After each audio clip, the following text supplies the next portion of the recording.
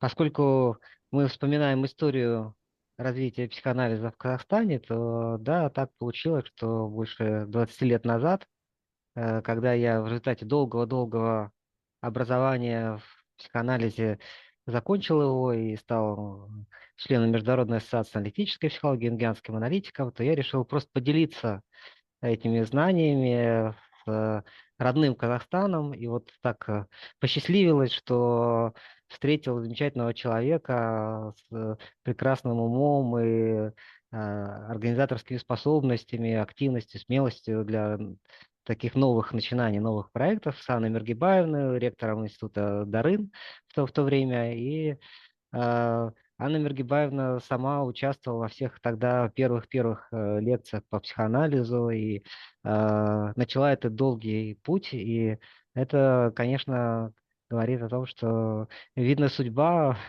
была в том, что именно с этого замечательного человека вся история казахстанского психоанализа началась.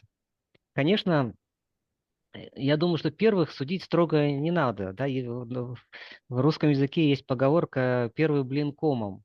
Первые, может, и не должны быть. Вспомните Фрейда, Юнга. Они сами не проходили анализ, допустим, и они работали как умели, и они были исследователями и пионерами, поэтому им не надо было подчиняться каким-то правилам, создавать какие-то институты, да, там, э, проходить какие-то жесткие профессиональные критерии. То есть задача первых — быть первыми. Но если не будет первых, то не будет вторых, третьих, четвертых и так далее. Да? И вот мы видим сейчас на этом экране, как много людей включено в психоаналитическое движение в Казахстане. Это все плоды тех, кто протарил дорогу, да, кто со смелостью, энергией, инициативой, талантами создал поле для развития психоаналитических идей.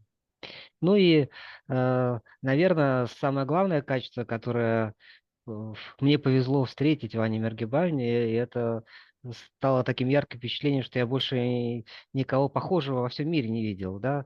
Однажды я рассказывал такую историю, это такая, ну, восточная история, можно сказать, дзенский Каан.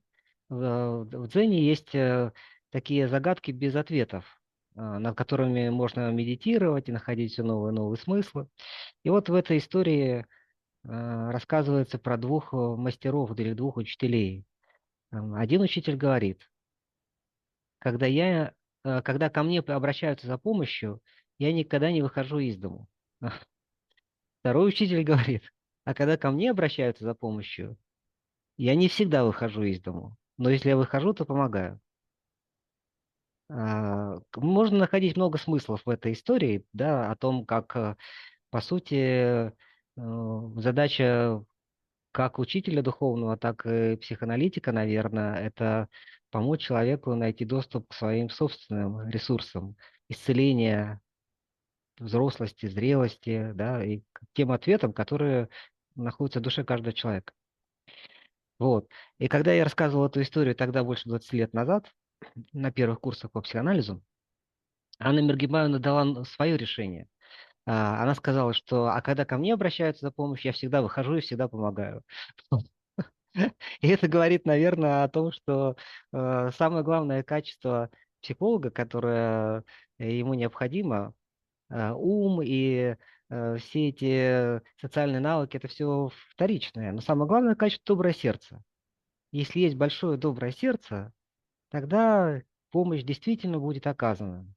Неважно, с какой проблемой, с какой бедой обращается человек.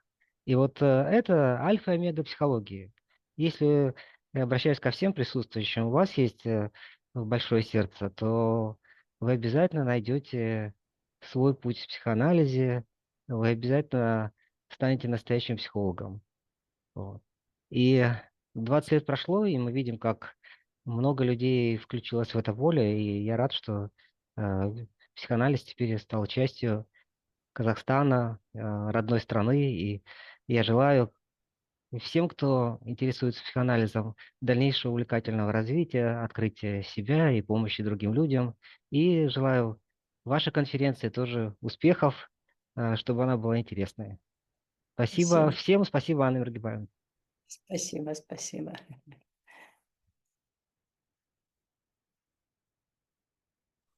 Так, что-то с микрофоном. Лев Мурза, большой рахмет. Вас всегда приятно слушать, да, не только в таком научном контексте, но и как просто человека. Меня очень задело вот теплое высказывание в адрес Родины. Мы ждем, любим, скучаем. Так, следующее приветственное слово хочу передать Заурет Ханам. Она тут. Бахшам Мирза, можете презентации? Или я поделюсь? Окей. Так, Заурет Ханым, где вы? Руку поднимите. Подключите микрофон.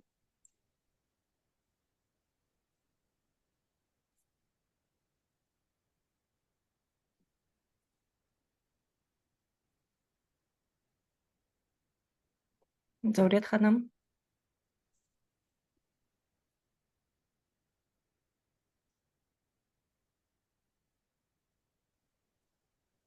Она здесь?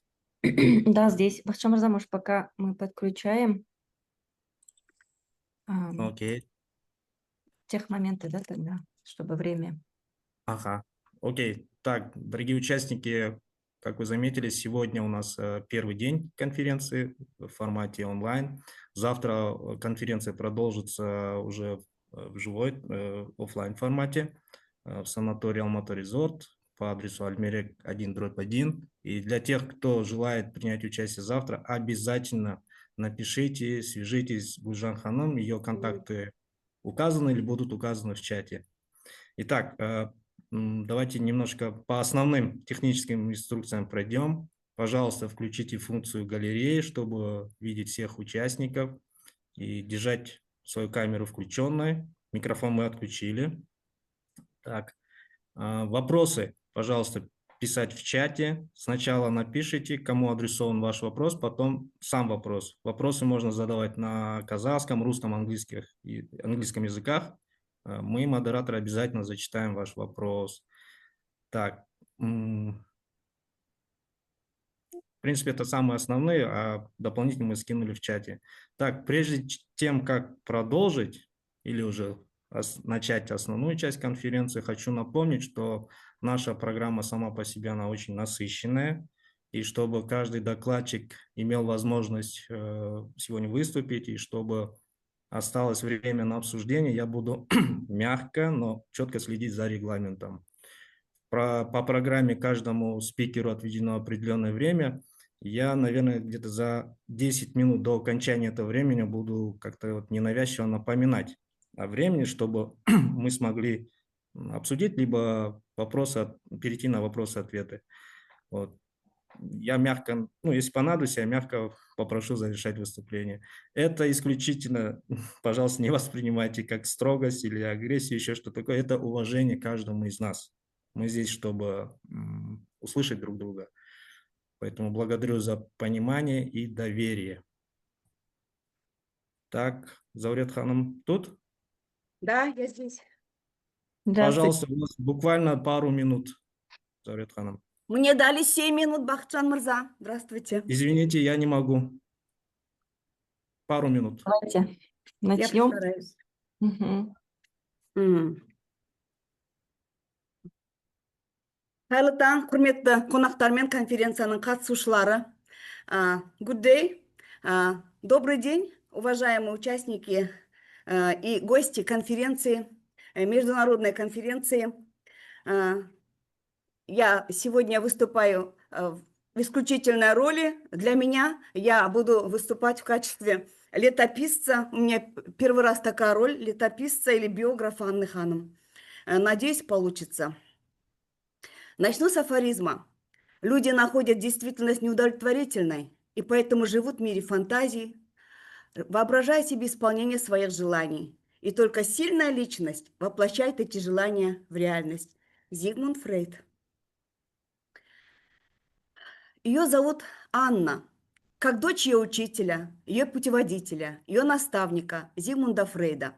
На казахстанской земле уже 20 лет понятие психоанализ прочно связано с именем Кудяровой Анны Миргенбаевны. Я бы взяла на себя смелость сказать, что имя Анны Ханым в вплелось в феномен психоанализа и стало восприниматься у нас в стране как синоним. Как, когда и при каких обстоятельствах психоанализ приобрел еще один ареал распространения, на этот раз в Казахстане? Думаю, жизненный путь нашей героини даст ответ на многие озвученные и неозвученные вопросы. Обратимся к основным вехам жизни Анны Ханым. Итак, Анна Мергенбаевна родилась 20 мая в Казахской ССР. После окончания Чердаринской средней школы имени Горького поступает в Карагандинский государственный университет имени Букетова. Год окончания вуза совпал со всесоюзной Байкало-Амурской магистралью. Это БАМ, куда она направилась по комсомольской путевке. Важной вехой становления личности... При всем уважении к вам, я вынужден вас остановить. У нас очень ограниченное время. Бахчан Ханым, ой, Бахчан Мырза, ну как же вот. Ну, Бахчан Мырза, может быть, тогда за счет моей лекции, вернее, благодарю моего... вас. 3-4 Благодарю. минуты. Как же? Нужно же раскрыть личность. О ком мы вообще сегодня говорим? Важной вехой становления личности являются годы, когда Анна Мергенбаевна возглавляла высшее учебное заведение. В начале 2000-х годов занимала должность ректора в социально-гуманитарном институте Дарын в Алмате.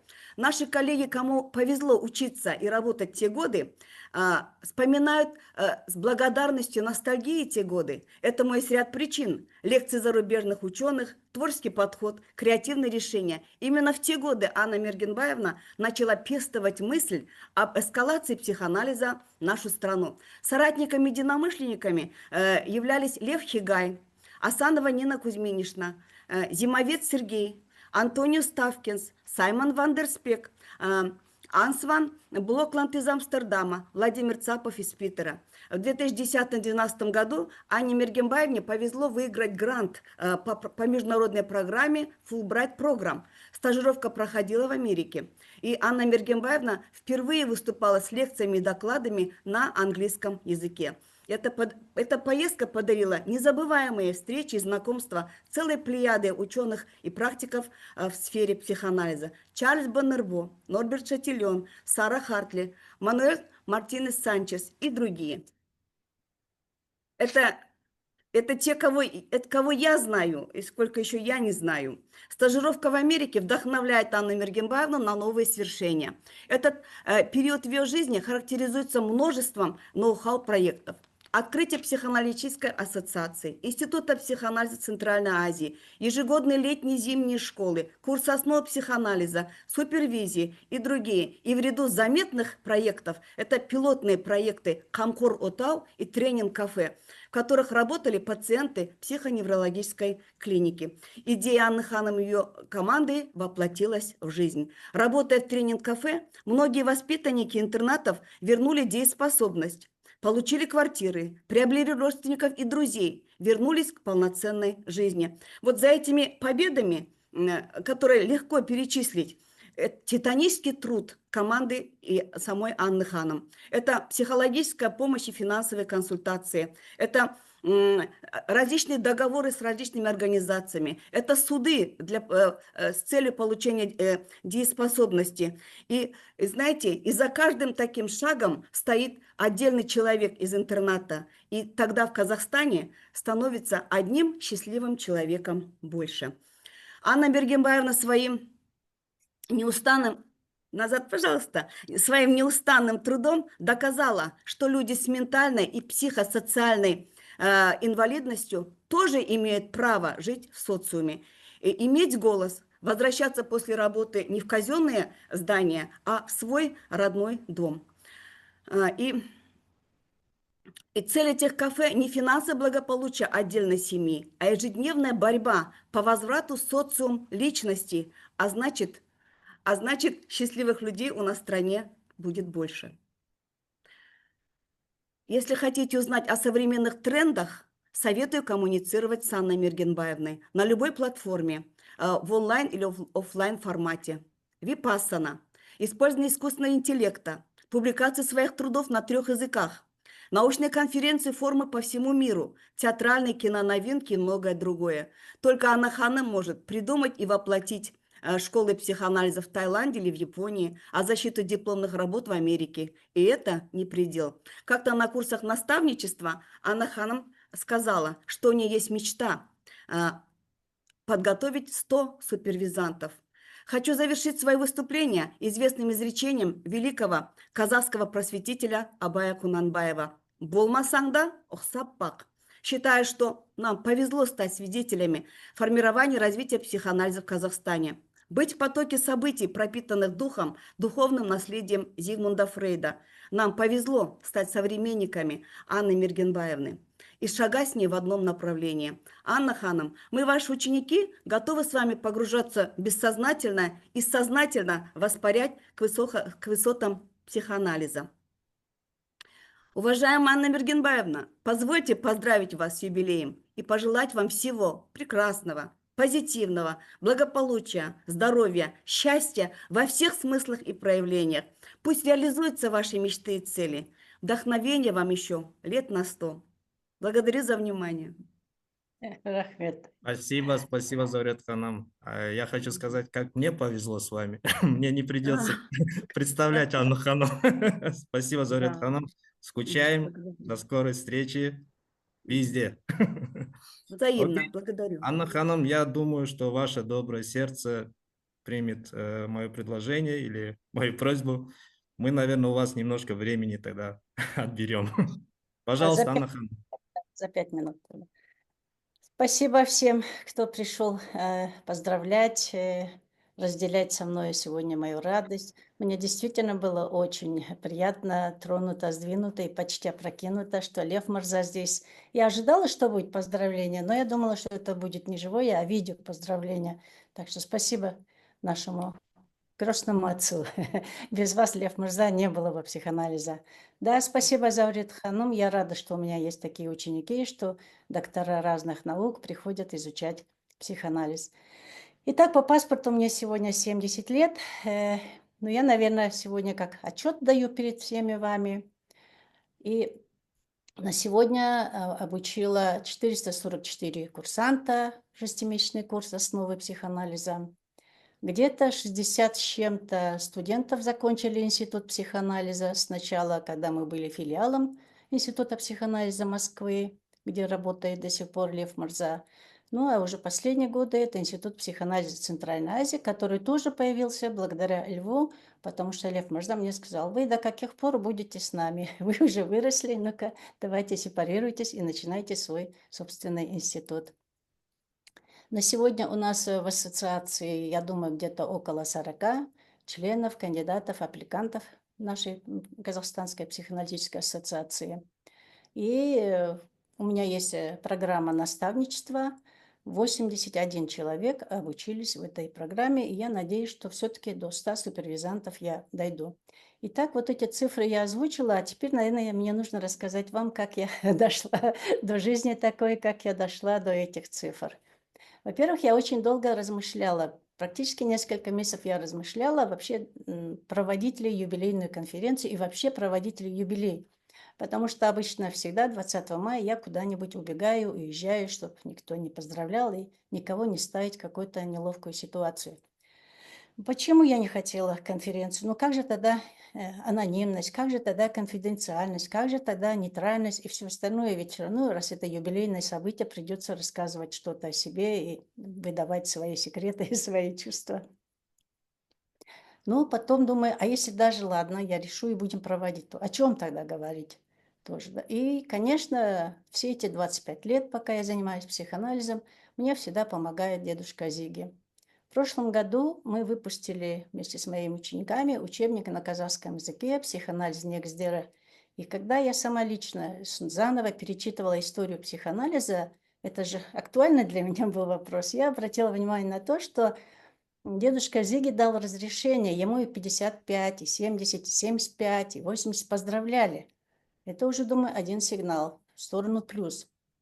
Потом готовлю следующие пункты по истории психоанализа, и я заметила, также обратила внимание, что и Анна Фройд, и Мелани Кляйн тоже отмечали свои юбилеи. И тогда получается, если самый главный дедушка дал разрешение праздновать, а это же значит его ученики, его клиенты, его анализанты там бывали, журналисты везде все писали. Думаю, ну куда уже мне с ним тягаться, значит я пойду по его стопам. И поэтому в начале года было принято решение мною, что да, будем юбилей отмечать. И все-таки какой-то маленький червячок теперь, о чем говорить и как говорить. Знаете, прочитать просто теоретическую лекцию не хотелось бы, раз это моя юбилейная конференция. И поэтому недавно мне встретилась, правда, не на русском языке, статья Юлии Кристевой. Это болгарка, но она французский психоаналитик, и она пишет статью «Я женщина, я мать, я психоаналитик». И это мне, ну, как последняя капелька. Ну, если Юлия Кристева делает такое, значит, я тоже могу выступить и тоже могу рассказать что-то о себе. И тогда и родилась эта моя тема, что психоанализ в моей жизни и моя жизнь в психоанализе. Поэтому сегодня, вот пока Бахчан Мырза меня не остановит, я постараюсь об этом говорить. Но сначала психоанализ в моей жизни. Итак, моя первая встреча с живым психоаналитиком произошла в 2001 году, февраль. И этот первый психоаналитик, живой психоаналитик, которого я видела, с которым я за руку держалась, это Лев Мырза, он сидит здесь. И самый веселый, самый главный, может быть, момент, вот мне, конечно, было приятно, что Лев Мырза сегодня рассказал, интересно, что я уже подзабыла, а я ему сейчас тоже напомню. Это же на неделю, наверное, Лев Мырза к нам приехал, я ректор, но мои студенты же, мои однокурсники по психоанализу, мы первокурсники Института психоанализа, который в Москве. И вот идет первый семинар «История, теория и практика психоанализа. Метод свободных ассоциаций». Ну, вы знаете, что психоаналитик – это всегда интересная личность, интересный человек. Вот мы, конечно, как на любом тренинге, на любом семинаре по психоанализу, мы сидим в кругу. Он объяснил, что такое психоанализ. Ну, говорит, ну, а теперь начинайте. Все, повисла тишина, почти гробовая, все молчат. Я поглядываю по сторонам. Мои студенты, мои однокурсники, то бишь, они вообще все зажались, как мне кажется. Ну, а я же ректор, я же инициатор, я же организатор. Чего же буду так время-то тратить? Время, деньги. Я еще раз на него смотрю, говорю, точно можно говорить и нужно говорить все, что сейчас в моей голове? Он говорит, да, можно. Я говорю, ну, вы меня простите, но вот я смотрю на ваши ботинки и думаю, это что за несерьезные детские ботинки, как будто вы у нас на китайской барахолке купили. И вообще цвет детской неожиданности у ваших ботинок. Как так можно? Я из МГУ приглашала уважаемого психолога. Вы должны быть в пиджаке, вы должны быть в белой рубашке с галстуком. Вы кого тут, как вы тут одеты вообще-то? И сказать-то сказала, но, знаете, мне самой не очень хорошо, что я это честно сказала, все, что есть в моей голове. Ну и что вы думаете? Вот, наверное, даже сейчас на экране вы видите. Лев – это лев. Ни один мускул на лице не дрогнул. Он сидит и молчит. Вот. И, в общем-то, можно сказать, что он не просто лев, он такой сфинкс. Там столько много было загадок, столько много было интересного. Ну, вообще-то мне, еще раз повторяю, мне до сих пор там не очень удобно было. Сейчас, конечно, я уже весело смеюсь, действительно смешно, но тогда мне было не очень до смеха, потому что мне казалось, я сама его пригласила, и что же за казашка такая своего же гостя отчитала. Но это была моя первая встреча с методом свободных ассоциаций. Конечно, теперь уже следующие 24 года, из февраля 2021 года, я сама уже сколько семинаров провожу и сколько раз мы про этот метод и говорим. Ну, тогда, наверное, надо сказать, что это была моя первая встреча. И сознательная, и бессознательная, моя авторитарность, наверное, вот в этой первой встрече, в этой первой свободной ассоциации и проявилась. Так что, если я обвиняла тогда Льва за то, что психоанализ – это наука, и нужно и одеваться строго, и говорить строго, но все-таки психоанализ – это все-таки еще и весело. Ну, временами, может быть, это психоанализ – это еще и комедия. И, конечно, это был первый семинар по истории психоанализа. Именно в тот момент, наверное, я и не могла представить, что все оставшиеся годы я буду заниматься именно психоанализом. Потому что психоанализ стал моим профессиональным путем, это моя внутренняя опора, это способ жить, это способ думать, способ чувствовать и способ быть. И где начинается личная история, где заканчивается кабинет или наоборот, где грань между теорией и тем, что невозможно объяснить, а можно только чувствовать, ощущать И вообще, есть ли это грань? Да, сколько вопросов? Психоанализ, как я всегда говорю, вопросов больше, чем ответов. И психоанализ как теория и как метод, конечно, будет менять способ восприятия реальности. Слушание становится глубже, внимание тоньше, чувствительность к символическому и к бессознательному острее. И если слушаем Фрейда, Фрейд говорил, да, там, где оно должно стать я. И это, конечно, касается не только наших пациентов, это касается нас с вами, специалистов. Мы, психоаналитики, движемся из тумана к ясности, из страха к пониманию, из слепоты к осознанности. И я думаю, что вы все уже знаете на себе, что границы между терапевтической и личной жизнью условные. Перенос и контрперенос активны, конечно, и за пределами сессии. В процессе анализа человек обретает способность к большей осознанности. Эта работа над собой продолжается в жизни аналитика, да, в отношениях с семьей, с детьми, с партнерами. И нам, психоаналитикам, необходима постоянная рефлексия как в отношении к пациентам, так и в отношении к событиям собственной жизни. И поэтому я бы хотела рассказать о том, как мои собственные дети стали моими верными единомышленниками. Мои дети не просто приняли мое мышление, они стали говорить на этом же языке. Мои дети выросли в среде психоаналитической, где даже мои, как мамы, воспитательные беседы воспринимались ими с юмором. Когда мои дети были подростками, как любая мать, я же должна их воспитывать. И, конечно, я пыталась их воспитывать, отчитывать за что-то. Но они меня сразу же обезоруживали. Они говорят: мам, знаем, вы сейчас с нами свои психологические штучки-дрючки хотите, мы это все знаем. Лучше честно скажите, что вам нужно от меня или от нас там. То есть я училась у своих детей, училась быть не объясняющей и обучающей строгой мамой, а слушающей. Я училась принимать, не поучая, потому что дети не всегда хотят, чтобы их насквозь понимали, через рентген их проводили. И, конечно, как у Юлии Кристевой, я тоже могу сказать, что опыт материнства стал для меня школой психоаналитика. Когда вы живете рядом с растущей психикой, ранимой, хрупкой, незащищенной. Вы учитесь, я училась быть контейнером не по учебнику, да, а по жизни. Я училась выдерживать молчание, агрессию, протест, и при этом детей надо любить, и при этом не терять границы. Мои дети чувствуют, слышат, и я с ними могу говорить о своих снах, о своих страхах, о вытеснениях и даже о потенциальном шалфренде. Шалфренд по-казахски очень хорошо звучит. Это старый бойфренд.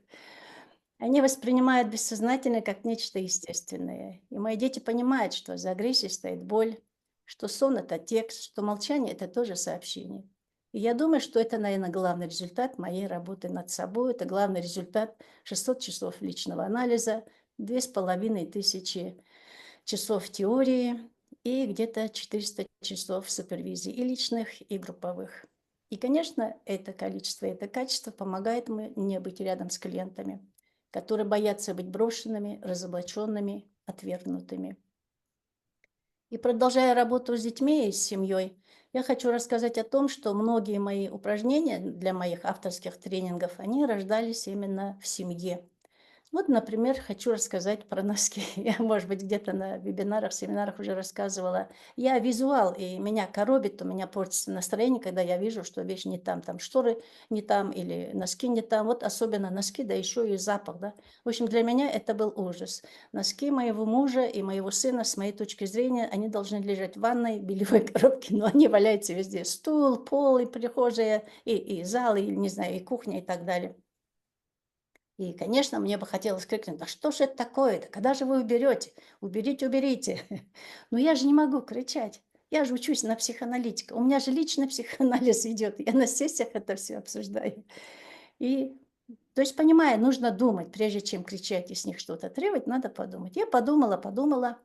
И вот однажды вечером за дастарханом, за ужином, это грустно, говорю. Эх, я думала, что я такая прославленная Анна Ханым, как меня казахи называют, звезда казахстанского психоанализа. А я, наверное, все-таки плохой специалист. Если бы я была хорошим специалистом, я бы нашла какие-то слова, и мужские носки в нашем доме, наверное, лежали бы там, где они должны лежать. То есть я постаралась сказать это как минимум либо грустно, печально, либо нейтрально. Я их не упрекала, я их не обвиняла, но я взяла всю ответственность на себя. Я, конечно, еще добавила, ну, наверное, я не только плохой психолог, я, наверное, еще плохая мать и плохая супруга, если не могу своих близких мужчин заставить или, сказать, способствовать, чтобы они меня поняли и меня поддержали. И я добилась своего. Носки все-таки вот со всех этих видных публичных мест носки исчезли. То есть они пошли в ванну, там, где они и должны лежать. Ну и потом уже, конечно, я эту ситуацию обдумала, отшлифовала, написала и задание, как заглавие придумала. Замена «ты» обвиняющей фразы на «я» обвиняющую фразу. И те из вас, кто бывал на моих тренингах раньше, особенно первые годы я это активно проводила, наверное, это упражнение помните. Ну а теперь я хочу рассказать о своем супруге. Вы знаете, в психоанализе есть такое понятие, как третий глаз и третье ухо. Так вот, у моего супруга, вы сейчас узнаете, оказывается, было 3 уха. Это первые годы, когда я стала заниматься психоанализом, активно приглашала, тогда я еще не знала английский, поэтому активно приглашала психоаналитиков из Москвы, из МГУ, из Института психоанализа. И вот очередной гость у нас с визитом, с семинара. И мы сидим уже теперь после семинара на ужине. Каждый ужин с приезжими психоаналитиками, хоть на каком языке, всегда превращался для меня в обучение и в неформальную супервизию.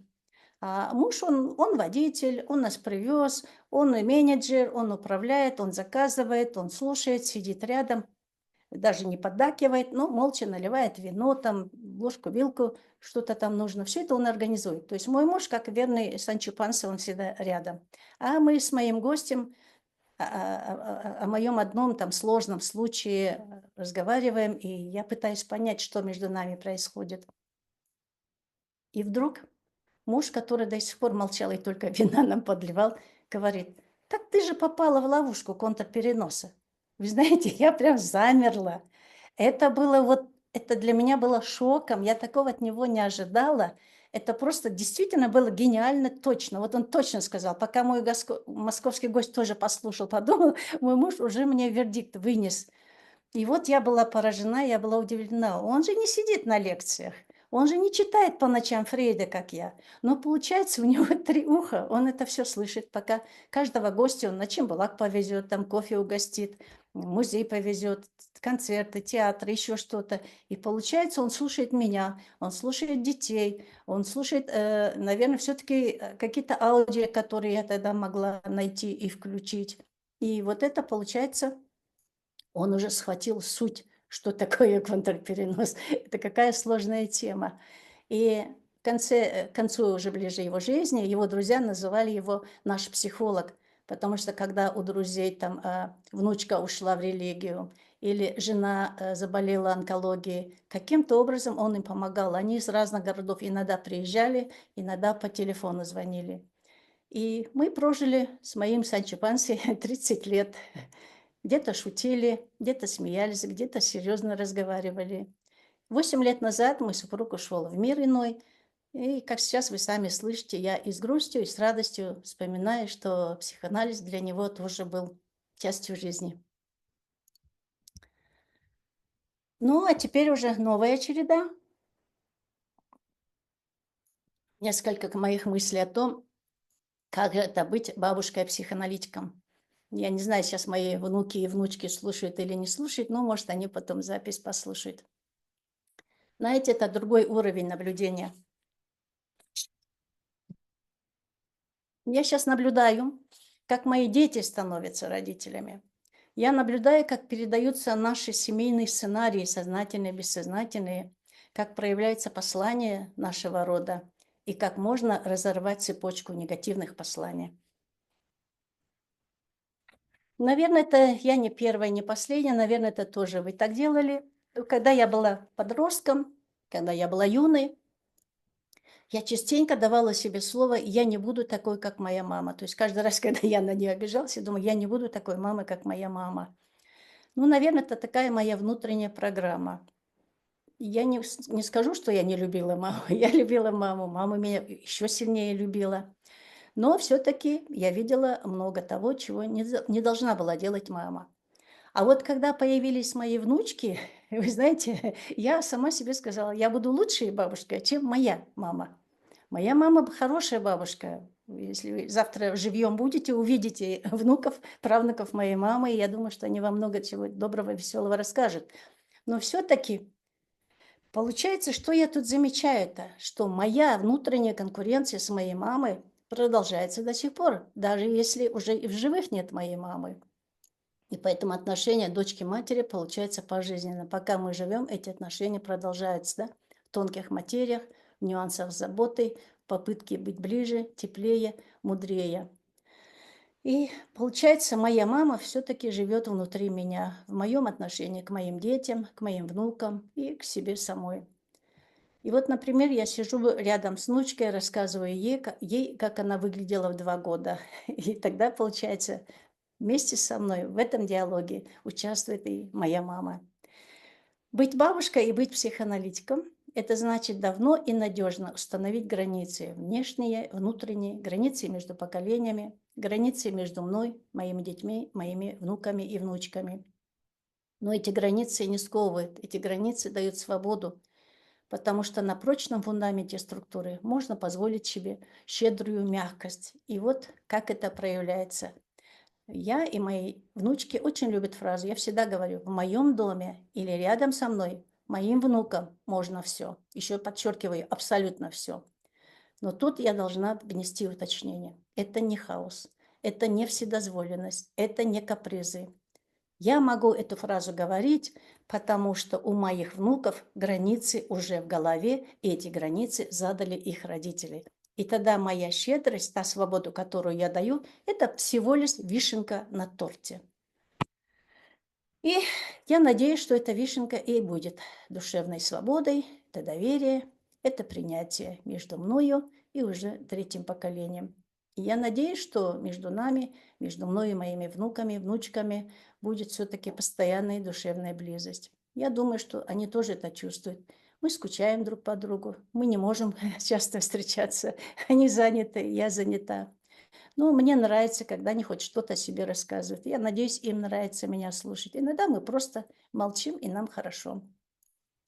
И вот очень часто они меня просят. Они еще даже не дожили, еще не доросли до подросткового возраста, но они меня просят: бабушка Ажека, расскажите, какие мы были маленькими. Ну, я какие-то большие крупные события помню, конечно, но я не могу какие-то мелочи. Они все выпытывают мелочи. У них прям очень большой интерес к своей собственной личной истории. И тогда меня выручает iPhone. Начинаю искать старые фото, старые видео, показываю, мы смотрим, смеемся. И что я добавляю тогда? Ну, как психоаналитик, как бабушка, я уже добавляю туда, конечно, чувства. То, чего нет на фотографиях, что, может быть, не так видно на видео. И тогда мы находим общий язык, и мы довольны. Но я не только про семью сегодня хотела бы рассказать. Я сейчас еще одно воспоминание расскажу. Это уже из моего студенчества. Мы студентки, первый курс, и я попала в комнату, или как-то так получилось, что со мной рядом живут девочки, они выпускницы казахской школы, казахского класса, поэтому я им даю русский язык. И вот одну из них, мне кажется, я почему-то особенно притянула к себе, или наоборот, я к ней притянулась. По тем временам у меня была зимняя вишня, вообще ежик или ёршик, стрижка. Я ее повела, также коротко ее постригла. Из платья я ее переодела в брючный костюм, заставляла ее говорить на русском языке. В общем, я как-то заботилась, я проявляла внимание почему-то. Почему-то я решила, вот, не знаю, может быть, это что-то из образа Пигмалиона и Галатеи, вот что-то вот такое. И мне кажется, что вот это мое вложение в ее душу было телесным и живым, да, мое вложение в ее волосы, в ее речь, в ее одежду. Вот как будто, не знаю, как будто я была ей либо матерью, либо старшей сестрой, хотя по паспорту наоборот. И вот почему я это вспомнила, когда готовилась к сегодняшней конференции. Знаете, вот мне бы хотелось, уже прошло 50 с чем-то лет, мне бы хотелось, чтобы она помнила меня так же ясно, как я ее помню. Мне бы хотелось с ней чаще и наедине посекретничать, поговорить, потому что на людях, то есть всей группой, мы до сих пор выпускники однокурсники, мы до сих пор часто встречаемся, особенно на юбилеях. Я надеюсь, завтра, послезавтра они тоже здесь будут. И вот все-таки я рефлексирую, все-таки я анализирую, да почему именно ее я как-то вот по-особому помню, и почему мне до сих пор как будто той же вишенки на торте не хватает, да, не хватает какой-то личной, индивидуальной беседы только вот на двоих и повспоминать те времена. И однажды я купила ей билет. Говорю, вот тебе Анна билет, Ханам, прошу да, прощения. уже 5 минут? Да. Хорошо, Анна я вот Ханам. я вот этот рассказ расскажу тогда.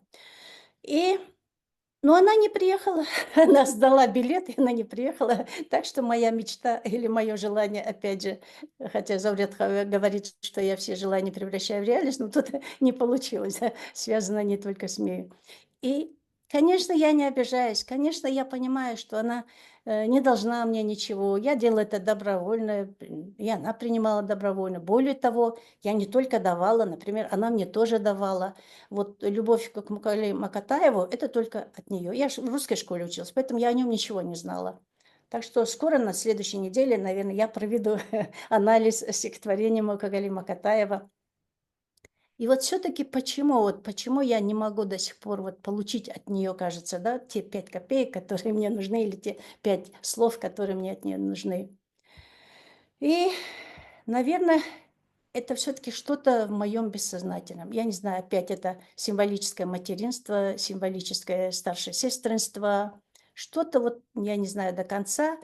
Ну, может быть, вот это все-таки экономика либидо, да? Вложив в другого много душевной энергии, я как будто бессознательно ожидая, что часть этой энергии будет возвращена. Может, как признание, может, как желание активно дружить со мною и общаться. И, конечно, моя ведущая защита рационализации, я всегда всех и все оправдываю. Конечно, она не потому, что неблагодарна, не общается со мной.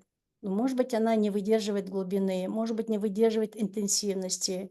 Ну, она, может быть, не хочет быть той, которой помогли, которую создали заново. И, может быть, для нее это форма освобождения. Это не травма, еще раз повторяю, да, я продолжаю помнить, я помнить с удовольствием вспоминаю. И, конечно, опять ставлю себе плюс. Это, наверное, постоянство объекта у меня, это, наверное, моя способность заботиться, любить и помнить. И тогда метафора для меня, да, которая меня радует. Я способна давать, даже если это не возвращается.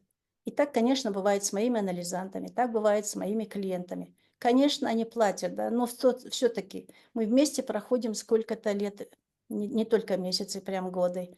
Я внимательно слушаю, я строго обучаю, я эмоционально поддерживаю, я помогаю расти в 3 направлениях, да, личностный рост, профессиональный рост, финансовый рост. Ну, а потом большая часть этих учеников уходит. Очень часто уходят просто без слов в тишине. Не потому, что они неблагодарны, а потому что это и есть результат нашей с ними работы. Совместная работа, освобождение, сепарация, собственный путь. И когда я работаю с пациентами и студентами годами, я понимаю, психоанализ – это не про починить. Это про выдерживать, быть рядом, когда больно, молчать, когда нельзя сказать, услышать то, что не сказано. Ну, так же, как мой любимый дедушка Фрейд говорил, наша задача не в том, чтобы победить бессознательное, а в том, чтобы его осветить, осознать, научиться с ним жить. Вот на этом психоанализ в моей жизни, в семейной жизни, в личной жизни, на этом мой пункт останавливается. Ну, тогда на завтра ставлю «Моя жизнь в психоанализе» и «Психоанализ в Казахстане». Об этом поговорим завтра. Да. Может быть, тогда тем, кто завтра не сможет прийти, потому что те, кто завтра приедут и придут, они могут завтра спросить.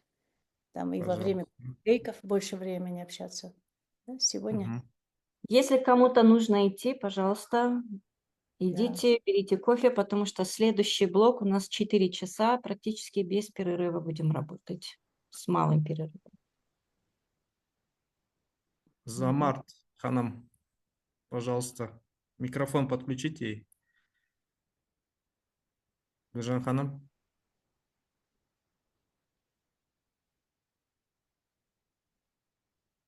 Вот спрашивает, во сколько возвращаться? 14:00 начинается, да? 14:20. 14:20. Ага. Окей, Самат, я А, слушаю вас. Можно, да, подключиться? Да, вы уже... Да-да, Оксана, вас говорите. слышим, Слушаем. говорите. Так, вы слышите меня, да, что-то у меня? Да-да-да. Ага, у меня был вопрос такой. Анна Ханым, пожалуйста, скажите, что сделать, чтобы мазохизм не повторился у детей? Разбавить садизмом. Да, конечно. Понимаете, любой мазохист – это хорошо замаскирированный садист. Поэтому убирать и мазохиста, и садиста, разбираться с собой. И они увидят, ваши дети обязательно увидят ваши изменения. И все время работать над собой. Уже хорошо, что вы осознаете, над чем работать. Плохо, когда мы диагноз не знаем. Спасибо. Ну, наверное, добавлю, что как и любой родитель, как любой воспитатель, все-таки какой-то элемент садизма у нас должен быть. Маленьких детей, когда мы воспитываем, мы все-таки показываем границы. До сюда можно, дальше нельзя. Поэтому, может быть, это то, что вы называете садизмом. Но это не садизм, это педагогика. Да, Джамал, пожалуйста. Хорошо. Так, Замарт Ханым, Спасибо. можете руку отпустить. Гульжан Ханым, подключите, Так, Джамал, я пишите сейчас. его.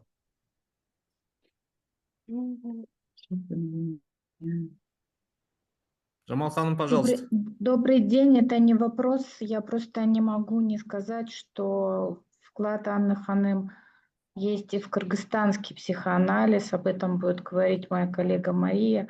Хотела лично просто об этом сказать. Говорит президент Кыргызской психоаналитической ассоциации. Да-да.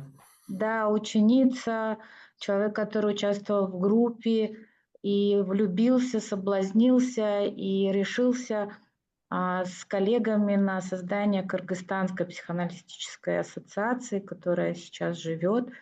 Она живет с 2017 года. Поэтому большое спасибо.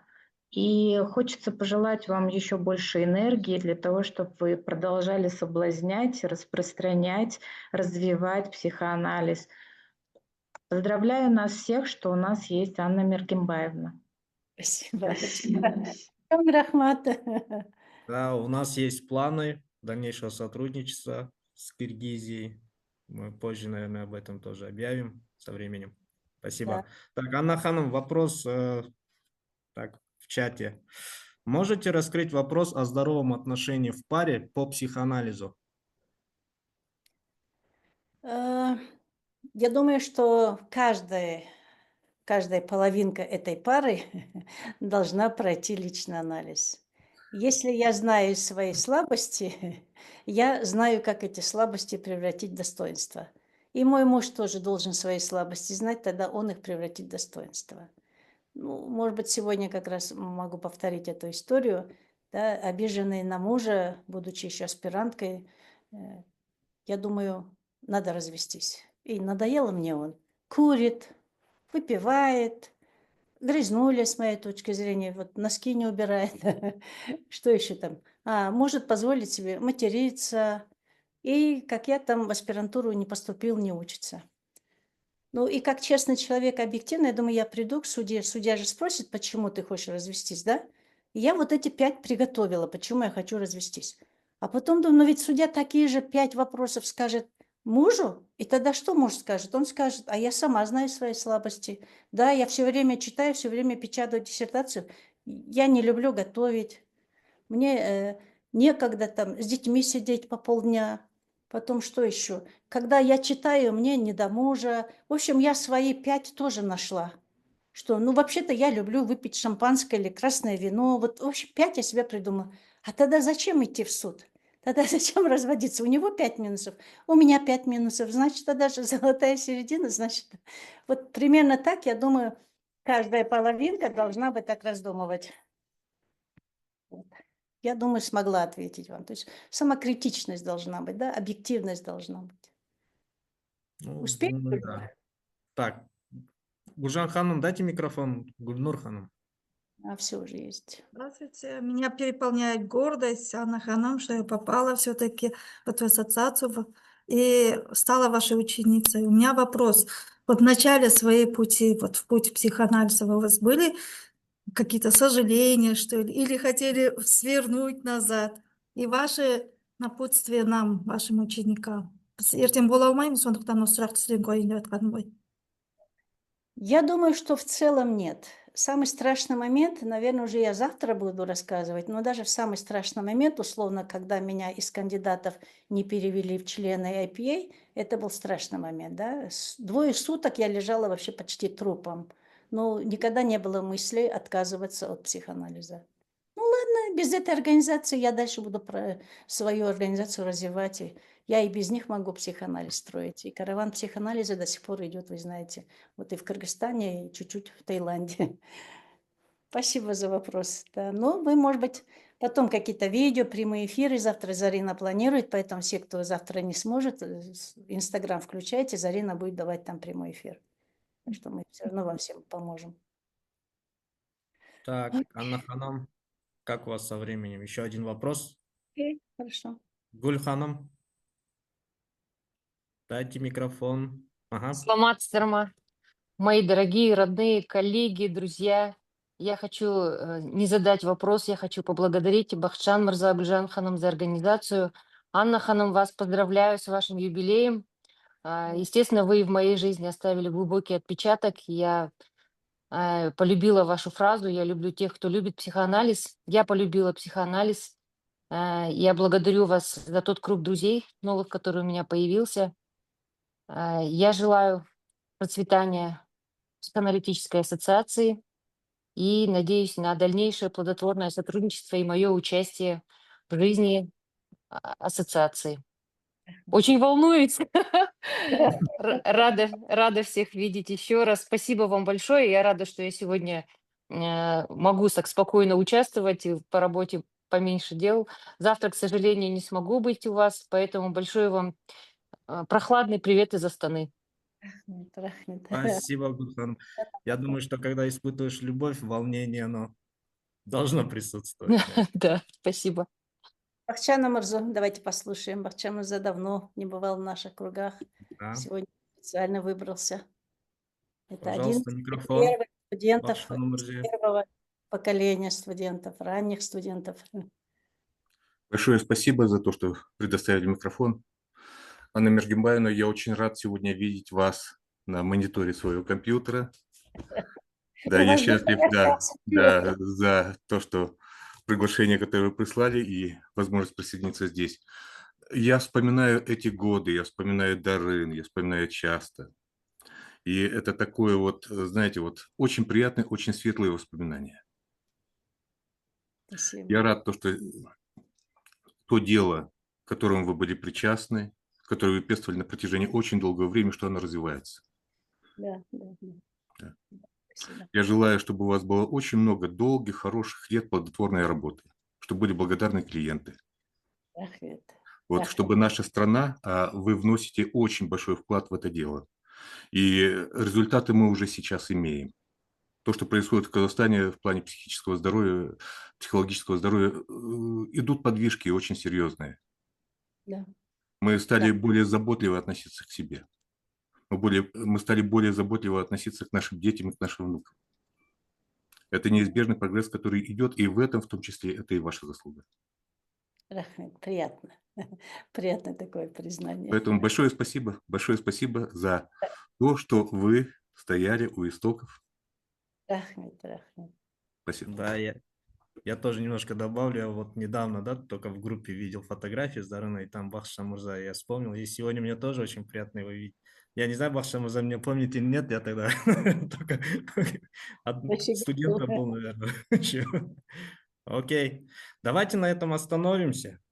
Да, предлагаю все-таки пойти духовную пищу на еду, так скажем, на настоящую. Да, Динара Ханом, Ирина Ханом, может быть, вы вдвоем останетесь, всех других тогда отпускаем уже.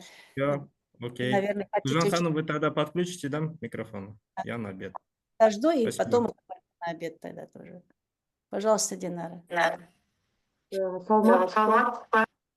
Минуточку, сейчас я дверь открою, я вас слышу, вы говорите. Жақсы келгенсің айтам өзіңізге. Коллеги, кому нужно идти, пожалуйста, можете уходить, взять чай, пообедать спокойно, потом вернуться, вновь подключиться по той же ссылке, которая есть. Рахмет сізге. Анна ханым, бүгінгі туған күніңіз құтты болсын, деніңіз сау болсын. Мен кішігірім ауылда тұрам, бұрыннан бірақ сіз телевизорда көрем. Біздің ауылда психоанализ деген әлі ондай бағыт жоқ. Бірақ мен сізді көріп отыратын папам, ой қойшы кемпірді дейтін еді. Бірақ сонда да жоқ, мен қараймын деп сізге неше жылдан бері сіздің оқушыңызға психоанализге жазылдым, қазір курсын оқып жатырмын. Өте көп өмірімде өзгерістер болды, сезімдерімді танимын, өзімді танимын, және қазір қызым 11 жаста, бірақ соған қарамастан қызымды өзім сияқты болмасын деп психоанализге сіздің оқушыңызға беріп жатырмын.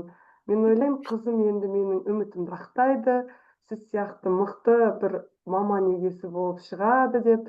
70 жасқа келсеңіз де сізге қарап таңғалам, фигураңыз әлі нормальный, да? Неге Анна ханымда ондай, а менде неге бұндай деп. Андай кемшілік санамаймын, бірақ неге 70 жасқа келгенде сондай болмасқа деп.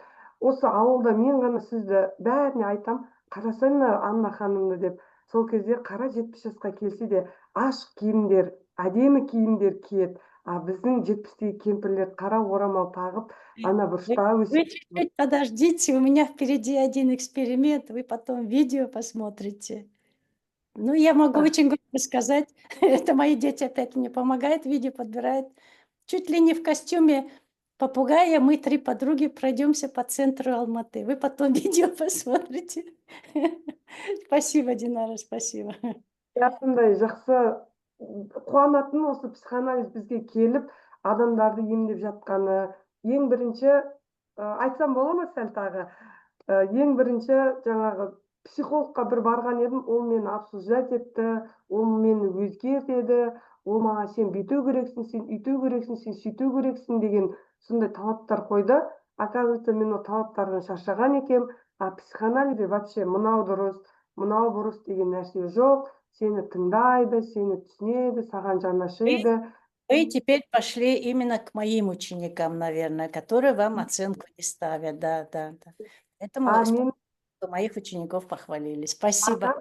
маған рахмет. Туғаныңыз тағы да құтты болсын. Спасибо. Моя ученица из Бишкека, Ирина Ханым, пожалуйста. Анна Ханым, всем коллеги, здравствуйте. Я хочу от всей души вас поздравить.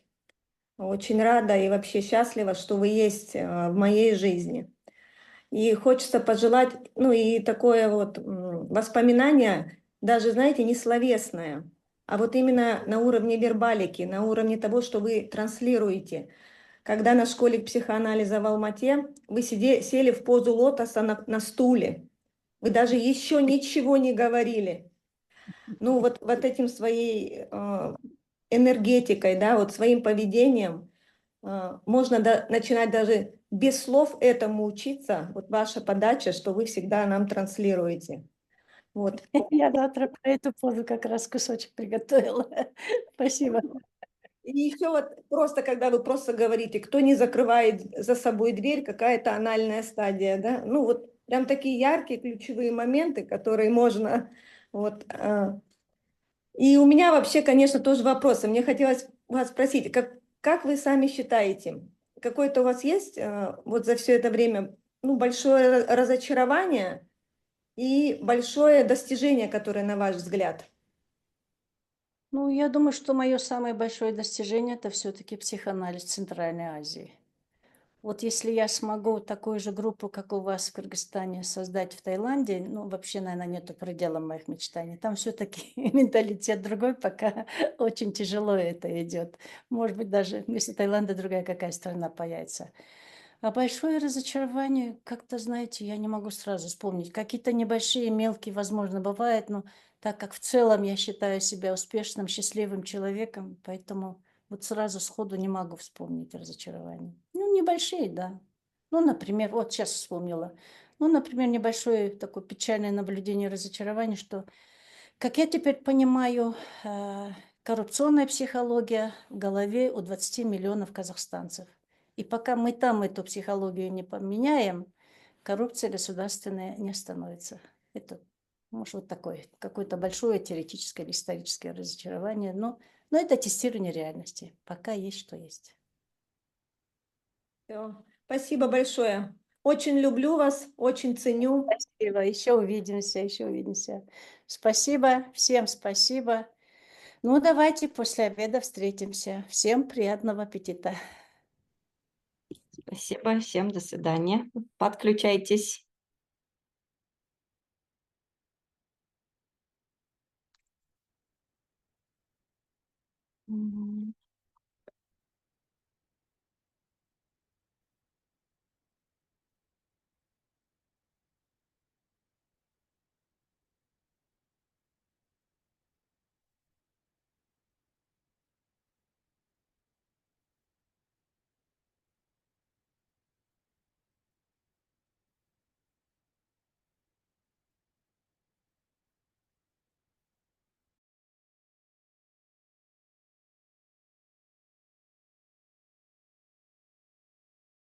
Из Дании Нина Сондерберг и Ларс Мюнтер.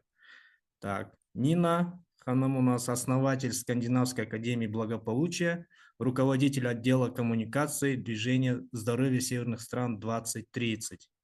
Ларс Мюнтер – психотерапевт, специализирующийся на эмоционально фокусированной терапии, EFT. Основатель и национальный директор Скандинавской академии благополучия. Наши друзья представляют доклад на тему проект Recate «Восстановление между психозом и жизнью». Окей, пожалуйста, Ларс, Нина. Бахчан Мырза, их презентацию, пожалуйста. Так, сейчас минуточку. Thank you. There is a small adjustment. It's me, Nina, who is the psychotherapist in emotion-focused therapy. Slight error in the presentation. Yeah, never mind. Proudly so, we are here, and we can see that you can see our presentation as well. While you are not able to see our faces, at least our presentation is here. I will begin our presentation with the first couple of slides, and then Nina will go more directly into some of the things that we'll be presenting today. And then, of course, later we'll be happy to answer any questions that you might have.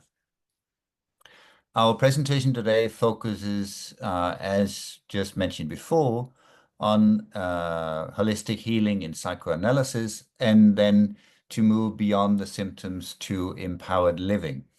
Specifically, what we're going to talk about is, of course, some of our work in a specific project, but it carries on to an approach of our Nordic Wellbeing Academy that we apply in different projects. And if we go to the next slide, we can start our presentation.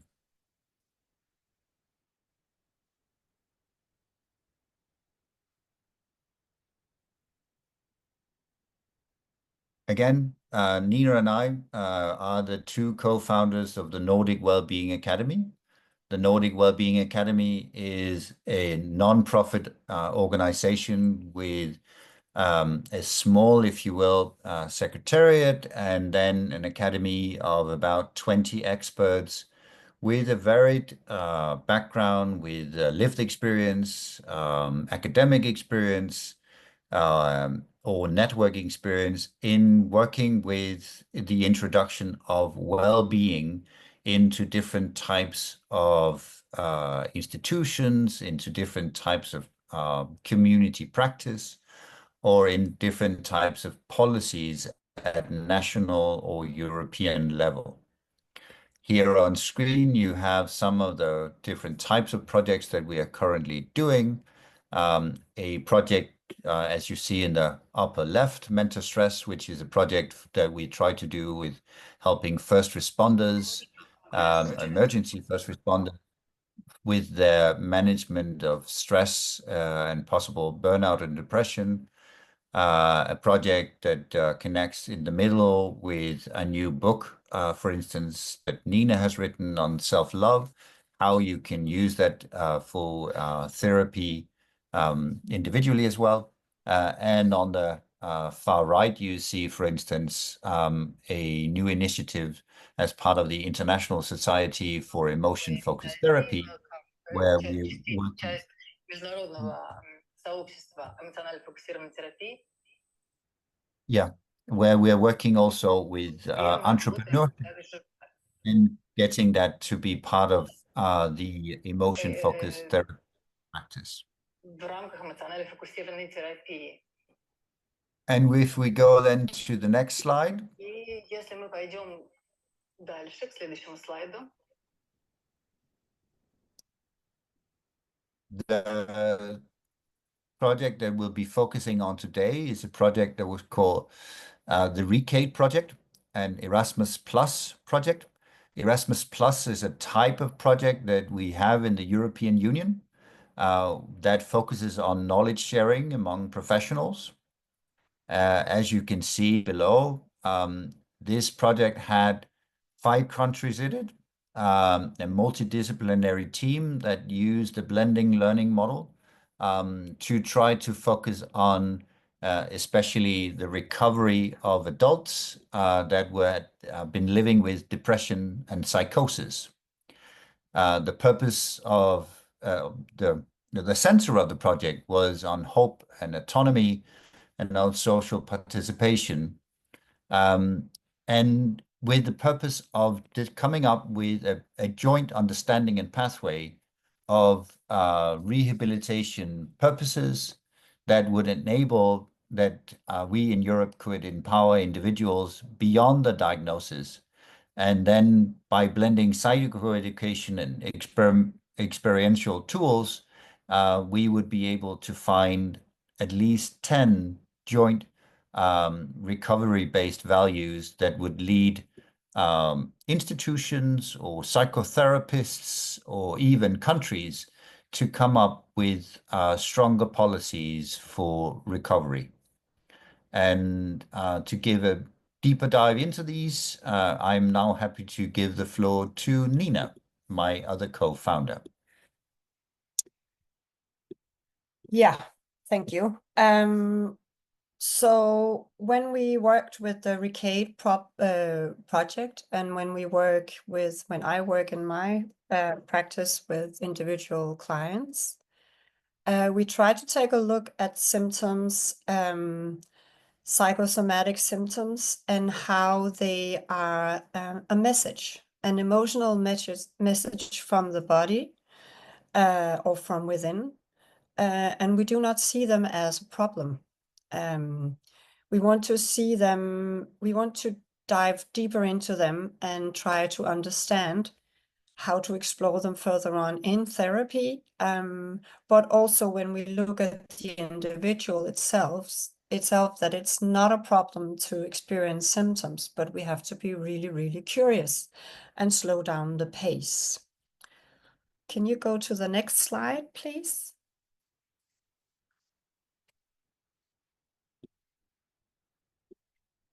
Yes, that was the slide that I was just talking about. So can you go to the next?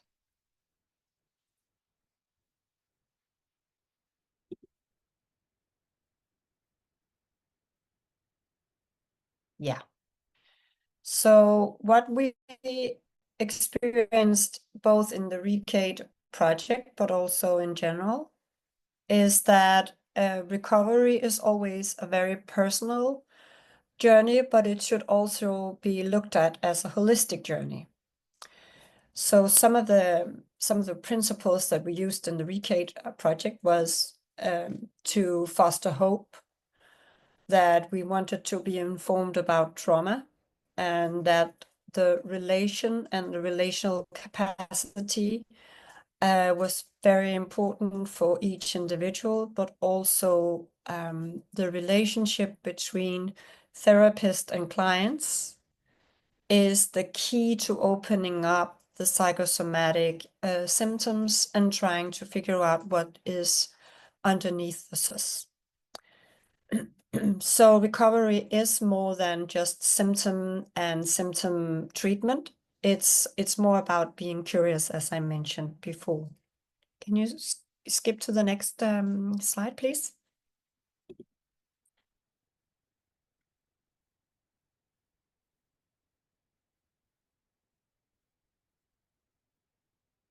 So what we wanted to focus on was that RECADE, the RECADE project, was a focus also on the narrative healing. What kind of stories do the body tell us? We have to respect the body story. And we have to go from fragmented symptoms into understand the wholeness of each client. And we also wanted the client to do some work by themselves. We wanted them to be more self-aware of what the symptoms could, what the narratives and the symptoms could tell them about themselves. So as clinicians, we were not supposed to be fixers. We were partners on a journey in sense making. And the sense making could easily also be a relative or in group therapy, or it could be other tools in order to understand that everybody has psychosomatic symptoms. And it is also a very key element in understanding yourself. Can you go to the next slide, please?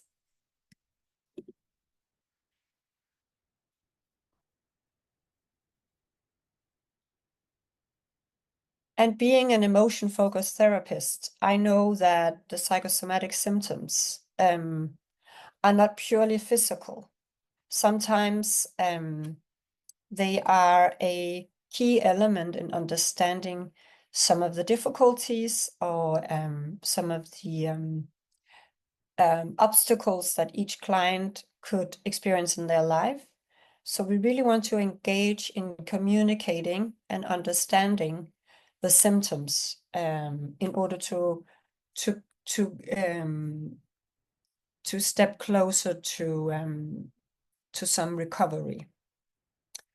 Can you go to the next slide, please?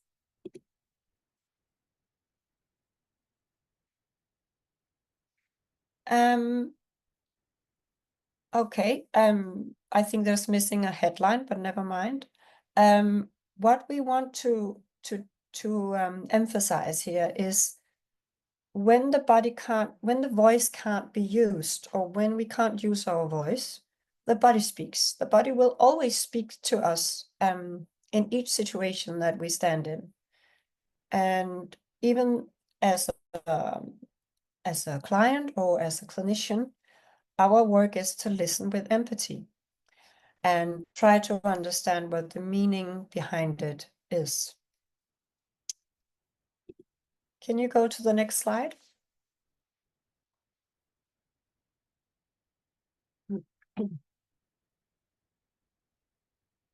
And the next slide.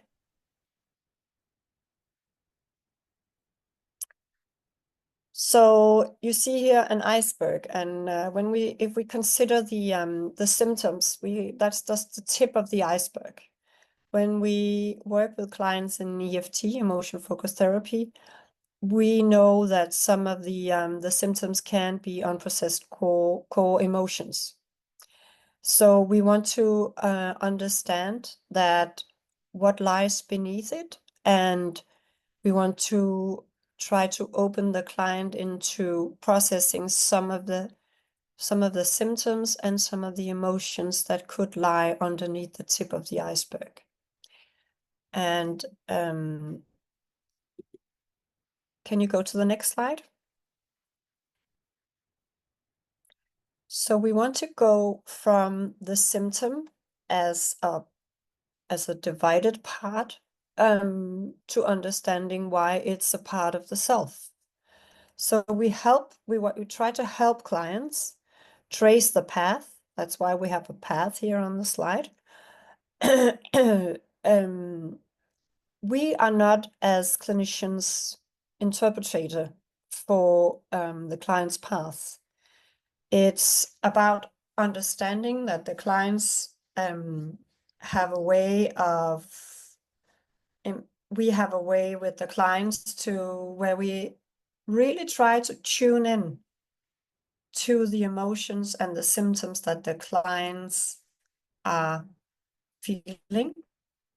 And we as therapists can be sort of a midwife in understanding what the symptoms are saying. So we are co-creative or co-constructing the emotional meaning.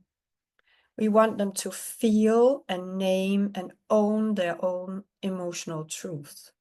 We want them to be empowered by understanding themselves and the symptoms as a very big part of themselves and not necessarily something they need to hide away. Can you go to the next slide?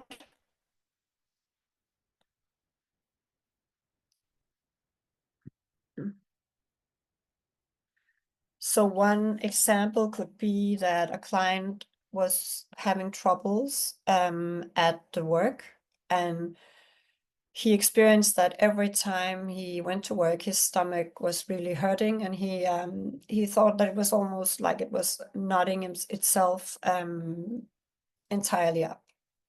So when we worked with it in therapy, we could see that going back through that to that, reliving that situation and trying to name the emotional core that he had was actually also a fear of failure, and also a little bit of suppressed anger. So what we want to do is actually figuring out that the symptoms can be a piece of a larger puzzle. And we used a lot of time in therapy to name and process the feelings, and then trying to understand that this is a piece of a puzzle in his life, that it's a key message to him, that the body actually talks to him. Can you go to the next slide, please?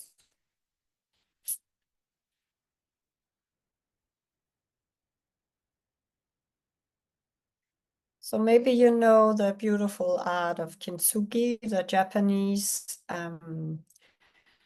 piece, the Japanese artwork where they put gold in all the broken pieces.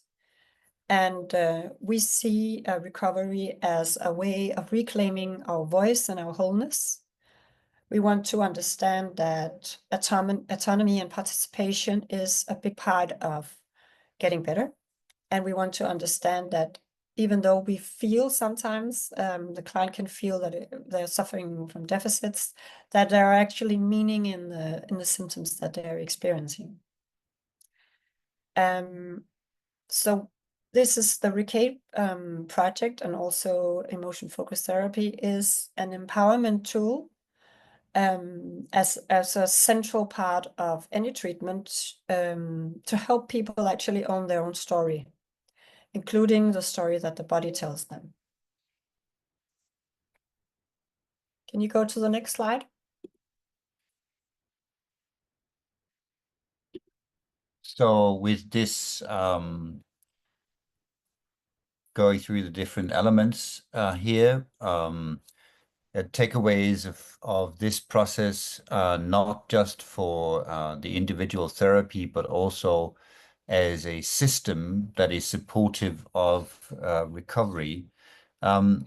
We found, of course, a number of different principles where the symptoms are meaningful, emotions and expressions of them is a missing language that we need to figure out a way of allowing to be interpreted by us, to figure out the meaning of those, and that the empowerment of these individuals or sometimes also, of course, families or communities too, that it begins with a co-created understanding of the process that they're in, and how to bring that together to a wholeness. If you will, illustrated so well by the Japanese kintsugi. We want to create something that is whole again, without in any way disregarding what was actually real at some point. And if you go to the next slide.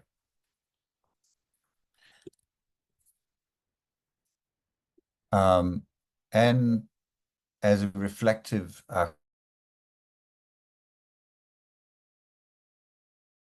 questions later on,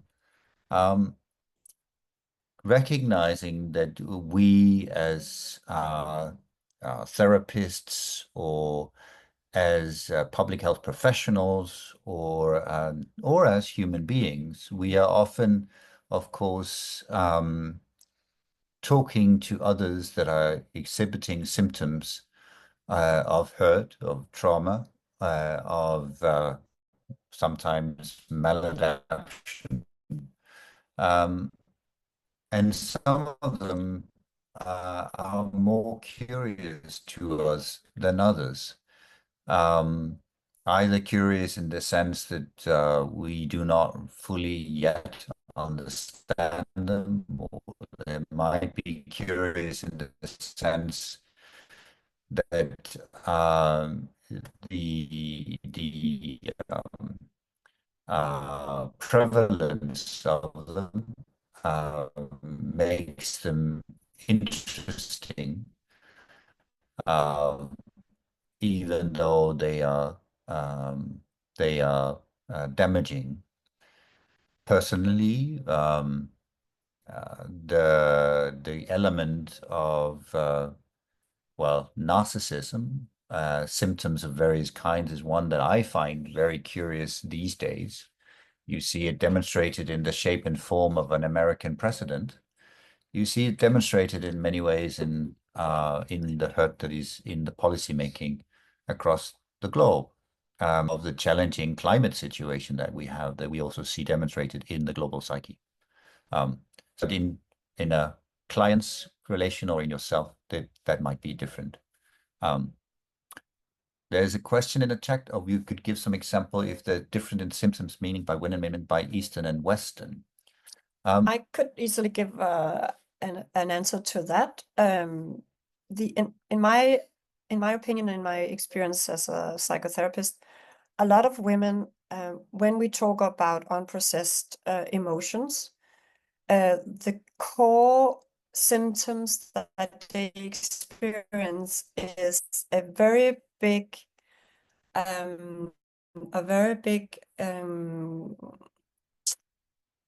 like almost like a stone in their throat.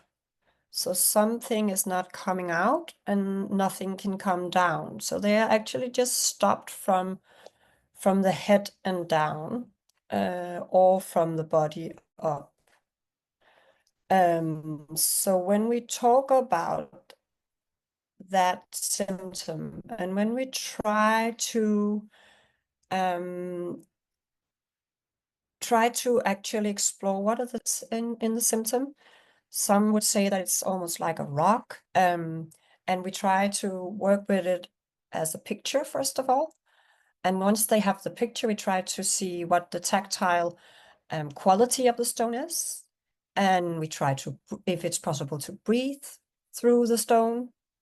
And once they do that, then when they start taking a little more control of the symptom themselves, just by reaching out to it and start thinking about it as something that they can actually maybe breathe through, it suddenly evolves and disappears and maybe changes form, not necessarily disappears, but changes form into something that maybe becomes 20, 25 small stones that can actually move around in the body. And then the tears start to come. In men, it's usually the shoulders that feel very hard and very stopped from being rounded and flexible. And I do the same with men also. We try to work with how is the feeling from the inside. So we want to take the symptoms instead of describing them from the outside. We try to take a look internally and see how the feeling is inside, and then trying to name it, and then trying to give it pictures, and then starting to put some energy into the symptom. And the difference between Eastern and Western, that's something that I don't know a lot about, because I have only worked with Western clients. But I might add from a clinical perspective that there's also a significant difference between the symptoms when you have cardiac different types of diseases between men and women. So, and the ability to identify the symptoms of both a stroke or a cardiac arrest between men and women requires the clinicians to recognize that these symptoms present themselves very differently in men and women. So there might be a sort of a completely analogy between that and the different ways of demonstrating both neurological but also psychological symptoms between men and women. So that would be another case of that.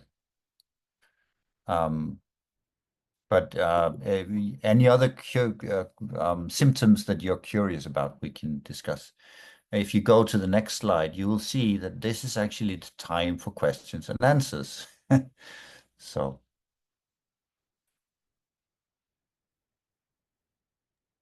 Можно слайды убрать тогда? Да, окей.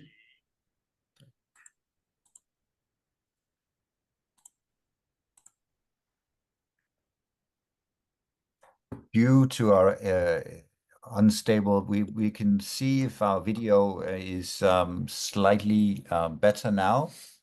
Do you see symptomatic symptoms in couples therapy as a couple?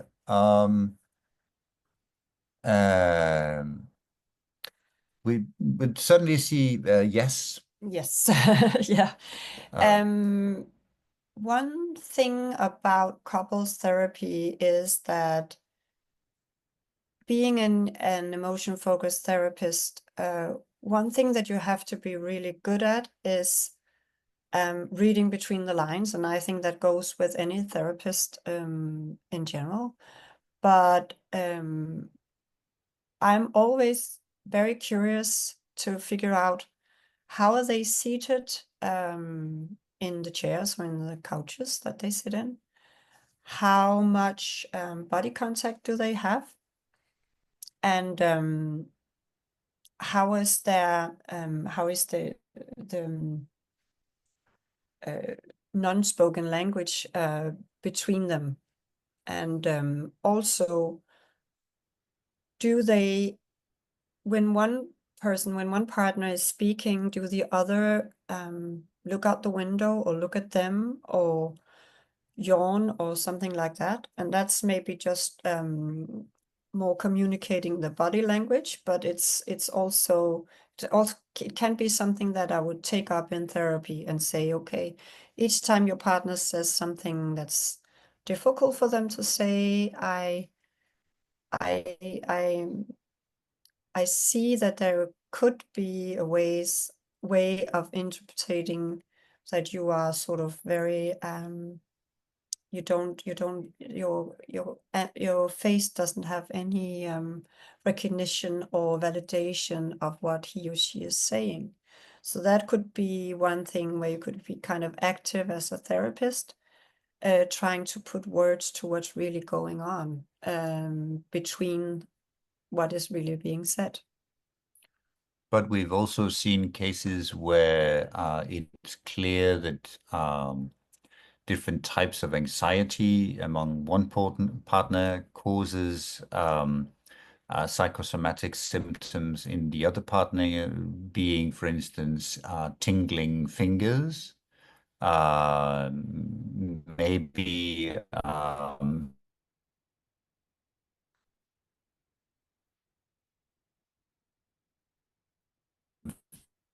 feelings of a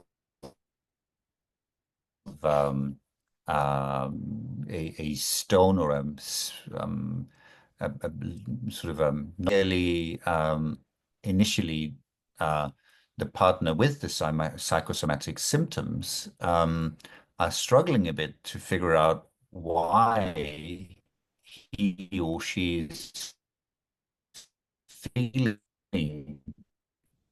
these things, because the anxiety per se is not their own.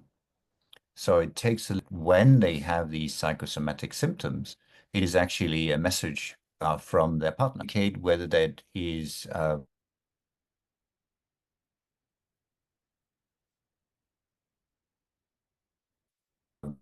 via pheromones or whether it's the interaction between them that is different. In EFT, we work a lot with each other, and of course, being in a partnership or in a family, we are very much, if one is agitated, we feel it in our own nervous system at the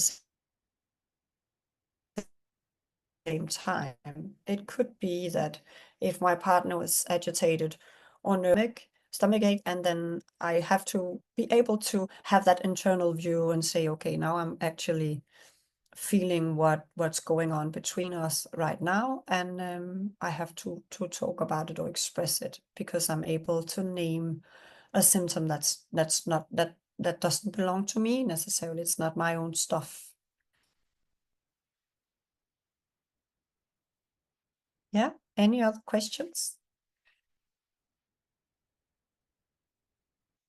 Well, thank you. Так, дорогие участники, активизируемся. Так, еще один вопрос в чате. Yeah, there's a lot about both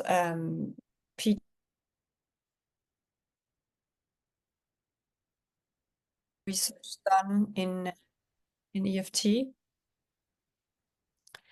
but also with cancer patients, and also with there's one more thing I can't remember now, but cancer patients and of course CPTSD. It's there's done a lot of research in those areas, and EFT is really working well there. The interventions that we use in EFT are validated through research, so that's also why I wanted to study EFT even more. There's another question, and I think Nina has an answer to some of that about societies where mind-body connections are rarely acknowledged. I would have an answer to the first part of it. From a clinical perspective or medical perspective, we are starting to be better at realizing the microbiological connection between our gut microbiome and our brain microbiome. So the interaction between our gut and the feelings that we have in our gut and the different types of emotions and interrelations that we have in our brain are clearly connected. So while sometimes we, of course, experience as a whole body, we experience an emotion like sadness or fear or anxiety, and sometimes it's something that we as an intellectual being can identify as that, a feeling. Sometimes it represents as something else. And if we are able to better read our own body, we would be able to recognize that while doesn't it represent as fear, it represents as tingling, or it represents as a stomach ache. It is the same body. I am still me, but my body has a wider array of keys in my piano that I should be aware of. And maybe that is one that while some people have never really tried to use the black keys on the piano, they are still there. Mm. So for the last part of the question that Gulson had for us, which techniques do you find most effective in working with somatized anxiety? I would say that in my experience, I've worked a lot with women suffering from mental abuse or domestic violence. And they have a high degree of anxiety. A lot of them are really, really living on the last bit of their nerves because maybe they are also socially and economically abused. So it's the entire world that's upside down. And I find EFT really, really effective there because it's a very empathetic and very slow, not slow, but slow in the process of the therapist being very active. The key component is the relationship between the client and the therapist. So the trust building and the very small steps that I can take with each client is so important. And that's the base of all the interventions that I can later on use in therapy. But I can't start with interventions the first 2 or 3 or 4 times. I need to have the client really relying on me. And therefore I have to, as we say, lean back and sit really, really heavy in the chair just to be a nervous system in calmness. And they are able to mirror, I am able to mirror that calmness into our client. And then we can start little by little opening up what the anxiety tells us. And I hope that makes sense in what we talked about today. Are you sure that our audience today are familiar all with chair work? I think so. Okay. I don't know. Then, yeah. Я думаю, здесь большинство из присутствующих клиницисты и тему психосоматики прекрасно знают, понимают, и я думаю, они с наслаждением слушают ваш опыт. И, наверное, я вот, забегая вперед, хочу сделать небольшое объявление, что мне кажется, или точно знаю, что Ларс и Нина будут нашими гостями на летней школе психоанализа. Я думаю, что этот доклад и их работа будет там еще более широко так представлена ими. Я думаю, что у нас там будет достаточно времени, чтобы еще, так скажем, их использовать.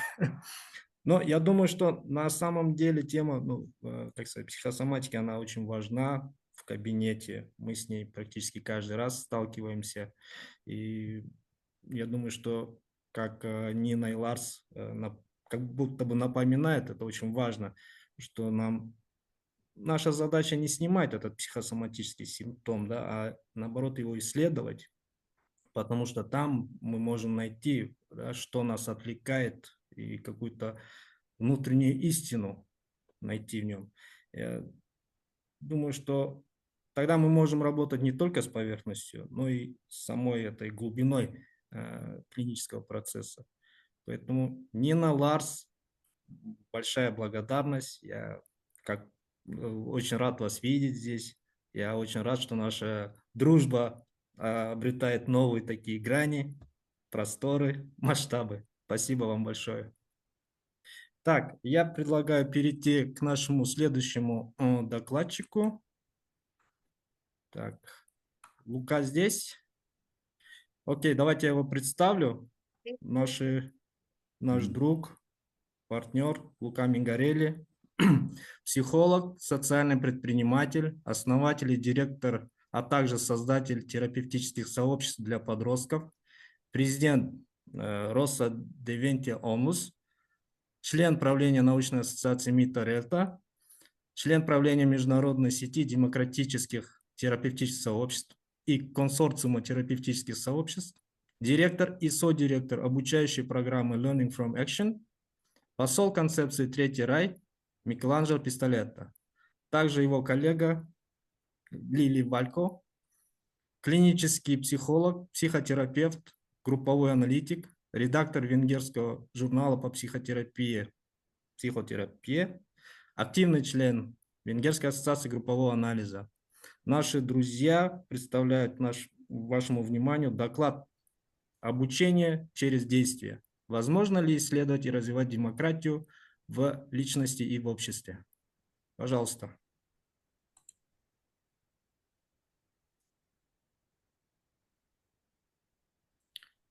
I imagine that we can start. Yes, I think Is so that too. Да. Okay, thank you so much. Lily and me, we are here. I'm happy to see Nina and Lars because we have met sometimes, and so it's a kind of strange synchronicity that we are here together. Anyway, and we follow their speech of Nina and Lars. So first of all, thank you to you all, to Hannah, and we speak about time, and so happy birthday to Hannah. And I connected with, you know, that Bob Inshelwood, this professor, famous psychoanalyst, wrote something about this meeting. So I would like to start with that, with his introduction, some words taken from that. Is that right if I go like this? I have to go slower, or is that good? Прекрасно. Продолжайте. В таком темпе. I think it's good. You can go. Good. Okay. Learning from action. You see the title. It's a learning from action, not learning by doing. But anyway, it's starting from first words by me, not by Bob Inshelwood, is that it is a residential workshop, especially thought for mental health service workers, where in this kind of workshop we learn about unconscious at work, about organization and democratic therapeutic communities from the experience of living together for 2 days. This will later well introduced by Lily. Just to say that on this event has been written a book 2 years ago named LFA, so Learning from Action, Working with Not Verbal, was written by Bobby Inshelwood and me and a lot of colleagues from all over the world, as Lily from Hungary and from Israel, USA, UK, Italy, and so on, and Japan. And the title is LFA, Working with Not Verbal. The title of our talk today with Lily is an open question, not only for this group, but probably for the world. So it's we don't see so much democratic way to live and to dialogue in the world so far.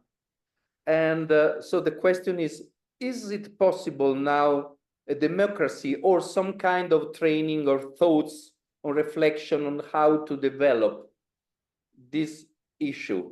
And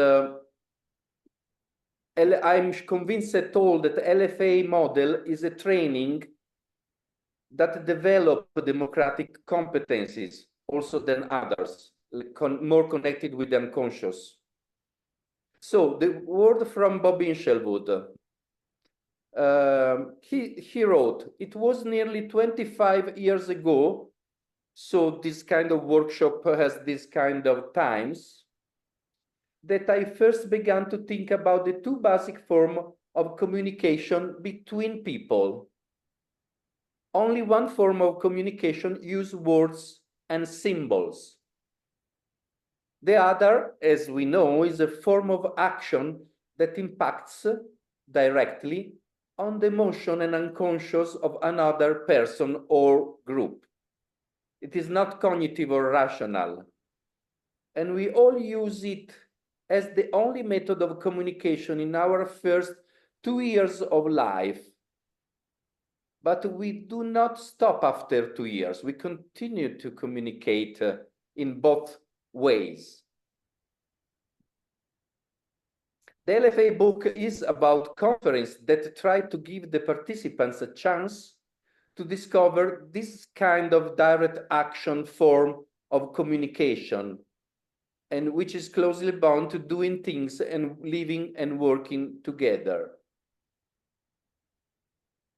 When we attempt to provide help and care for disturbed mental health people, we need to understand both this level of communication, the unconscious and the unconscious. We can say the emotion and action language and the rational language on another side.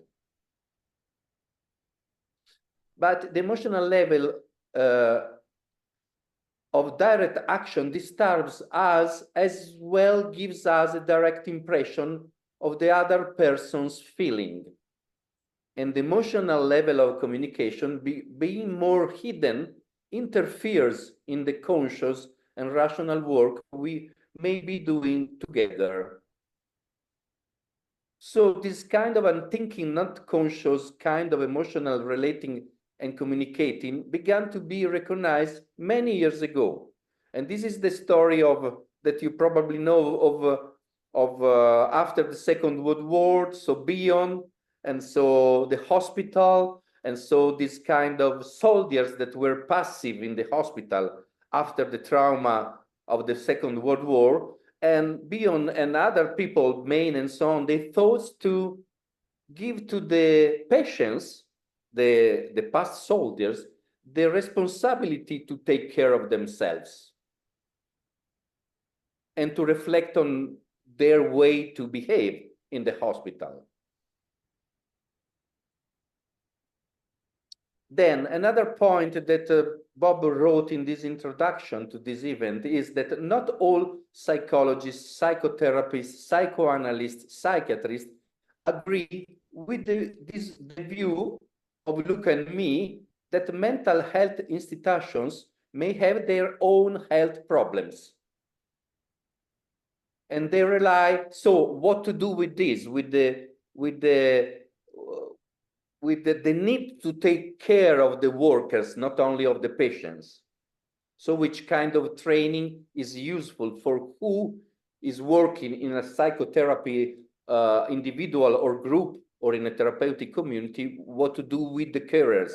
So how to take care of the carers, of the workers. So usually a lot of psychiatrists and traditional psychiatry rely on medications that we don't rely on, which of course has its place as well.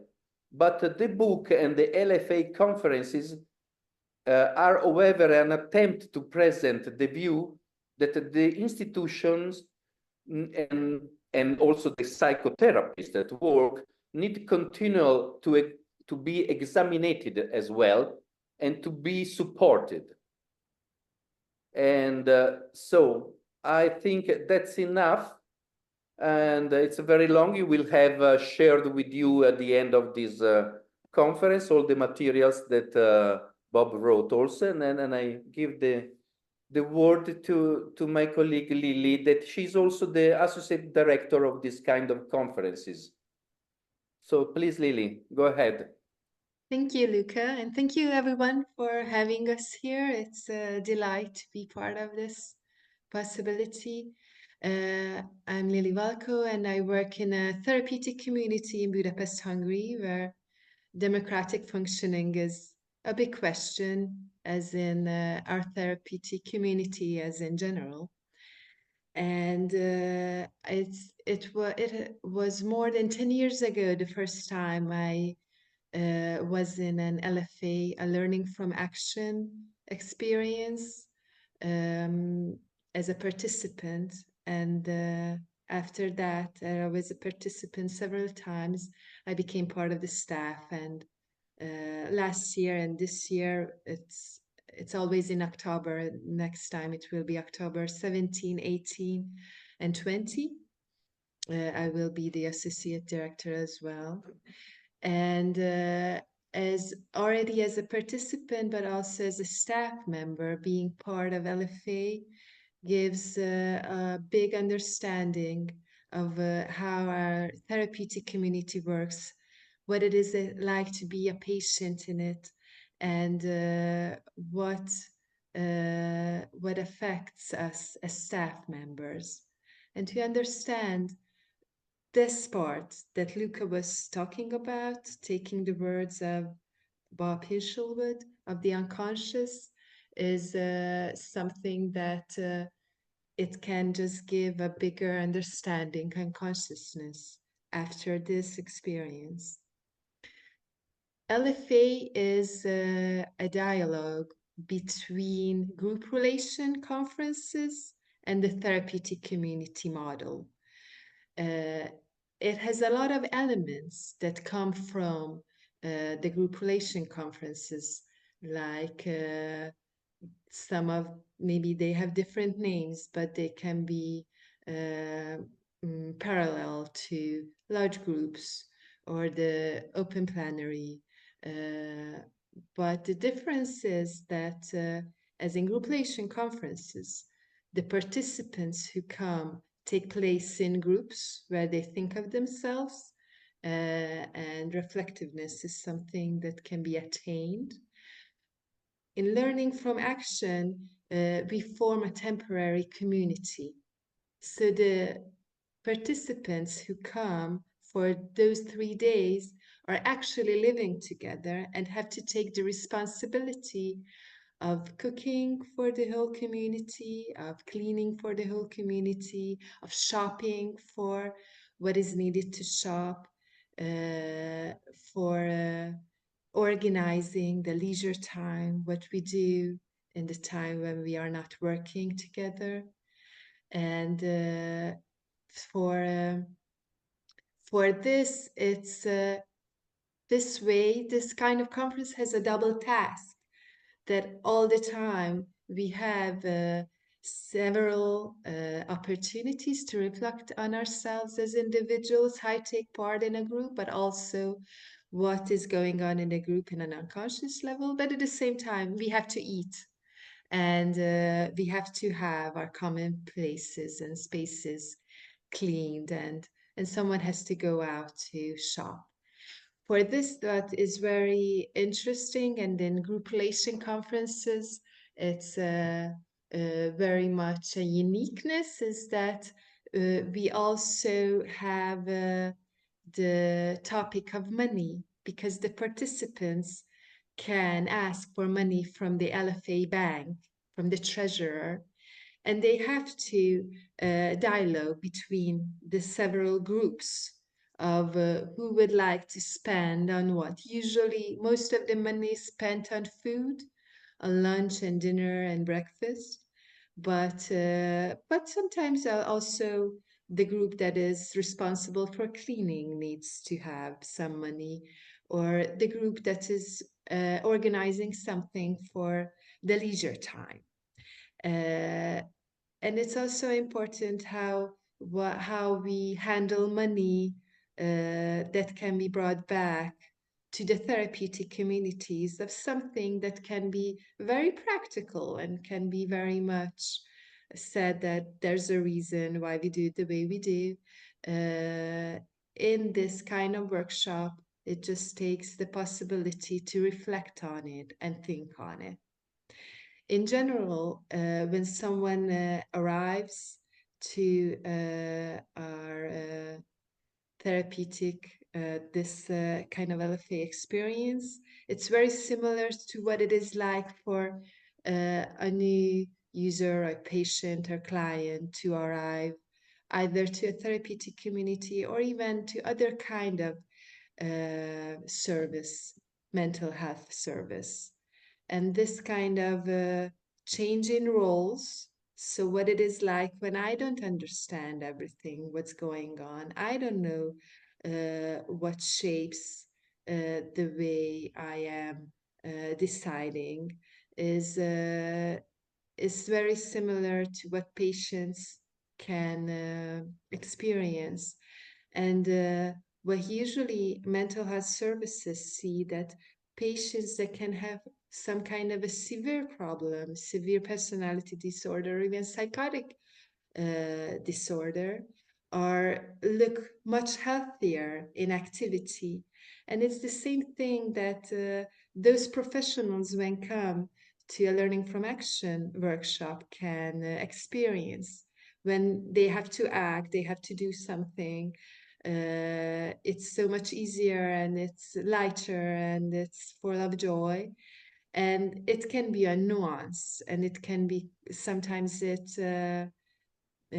brings out even negative feelings of anger when they are asked to reflect upon what they are doing, and when it's the time for decision making, and there it comes out how difficult it is to really find a democratic solution of how to work together, and everyone can reflect on their own role of how they put themselves in that situation, of what do they take up on a group, in the group, the role of leader, or do they take apart the role of follower, and even though they have very strong thoughts and ideas, they rather accept that the other ones show them for them.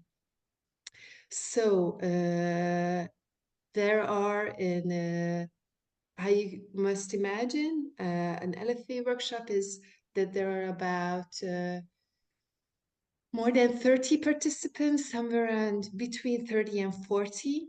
And then there's the staff that is generally around 7 staff members. So this is the constitution of the temporary community. And then there are groups and there are events when all of us are together. A very important and charismatic event is the decision-making plenary, when in a very exact time we have to plan for our whole weekend. And the structure of the weekend is very much decided. 4 minutes there are, it's exact from when to when we'll be in the, we'll decide when will there be activities, when will we have the possibility to reflect, and when it is it's over this plenary, then there are subgroups with consultants that go on with the decision making, and then in the activities, and then we come back together in plenaries. And in the second part of the conference, there are even smaller groups, which already helps for the participants to reflect on how they took part in the event and kind of pull them out of the force of the emotions and what they have gone through. And when it is in the very last part of the workshop, we also try in the small groups to find the connections of how people arrive, what they have as a conflict or a dilemma in their own workplace, and what they experience during the LFA they can bring back to their own workplace when they go back. So I could go on and talk about the specific events of our conference, or what the aim is and how this is for staff members of a therapeutic community and mental health services. But we thought we would like to leave enough time to dialogue and to talk about that interests you the most. So I don't know, Luca, if you would like to add anything before we open it up for the questions and thoughts. Yes, I would like to say something, saying at the beginning, to add the idea of the, after the Second World War, coming back to the roots of the experience of group analysis, of group relation conferences, of democratic therapeutic community, I insist on the fact that the roots are the same. So we have a same tradition from where they were very generative after the traumatic experience of the Second World War. The psychoanalysts there, they were very generative, and they opened up the group analysis, the group relation conferences, and the democratic therapeutic model. That is very important to have it in mind. First. Second, that what is a group relation conference is not possible to say it in few words, but anyway, I just want to connect it with the group relation conferences are come from the Tavistock tradition, so the famous book From Beyond, Learning from Experience. So it's not a theoretical kind of training, but it's kind of experiential event. And the connection in between the democratic therapeutic model and the group relation conference, from my perspective, is that in the group relation tradition, they, in the beginning, they worked a lot on the idea of the hierarchies and the roles and everything, as who is the leader, and so on and so on. Meanwhile, the same in the democratic therapeutic community, but with more focus on developing a democratic culture and more horizontal. We can say the group relation conferences at the beginning, from my perspective, have a paternal function, more a paternal function, exploring that. And meanwhile, the therapeutic community have to have a kind of balance, but they have a lot of horizontal way to involve the patients in their, especially the adult patients. And the other point I want to share before opening the dialogue with you all participants is that I've seen something in the chat.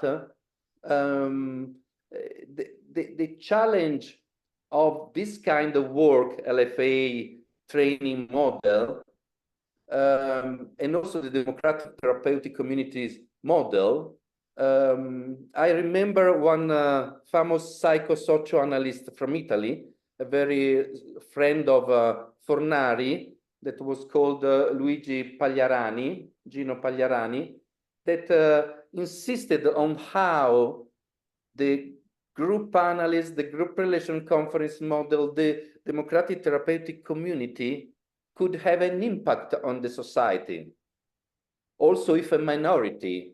So, and not only vice versa, because we think that the society is kind of therapy for the mental health patients. But we think also of the vice versa, that we can have an impact and we can authorize ourselves with LFA workshop, with the democratic therapeutic community culture to have an impact, to dialogue with the society and to be a witness of a democratic model.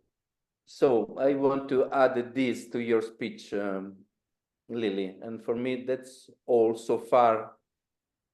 I would like really to open, if possible, the dialogue with the participants, because it's our model to don't make some kind of theoretical, and that's all, and you are full in your thought, in your mind of good maybe stimulation, but just want to open the dialogue with your feeling, your questions, and whatever you want to ask and to dialogue with us. It will be very important. So I think we have 15 minutes to dialogue with you. if I'm not wrong, about time boundaries. That is also connected to the time. As I see something, maybe also if you want to write in the chat, we can also find a way to answer in the chat, or if you want to take, I don't know if you are allowed to speak freely with us or not. I don't know how we...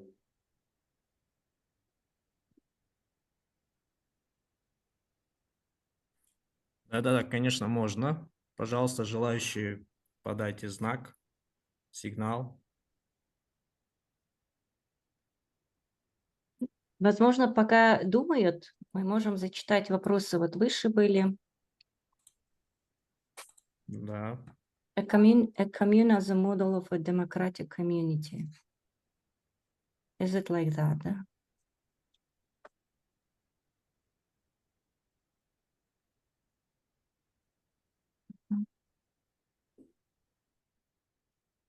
I read here in the chat this question. In societies with Luca, space. Lily, is it possible to turn Yes. on your...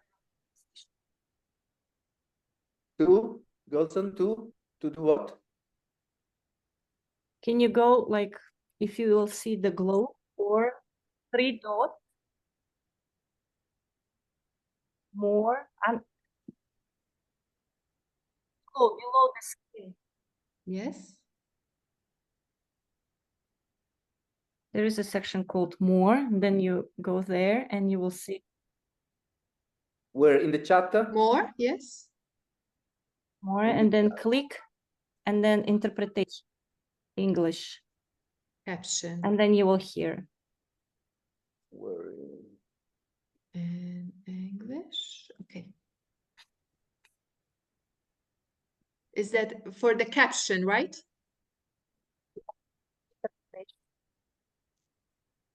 Interpretation. Interpretation? Ah, okay, yes. Where is it? Or maybe, do you see next to the 3 dots, the globe? Yes. Okay, click there, and then English.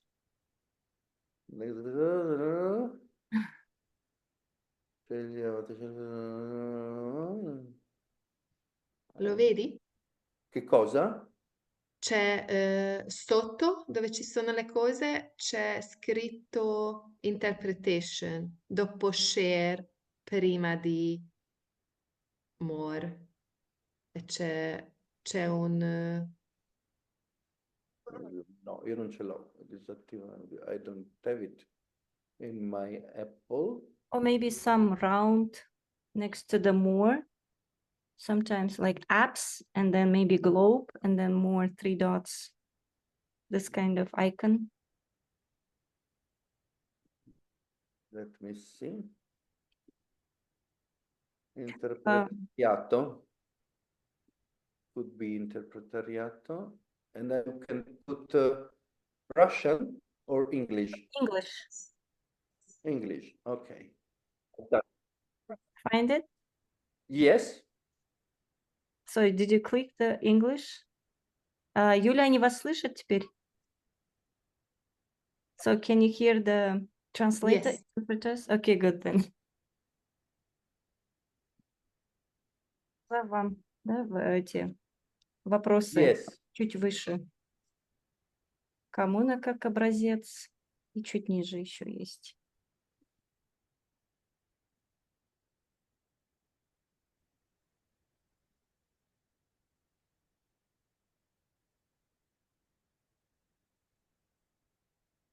Озвучить? Юлия Ханум, вы сможете же, да, прочитать вопросы? Maybe I don't Okay. know. Okay, good, very good.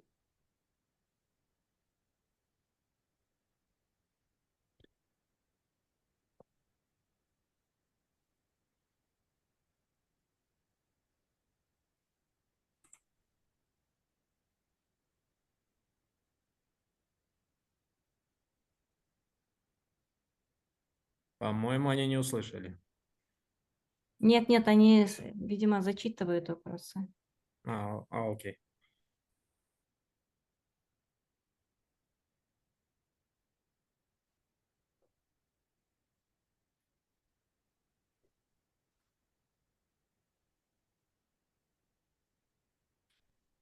Thank you. Do you want to go, Lily?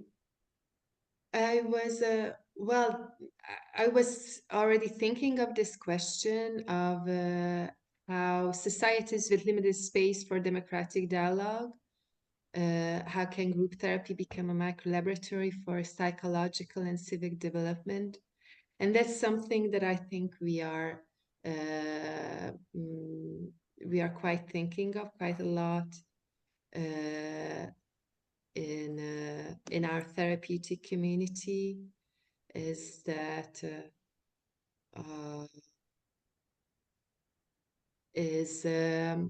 I think there's an ideal for therapeutic communities that the problems that the individual has is really not, the source is not the individual, but it's always somehow the community, and the person is just someone who presents the symptom of what is not healthy in the whole community.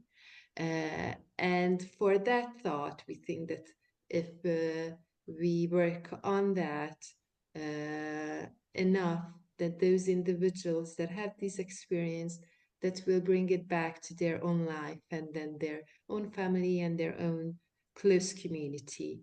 And if this happens enough, then after a sort of time, this will have that mass that can have an effect on the society as well. But if that happens in 5 years or 50 or 500, I think that is not something that we have a clear view on. It's probably depends on our optimistic days, or on our pessimistic days it's different.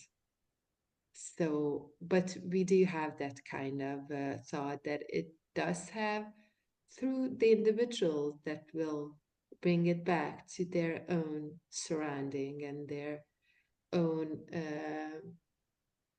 own place in life, even if it's not something conscious. It's not in a way that it is said that, okay, now I want to teach it to my family or my workplace what I have learned in the therapeutic community where I was in therapy. But it's something that can happen unconsciously as well. Yeah, maybe if I can add, Lily, I have a doubt about probably the fact that probably in Kazakhstan there are not democratic therapeutic communities. So maybe it's quite difficult to understand what is this kind of we are speaking about, because probably there are maybe mental health services in the towns everywhere, and there are maybe hospitals that take care of mental health patients. But so the therapeutic community is something we can say in the middle, in between the service, mental health services, and the hospital. It's a more little and familiar environment where what is the clinic? Why is it therapeutic? Therapeutic is the fact that we interpret, we give meaning to the life, to the living together. We try to give meaning of the action, of the acting out of people living together. And so we have groups, we have psychotherapy, we have group analysis, we have living together, because the patients, as the participants in LFA, they need to eat, not only to meet the psychotherapist. And so who is cooking? Why not to give the responsibility to the patients to cook? And why? Because also we know that the action, as in the psychoanalysis, the action is a third in between the relationship in between two human beings, or one and a group also. So it's a third that can facilitate the dialogue in a certain sense. So this is just because the question about what is commune, we speak about community. That is the therapeutic community is the place where patients stay for a time, that could have been a limit of something like 2 years or something, and the space where to live together with others, that is the democratic therapeutic community is open up to the society, invite the society in and goes in the society to, maybe if adolescents, they go to school, and the adults, they can go to in the territory to do something, to make shopping or to do something in the society. So in the town, if they live in town, in the countryside and so on. So just to give a kind of context about what is the democratic therapeutic community. That also Maine said that it's very difficult. Tom Maine wrote that it's almost impossible to define a therapeutic community. So it's quite difficult to express with you, especially if you don't have this experience in your country. But there was a question of or that a comment that it sounds something like communism. And I was thinking of that I think that differences that in a therapeutic community, we say that there are roles. It's not that everyone is equal or everyone is doing the same thing, that there are roles. It's just that roles can be quite organic, how they find the people. And there's a high reflectivity on what role do I take. It's not for granted, but the roles I take in a community, in a therapeutic community, is something that is thought upon. And there's also the staff, and a lot of times staff takes a lot of projection of hierarchical roles and of parents or of teachers or of bosses or political figures. But we also don't just accept it or deny it, but we try to reflect on it all the time. Why do we get those, and how this is in the process of the therapeutic process, and how is it in the process of what's difficult for us as a staff?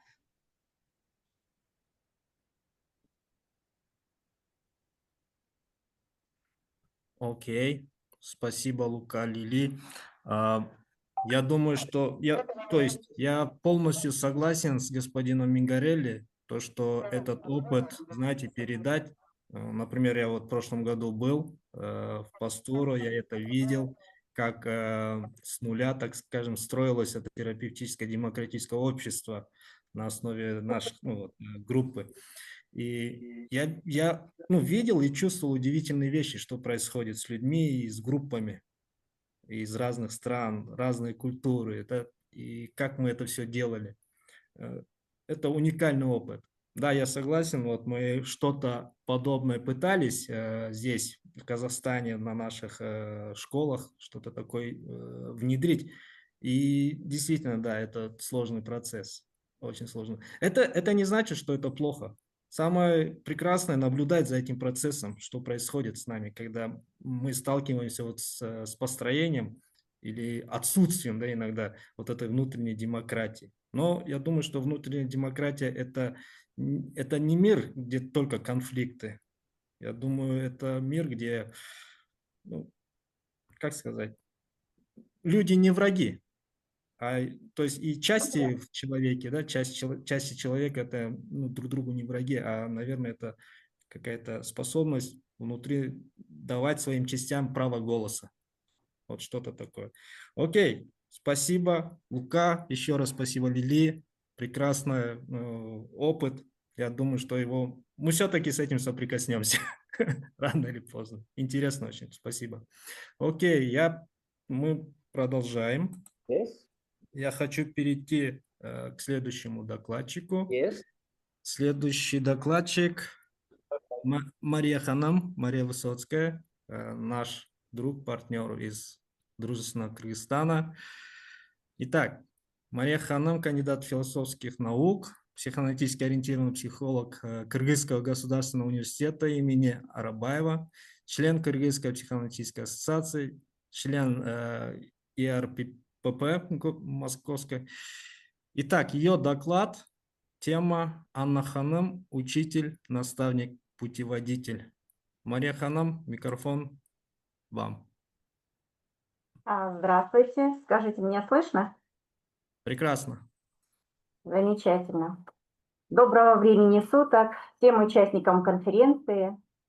Предлагаю нам всем погрузиться в сон, наяву, вместе сегодня пройти дорогой реконструкции объективных и субъективных воспоминаний, развития Кыргызской психоаналитической ассоциации и роли Анны Ханым как учителя, наставника, путеводителя в мире психоанализа. Тут я уточняю, что Лапланш под реконструкцией понимает не восстановление истории как таковой, а восстановление гипотезы, выстраивания. Анна Ханым, Мануэль Мырза, Генри Латан, Чарльз Боннербе и другие участники конференции имеют возможность вспомнить с нами, как мы появлялись в мире психоанализа и где мы сегодня общими усилиями. Мои воспоминания первой части доклада отсутствуют и относятся скорее к семейной истории. И сейчас я делюсь репрезентацией событий. Как в любой истории, история КПА имеет, история развития кыргызского психоанализа имеет неразрешенные конфликты, которые представляют тайны, которые по теории Лоренцер были десимволизированы, а значит вытеснены в бессознательное. Реконструкция велась по крупицам, встречала сопротивление. Впервые в начале, где-то ближе к 2014 году, психологи, педагоги начали искать единомышленников по развитию психологии за пределами Кыргызстана. И происходит близкое знакомство психоаналитического сообщества с Анной Ханым, салоном психоанализа и со школой психоанализа. В 2014 году Анна Ханым прилетает в Бишкек и проводит тренинг по управлению конфликтами на базе Кыргызского государственного университета имени Ишеналы Арабаева. В 2016 году это был знаковый, в то же время очень сложный процесс для нашего сообщества здесь, в Кыргызстане. В 2016 году проходит набор первой годичной группы «Основы психоанализа», где впервые проходит знакомство с терапией на кушетке.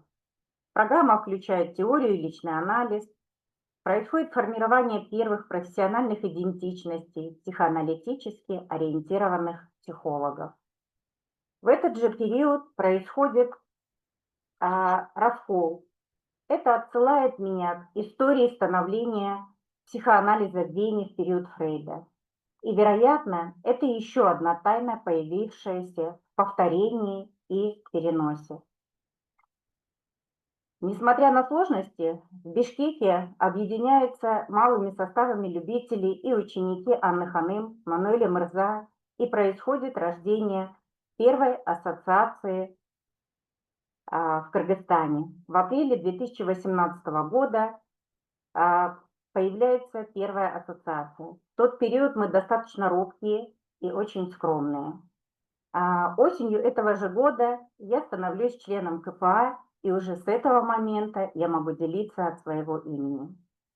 Возможно, у вас возникает вопрос, в чем смысл доклада, как заявленная тема Анны Ханым как учитель, наставник и история КПА. В силу ограничения доклада я убираю путь и обращаю внимание,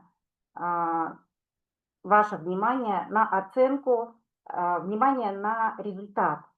Как мы можем дать оценку учителя? Через анализ и рост учеников. Есть выражение «цыплят по осени считают». И уже здесь можно увидеть результаты деятельности Анны Ханым, ее команды, всех тех, кто находится в кадре и за кадром этой большой, огромной титанической работы, которая проходит в Казахстане. По-своему, эта конференция имеет определенную собственную миссию для того, чтобы была возможность отдать дань тому титаническому труду, который уже был проделан, практически каждый член ассоциации проходил супервизии, личную терапию или групповую терапию и обучение в Казахстане на школе психоанализа. Имеет определенное количество супервизий, и в каждый сложный момент мы имеем возможность через одно рукопожатие напрямую обратиться к Анне Ханым. Она всегда доступна для того, чтобы взять какой-то урок, расширить свои знания, которых нам недостает. Итак, я продолжаю по-своему. Эта конференция имеет миссию, где впервые за многие годы развития кыргызского, извиняюсь, я волнуюсь, как обычный человек. Еще раз, да, за многие годы развития психоанализа в Кыргызстане в одной точке, в одно время, в одном докладе соединились те, кто начинали этот путь и кто продолжает. И более того, об этом с тревогой и волнением, но я уже могу говорить. Надеюсь, что вы меня понимаете. Салон психоанализа впервые был начат в 2014 году. Лоренцер писал, что особенность психоанализа герменевтики состоит в том, чтобы через фигуру языка она обращалась к формам взаимодействия. Осадок социального детерминированного взаимодействия, где доязыковые соглашения преобразуются в символический язык. И вы можете проследить через деятельность Анны Ханым салонов, которые проводились на территории Кыргызстана, появляются в Бишкеке. Они меняют ведущих, салон меняет свое название в определенный период, становится лабораторией психоанализа, но с образованием Кыргызской психоаналитической ассоциации с 2018 года салоны вновь открылись, и открыли свои двери и сердца для всех любителей психоанализа. Салоны проводятся систематически, имеют большое внимание со стороны обычных граждан. 2020 год вносит коррективы, и салон уходит в онлайн. В этот период поднимаются темы смерти, страха и суицида, в том числе среди подростков. Министерство образования и начальное профессиональное образование обращаются в КПА за проведением семинара для мастеров системы НПО на тему «Суицид в свете психоанализа». Онлайн-семинар объединяет все регионы Кыргызстана, и они стали больше интересоваться регулярными на базе Республиканского научно-методического центра для сотрудников начального и профессионального системы образования. После ковида также были запущены только были запущены детские сады. Министерство образования также инициировало серию семинаров, которые проводили члены КПА для воспитателей в теме психосексуального развития ребенка. Также становится доброй традицией проводить новогодние салоны психоанализа, которые собирают психологов разных модальностей. Им интересно приходить и увидеть что-то новое именно с точки зрения психоанализа. А также все чаще начали обращаться люди, работающие в сфере обслуживания населения. Это менеджеры, те, кто водят туристические группы. Для них это стало актуальным.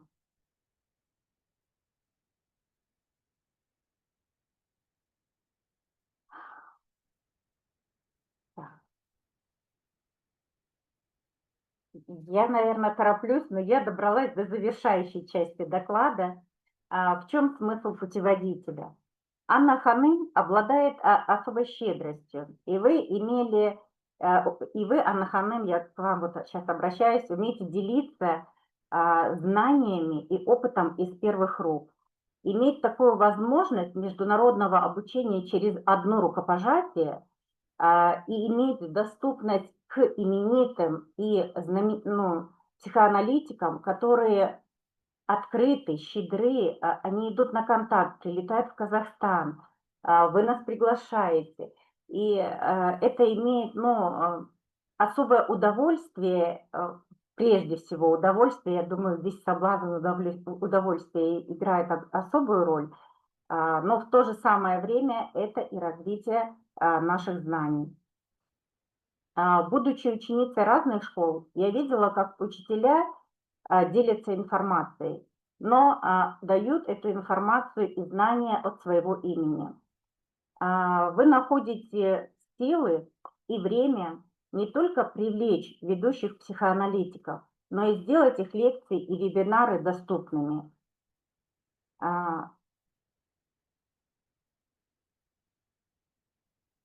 Они доступны не только по цене, но они еще доступны по пониманию. Одно дело качественный перевод. Это огромное значение имеет, мое уважение к переводчикам. Но при этом другое дело, когда Анна Ханым может донести и перевести с русского на русский, с казахского на казахский смысловое содержание. Анна Ханым умеет почувствовать, когда аудитория и докладчик теряют связь. И проблема не в звуке, а в смысловом содержании. Анна Ханым восстанавливает смысловую связь, включается, переводит термины из сложного понимания к простому на доступных примерах из жизни, понятные практически для каждого. Анна Ханым чувствует, в какой момент нужно перевести с русского на казахский и обратно. Здесь показаны крупицы того, как мы обучались, как учителя приезжали в Бишкек, в Кыргызстан, как мы приезжали в Алматы. Также за Мануэлем Мырза летала в Астану. Анна Ханым, вот эта первая группа, которая как раз вот была проведена, и в которой произошел вот этот раскол, некий разлад, где и формируется теперь эта тайна.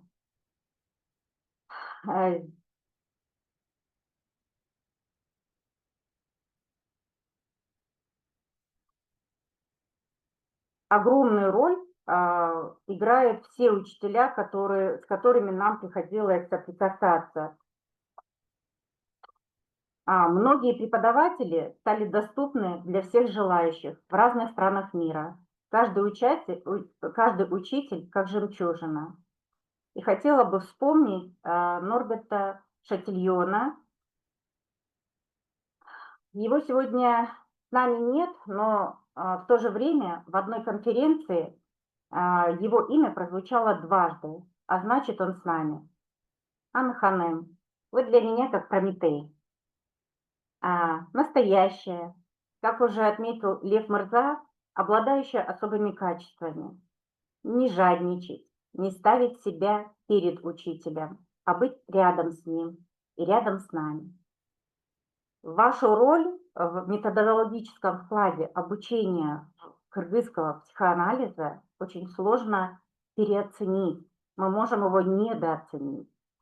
И мы надеемся на плодотворное и дальнейшее сотрудничество между нашими ассоциациями, между нами как людьми. И встречи на школе психоанализа – это всегда отдельное удовольствие. Мы поздравляем вас с юбилеем и благодарим вас за то, что вы есть, вы доступны для нас, для всех. Докладом я завершила. Спасибо. Окей. Так, Мария Ханым, рахмет вам. Ну, я, конечно, хочу выразить особую благодарность Марии Ханым, особенно когда вот в начале эти старые фотографии, да, вот благодарность вот за приятные, ну, не знаю, такую приятную прогулку по аллеям памяти. И мне, я думаю, что и другим нашим участникам было, наверное, приятно наблюдать, как развивалось ваше психоаналитическое сообщество в Кыргызстане. Поэтому Я еще раз благодарю вас за теплое, такое искреннее, пронзительное выступление. Я думаю, что вот это волнение, то, что было, я думаю, что тоже, знаете, как-то вот как испытание любви невозможно, я думаю, испытывать рядом с Анной Ханом, учитывая ее внимание, требовательность, ну и, конечно, ее огромную душу. Я предлагаю перейти к вопросам. У нас здесь в чате уже поступают. Так, они. Так, каковы приоритеты ассоциации в развитии психоанализа в вашей стране, Мария Ханам? Безусловно, мы уже дважды пересматривали наш устав, и у нас в 2024 году была проведена перерегистрация. На первом месте мы ставим развитие, повышение грамотности психологической населения. Мы выходим на все уровни, и здесь, естественно, вот как наставник Анна Ханым, мы пытаемся в какой-то степени подражать, наверное, в хорошем смысле этого слова. Возможно, у нас не очень хорошо получается. У нас не хватает, наверное, в какой-то степени щедрости еще какой-то. Может быть, мы в чем-то жадничаем, но мы максимально стараемся быть доступными для простых граждан и для, в том числе, всех структур, которые к нам обращаются. Еще до ковида уже президент ассоциации Джамал Душкеева и Айгерим, они взаимодействовали с бизнесом. У нас уже сейчас идет еще одна ветвь, помимо развития психоанализа, индивидуального консультирования, обучение в групповой терапии и сейчас бизнес-психология. Также достаточно много обучаются. Джамал активно является еще и председателем второй ассоциации по HR-менеджменту. Поэтому сейчас психоанализ пускает расти и в бизнесе Кыргызской республики. Ну, это замечательно. Я думаю, любая уважающая себя ассоциация должна, я думаю, да, проявлять такую заботу, наверное. Иногда нужно помогать. Так, давайте еще один вопрос зачитаю. Мне интересно узнать, как местная ментальность влияет на перенос, сопротивление, работу с бессознательным. Я думаю, ментальность есть у каждого народа, и вряд ли здесь будет какое-то отличие кыргызской ментальности, казахской или русской ментальности. Сопротивление, прежде всего, дает нам страх неизведанного. Как говорила Анна Ханым на одном из семинаров, до тех пор, пока мы чего-то не знаем в темноте, нам туда страшно наступить или сделать первый шаг. Как только там появляется силуэт, и мы понимаем что-то, нам становится не так страшно. Сопротивление – это безусловно, это возможность идти в боль, прорабатывать что-то. Не знаю, мне кажется, простым языком хочу сказать о том, что практически каждый, кто приходит в кабинет и садится в кресло, первое, что он говорит, что он хочет легкого пути, ему нужна пилюля, а уже на 3-5 сессии практически каждый начинает говорить о том, что я не планировал плакать перед вами, я не собирался открывать перед вами душу, вы меня мучаете, вы заставляете меня вспоминать и страдать, но пройдя этот путь, точно так же, как и мы его проходили, мы становимся крепче, мы становимся более открытыми, и у нас становится меньше страхов. Ну, не зря говорят, да, что вот мы в Средней Азии как бы все братья, сестры. Я думаю, что в какой-то степени здесь, наверное, наших клиентов или наше общество, наши проблемы объединяет еще как бы политическое, социально-экономическое состояние, да, наших стран. Я думаю, что от этого, наверное, и хочется быстро как-то избавиться. Облегчить, так скажем, да, свою жизнь. Но я хочу сам тоже сегодня вопрос задать. Вот как раз вы мне попались. И очень интересно, вот вы рассказывали про вклад Анны Ханам в развитие вот такого психоаналитического сообщества. Ну, вот лично для вас, какие идеи или подходы вот, скажем, вы пытаетесь передать своим студентам, коллегам? Лично вы, от Анны Ханым. Мне кажется, я очень много что впитываю, и у меня есть такая возможность наблюдать, как это впитываю не только я, но и наши ученики впитывают нас. И это наглядно можно всегда увидеть. Как мне кажется, от Анны Ханым я беру строгость по отношению к себе, подготовки материала. Для меня это принципиально важно, и я видела, как готовилась эта конференция, как буквально структурно были связи между тем, когда, что, как это будет выглядеть, когда будет дана презентация. То есть вот эта сверхтребовательность к себе дает тот самый хороший результат, когда на экране смотрится, как легко это все проходит. Ну вот налегке.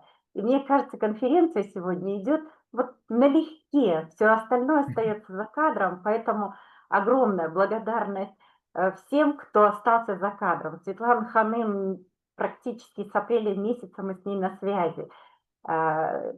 Ну, я думаю, что дети и внуки все включены в данное мероприятие. И, наверное, у меня также происходит. Прежде чем что-то сделать, вот то, как Анна Ханым думала, проводить или нет, имею ли я право или не имею ли я право что-то провести. Также и здесь каждый раз я об этом думаю и к этому призываю учеников. Когда вы заявляете что-то, разрешить себе выражение, которое говорила Анна Ханым, когда я проходила наставничество. Если вам нужно сделать доклад на 50 минут, делайте его на 2 часа.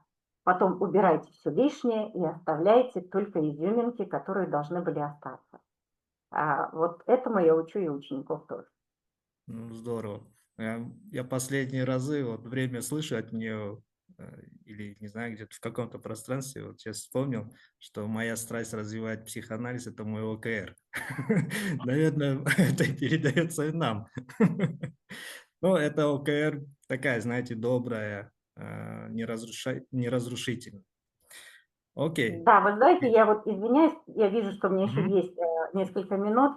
Я Пожалуйста. хотела поделиться тем, что вот открытость Анны Ханым, когда у нас возникает потребность в какой-то теме, мы обращаемся, и я вот презентовав в презентации говорила, что когда к нам обратились в Министерство образования по поводу суицида, накануне, за год, мы инициировали семинар, который Анна Ханым вела только для нас. Ну, то есть мы обратились к ней, и она для нас провела такой очень качественный. И потом, постфактум, нам было с чем выйти. И нам было не стыдно, потому что у нас были знания и опора на, во-первых, личное, потому что помимо теоретического материала мы каждый развернулись к себе, в свою душу, и посмотрели, что у нас там лично есть. И когда меня в 2018 году пригласили в Ташкент, там организация, там УВД города Ташкент проводила второй психологический форум по содействию в сложных жизненных ситуациях. И тогда они спрашивали, что нужно провести. До меня было несколько спикеров, 3 из Казахстана, из России, из разных стран. И когда я вышла, я видела определенную усталость у тех, кто присутствовал. Зал на 5000 человек. Я очень тревожилась. В этот момент я вспомнила упражнение, которое на школе психоанализа давала Анна Ханым. Это была школа, посвященная зависимостям. И тогда она у каждого из нас спросила, а как вы знаете, откуда вы знаете, что вы зависимы или независимы? И с этого вопроса я начала свой доклад. Я спросила, откуда вы знаете, что вы независимы? Вы все пришли за тем, чтобы полечить кого-то другого. Но что мы знаем о себе? И когда я дала тот ответ, который Анна Ханым дала нам, а вы попробовали или вы из теории? Если вы попробовали и не втянулись, ну, соответственно, у вас и нет этой зависимости.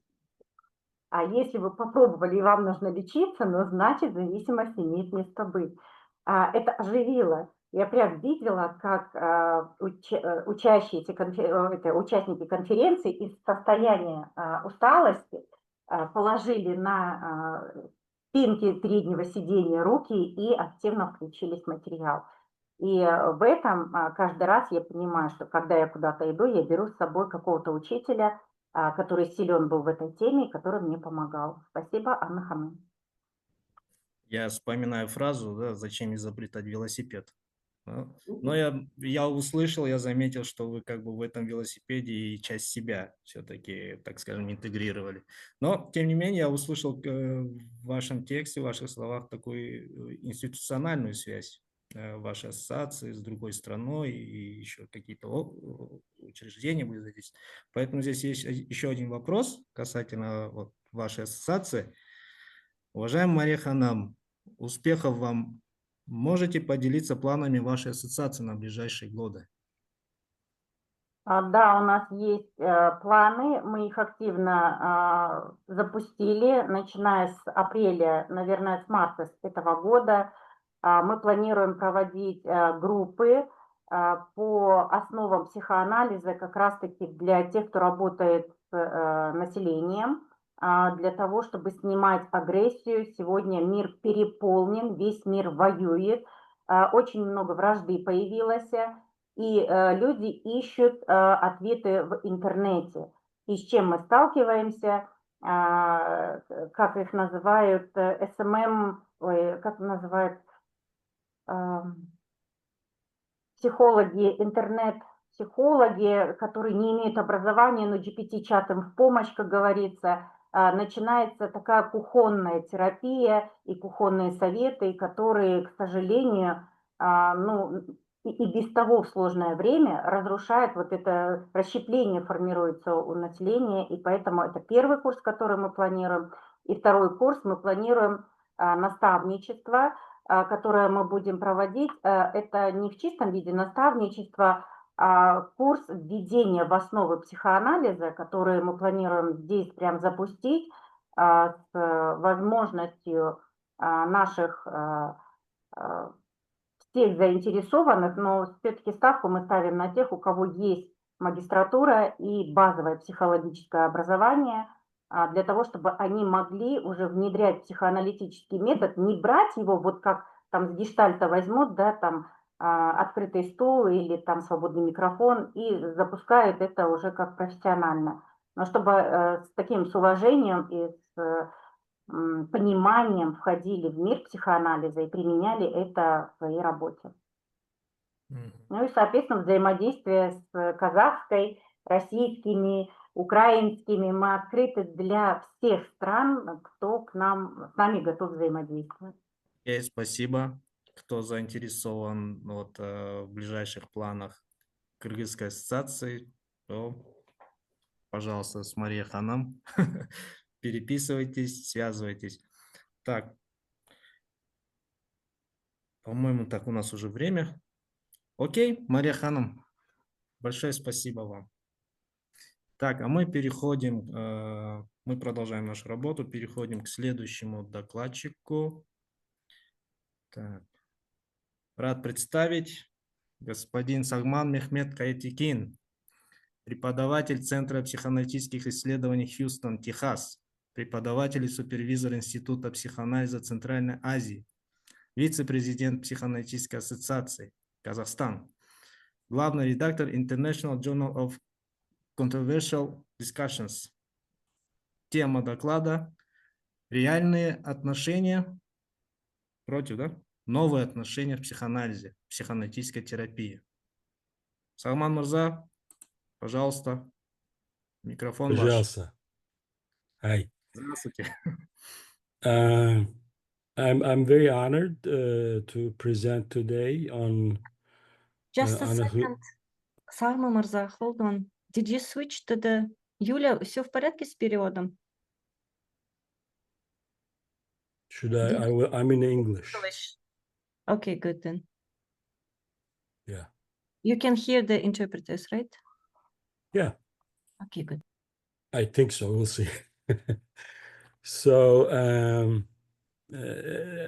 on Anna Khudyarova's birthday, seems we're the same age, so that makes it a bit more important for me.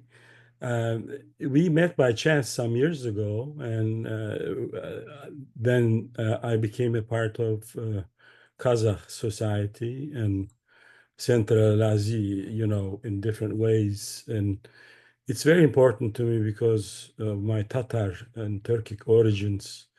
We consider Central Asia as our maternal lands, and we all come from Central Asia and so forth. So I'd like to start with that. Should I continue? Is it spontaneous? Is it simultaneous? Should I continue? Just a second. I think we're having a... Нету перевода.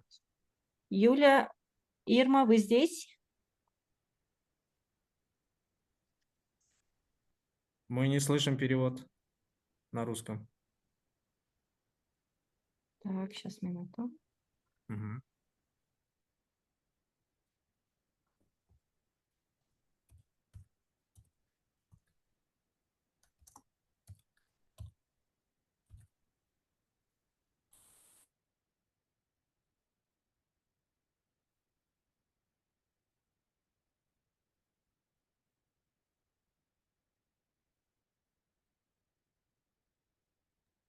Так, Ирмы нету, да?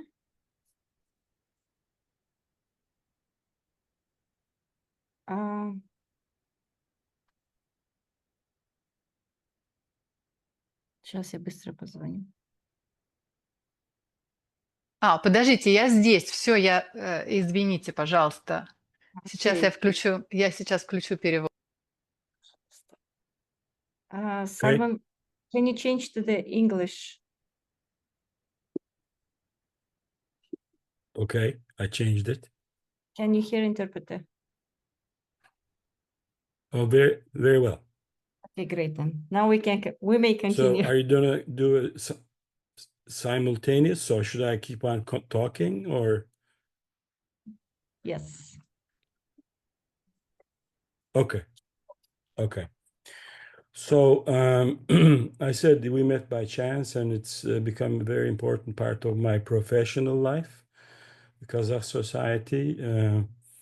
And I came to meet many people through our initial meeting with Anna Khudyarova, Gülcan, Bakhtijan, and Janat, and Svetlana. I can't see Svetlana here, and many others. And by pure luck, an accident of God, maybe, I met my esteemed colleague and Henry Lotain, of all people, in Kazakhstan. So this was a wonderful occasion, an occurrence in my life. I think Anna Khudyarova, who is, I don't know how she does. She's an amazing person. It looks like she doesn't sleep and she just keeps on going and going. So I'm glad such people are around. I'm not one of those. And I think she's very important for development of psychoanalysis in Kazakhstan. I think one hope that I have for Kazakhstan is that Kazakh psychoanalysts, psychoanalytic therapists, and psychoanalytic scholars teach us too.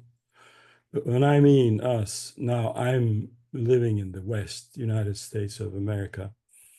And, you know, it's been around for almost 100 years in the West, and it's new in Kazakhstan. So I'm hoping that you're not going to just learn from the West, but you can also teach West. In that way, psychoanalysis can become more international than it is now. And I already have some evidence of that through my work in Kazakhstan, that there are certain things that Kazakh society highlights with greater intensity. For example, we had a conversation about community a while ago. My sense of that is community is much stronger in Kazakhstan than in West. because that's the way, people used to live for many decades in their youths, in their villages. Now it's becoming more city life. And when cities appear, everybody starts looking similar. You go to China, or you go to Almaty, or you go to New York, people start looking very similar. But transitional societies are extremely important for us to understand about human nature, is my hope and is my sense. And I hope you're going to teach us a bit more so we can understand human beings better. With that in mind, I'm going to lecture you from some prominent Western psychoanalytic clinicians' lens.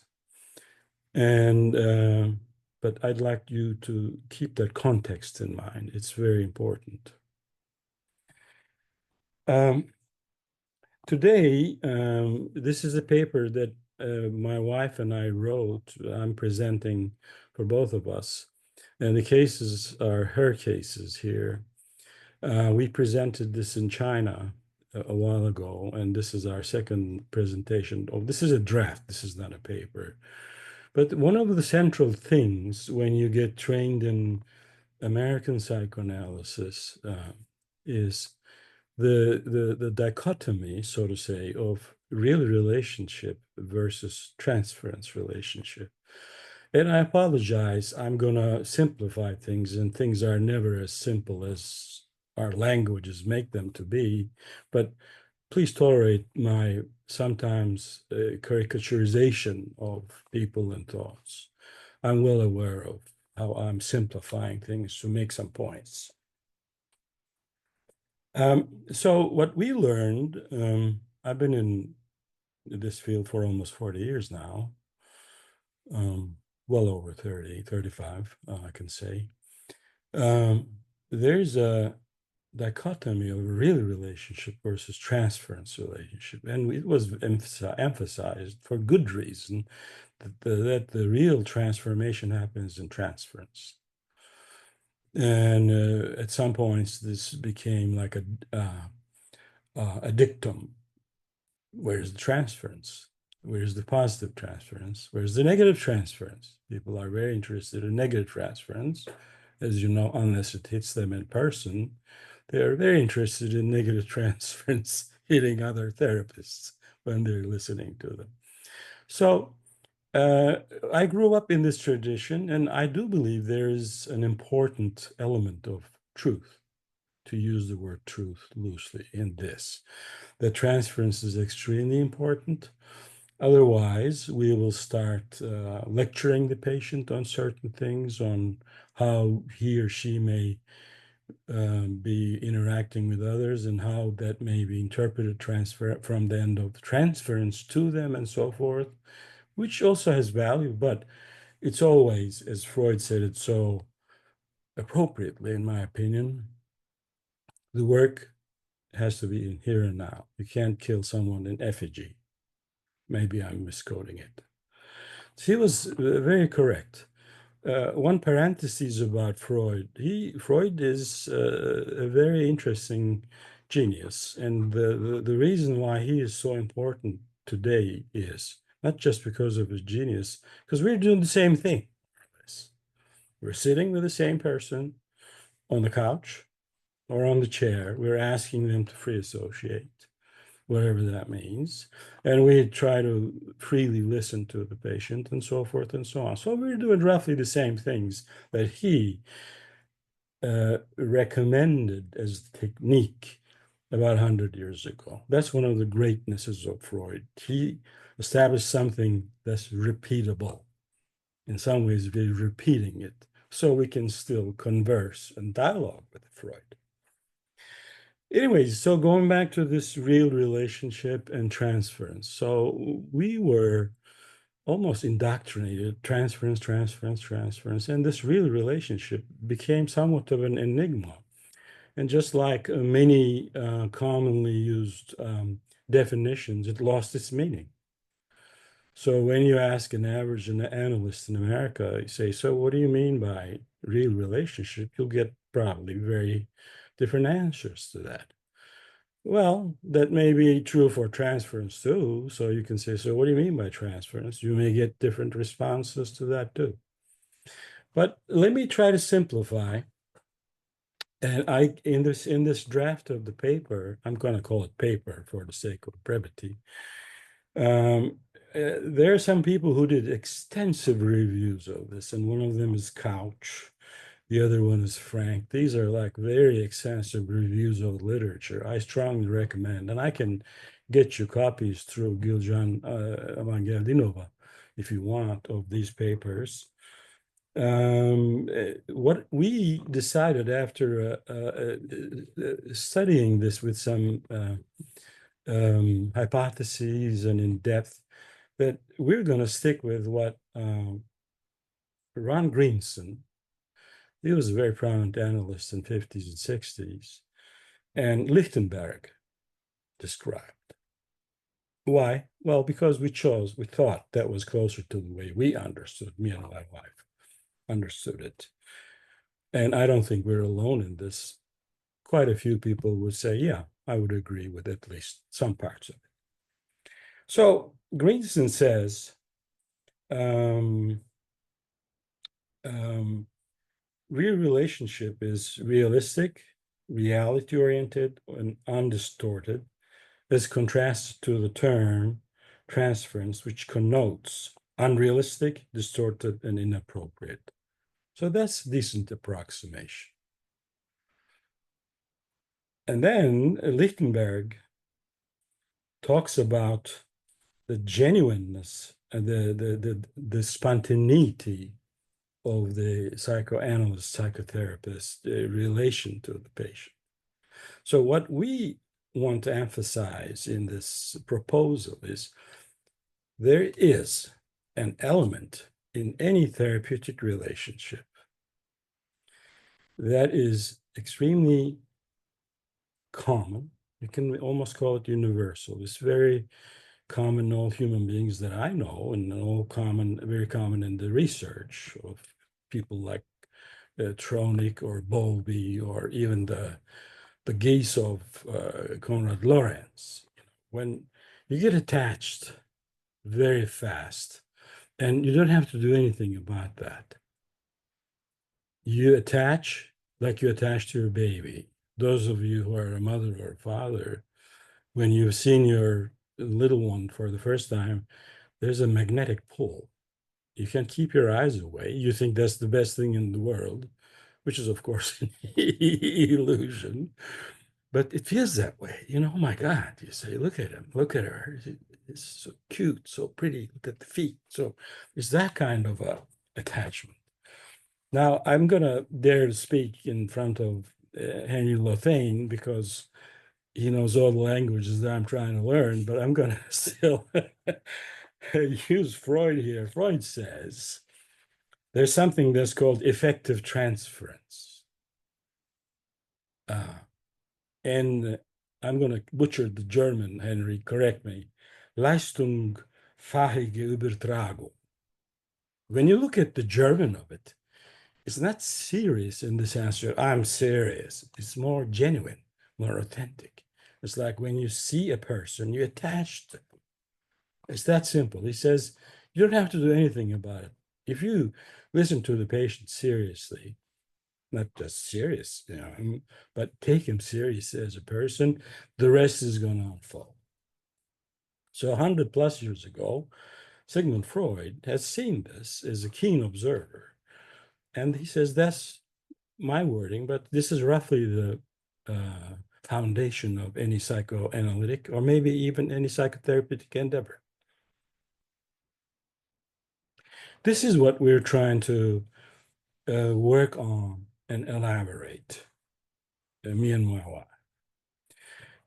In what way? Well, in the way how we may think about it in the psychoanalytic, psychotherapeutic dyad.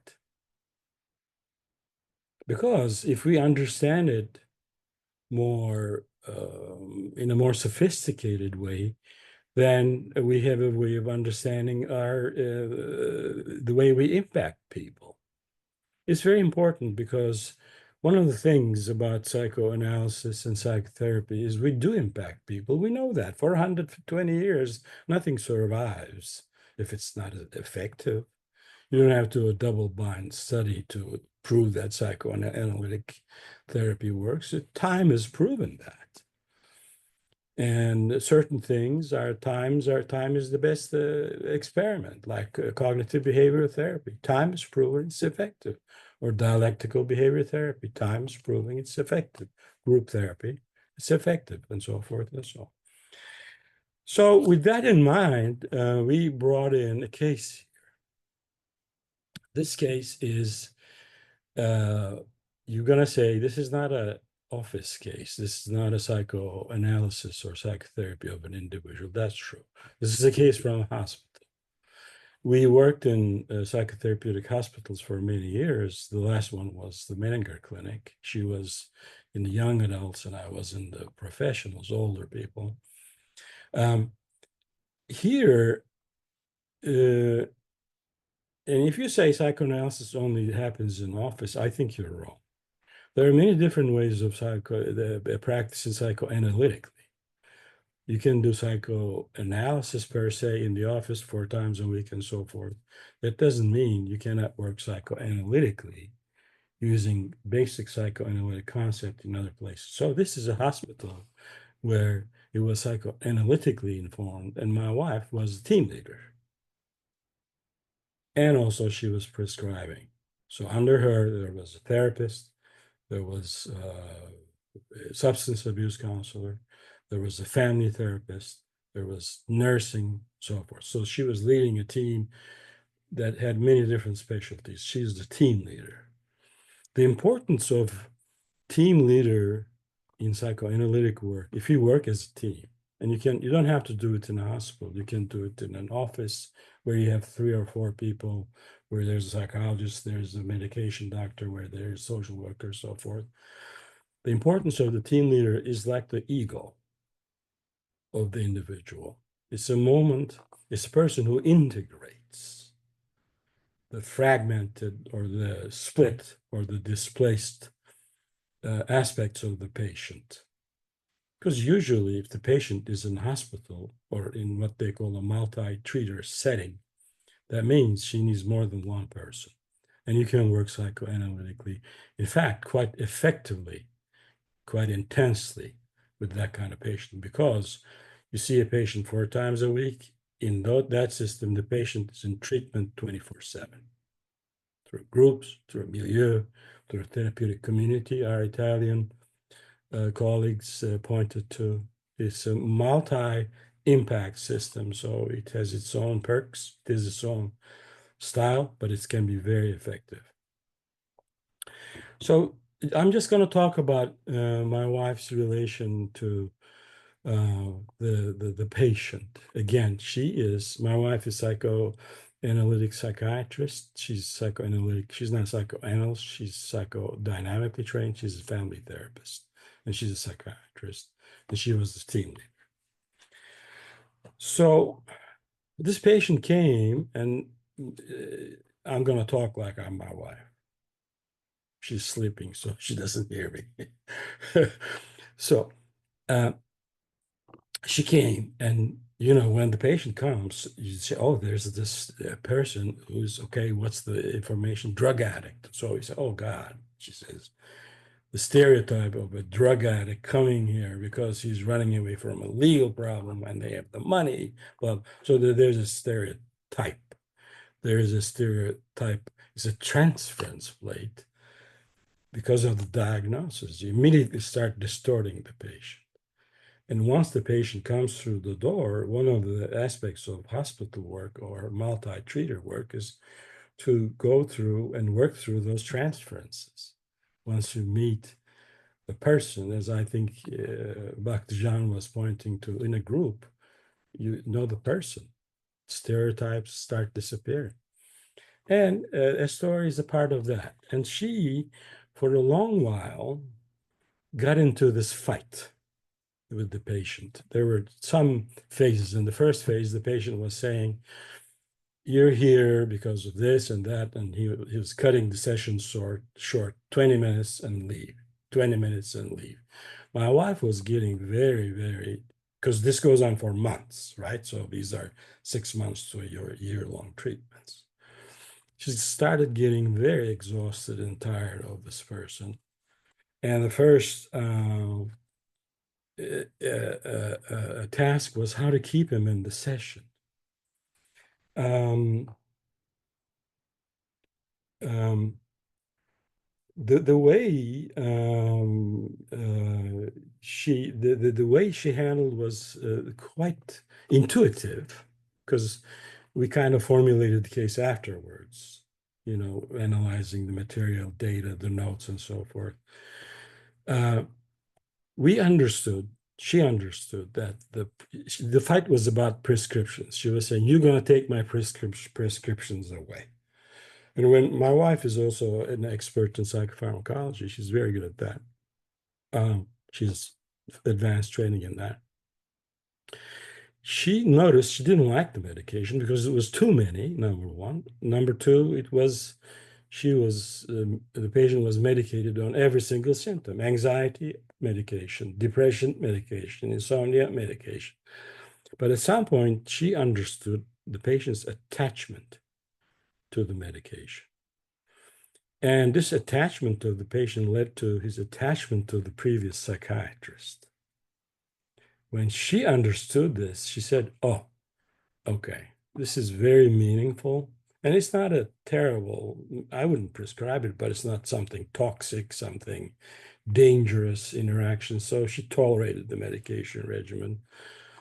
And then when she started saying, okay, these are my opinions, but I'm not going to change your medication regimen if you insist on it, because I don't think it's, it's dangerous. It's just the way I would prescribe it. Then they started a dialogue. The patient then started coming to the sessions regularly, 50 minutes.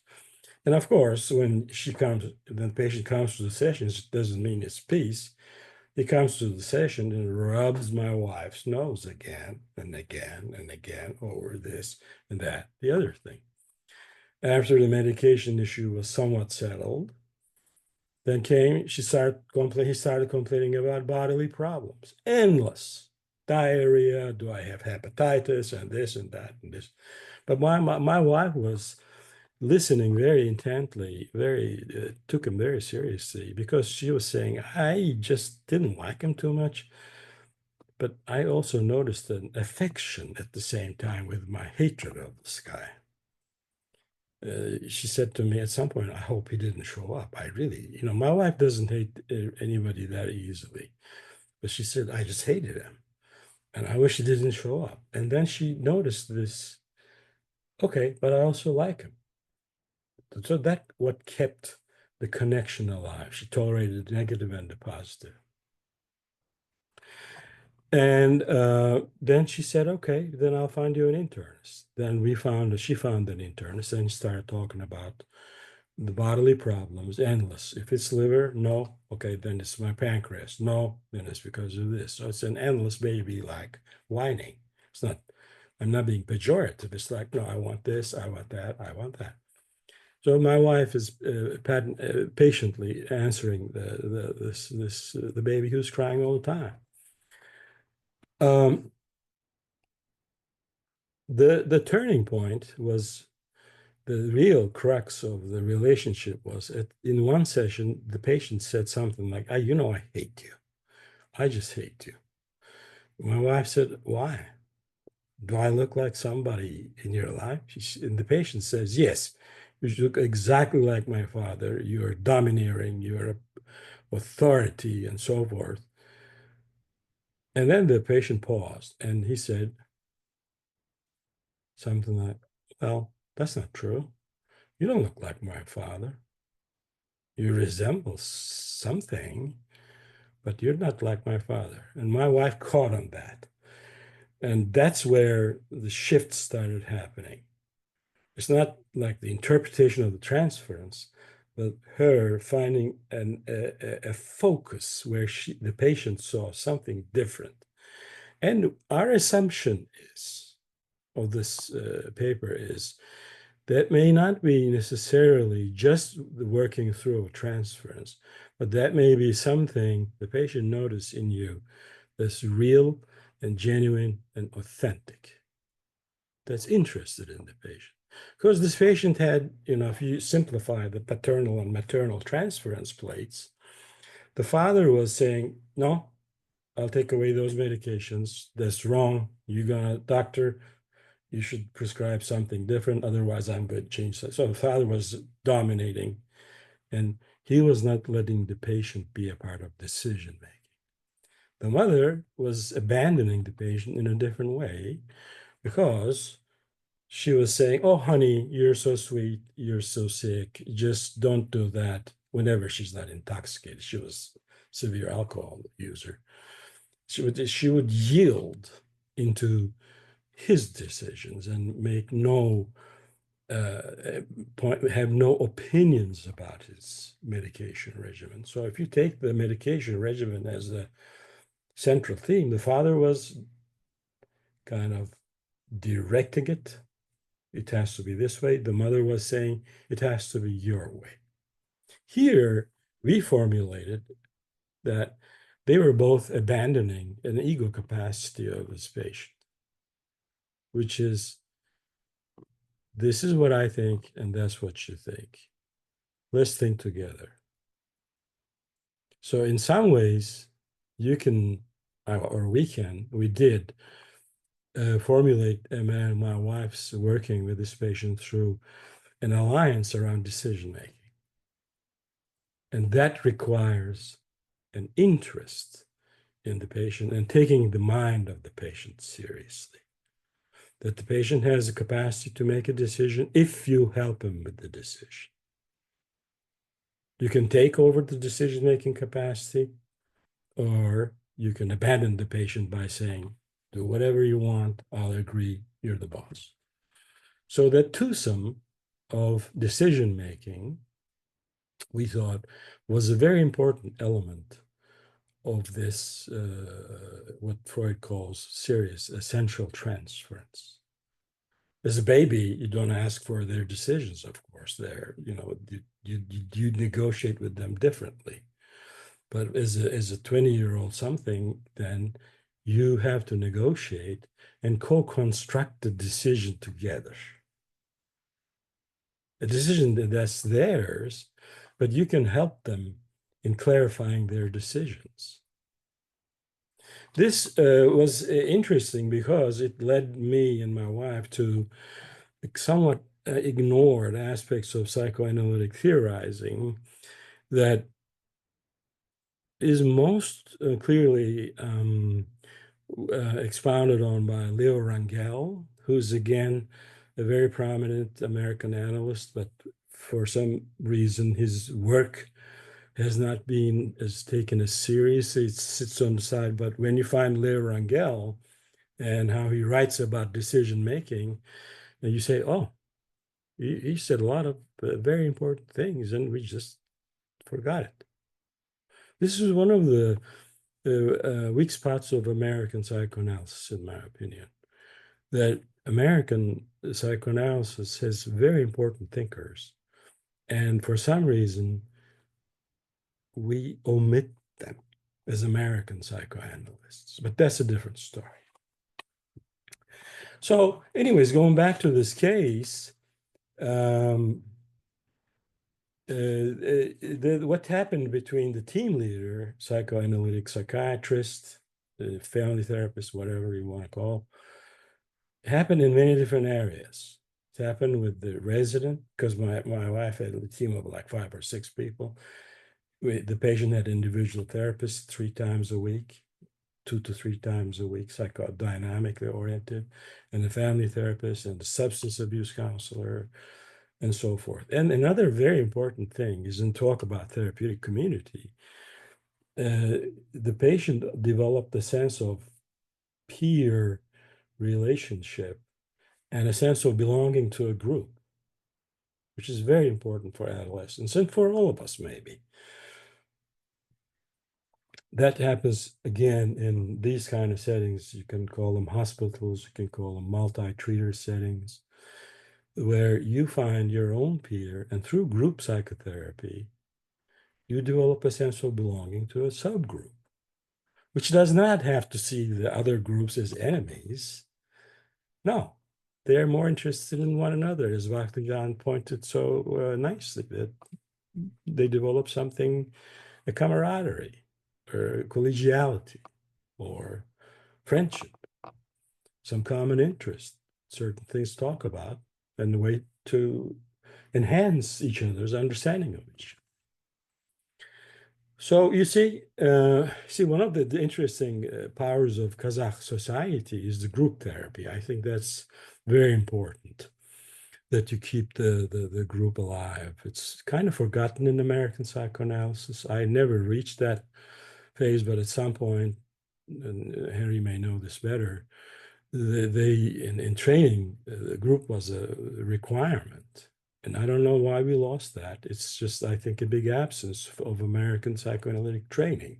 But that's a different story. But I just want to highlight that Kazakhs, I hope, understand that's a very valuable way of learning about human mind and human relationships and human groups. So let me just say a few words. One thing also I would like to highlight in working with these kind of patients, there's a key word I tell my students in Kazakhstan. I probably told this to people like, Janat and many others. Janat, I remember Janat because I tease him all the time, so he can't escape my teasing. Exhaustion is a very important word in psychotherapy. Once you're exhausted, then you're ready to change. Once you're exhausted means your personality structure, your defensive structure, or whatever you want to name it, is not working anymore. And that's the point where the patient is exhausted. And sometimes when the therapist is exhausted, there's an opportune moment when things start changing in psychotherapy. If a patient comes to you, to your office, and says, "Doctor, I'm exhausted," you say, "Okay, maybe you're ready to change," in your own mind. You don't have to say this to the patient. So let me stop before exhausting you. And if there are questions, I'd like to give an opportunity to answer. Again, I only summarize some aspects of this draft paper. Thank you. Окей. Так, спасибо, Сагман Мырза. Вы не утомляете. У нас еще есть заряд, готовы слушать. Но мы ограничены, конечно, временем. Итак, дорогие друзья, вопросы. Сагман Мырза, буквально на минут 5-6 ваш. Так. Жанат Мырзадан сұрақ бар, видимо, реальные отношения. Это про полное. Вот, давайте зачитаю один, свежий. Если говорить о переносе, когда Сагман Мырза представляет случай из практики своей жены, что чувствует и думает?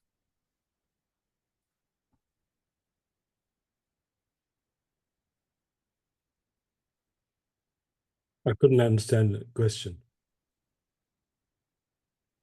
Гульжан Ханым, поможете?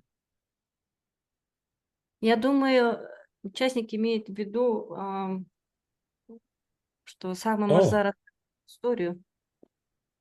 Или там Yeah, this is a paper written together, so we wrote it together.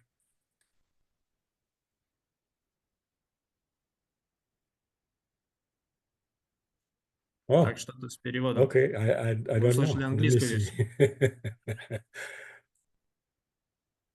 версию? I've been talking to her for 45 years. So I think we developed a way of talking and thinking together. We don't do it too much. We try to, quite regularly, we disagree on things, and I write the disagreements. And it's at this point in time, it's like we're if we write together, it is our paper. It's hard to explain that, but this paper is ours. I don't think it's hers or mine. So what do you think about my own paper? Then I can change the question to. I think it needs quite a bit of working to become a paper that I can point to publication. The other thing that would always is difficult is in a psychoanalytic world where most of the times it's about an office practice. It's very hard to explain in America or in any other place. What do you mean by psychoanalysis in a hospital? What do you mean by psychoanalysis in a intensive outpatient treatment? What do you mean by so forth and so on? Because there is an image of psychoanalysis being 4 times a week on the couch or on the chair, goes on 4 years, whatever. That's a hard image to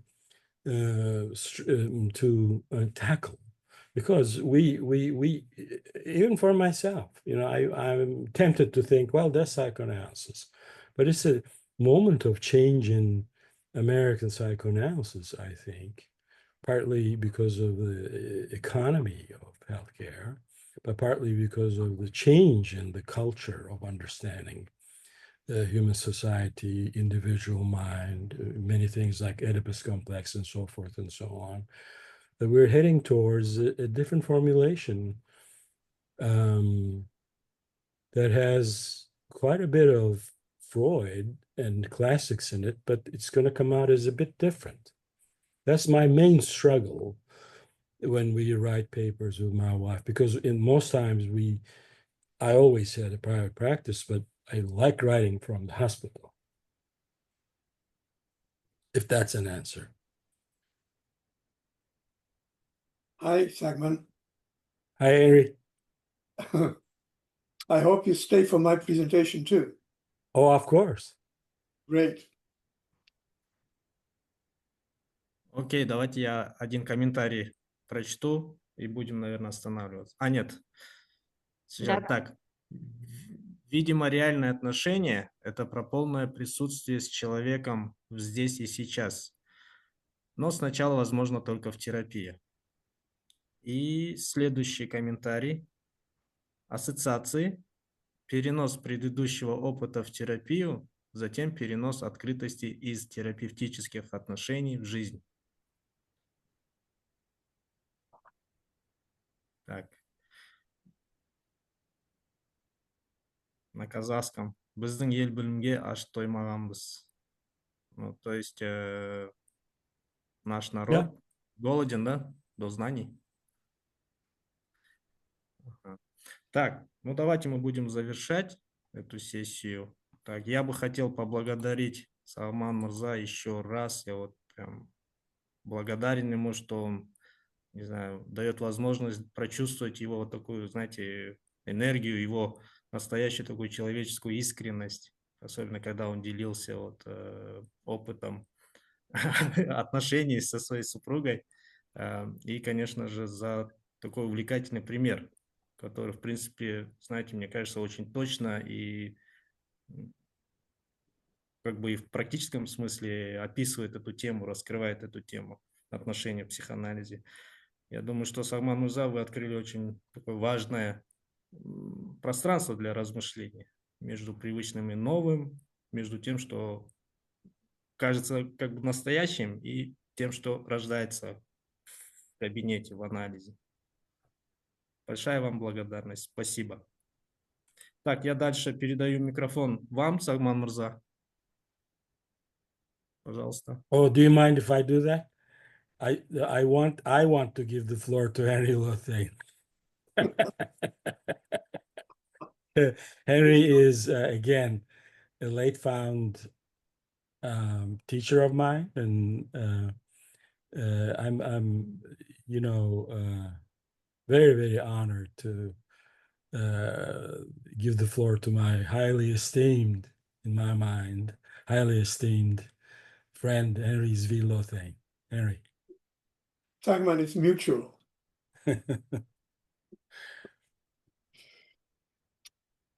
So, Guljan, do you want me to start speaking now? Okay. Yes, the floor is yours. Да, конечно. Да. Well, I've been waiting here since 10 minutes to 7, because there was something that happens, you know, something nobody anticipated, but that's the way things developed. So here I am. Sagman, I'm in agreement with you on what you said, but there is only one word missing in your presentation, and it's a 4-letter word. Can you guess what I'm thinking about? Is das Liebe? It's more than 4. You're right. 4-letter word in English. Love. Love. You never said love. Correct? Yes, you're right. Yeah. And this is very important for Freud, because Freud said already in the chapter treatment of hysteria, which is early on, he said, I cannot work with a patient whom I don't like. He said a doctor, a physician, doesn't have to like the patient when he does an appendectomy. And here we already heard different words applied to the relationship between doctor and patient. Client, student, you know, all kinds of designations. But what I want to emphasize here is that we are talking about teaching. Well, before I continue, I would first also want to say, Anna Kudiarova, I celebrate with you your anniversary and your achievement as a de facto leader of psychoanalysis in Asia. And in America, we speak about the category of a Life Achievement Award. And you will agree, Simon, she deserves to get this award because she has been the de facto leader of psychoanalysis in Asia. So these are my congratulations to Anna, whom I've known for decades. Ever since, as a Fulbright student, she became involved in psychoanalysis in America with different people, including myself. And she always calls me my teacher. So we're talking about a teacher-student relationship. Now, I'm going to cite another work of Freud from 1916. But before I continue, I'd like to make a little digression about the spread of psychoanalysis in Europe, which began in the early years of the 1900, 1909, 1911, when the first translations of Freud into any other language were translations in Russian. And I am holding here this book, which was published in the Psychoanalytic Library, which was run by Osipov and Felsman. And I read it in Russian. Психотерапевтическая библиотека. Sigmund Freud. Теория полового влечения. Психотерапевтическая библиотека под редакцией Осипова и Фельдсмана. 3 статьи о теории полового влечения профессор доктор Сигмунд Фройд. Москва, 1911. Okay. Now, what I'm going to start my talk about is what Freud wrote in 1916. Some character types met within psychoanalytic work. And I'm going to say what he's saying there in that paper. Under the doctor's guidance, the patient is asked to make the advance from the pleasure principle to the reality principle, by which the mature human being is distinguished from the child.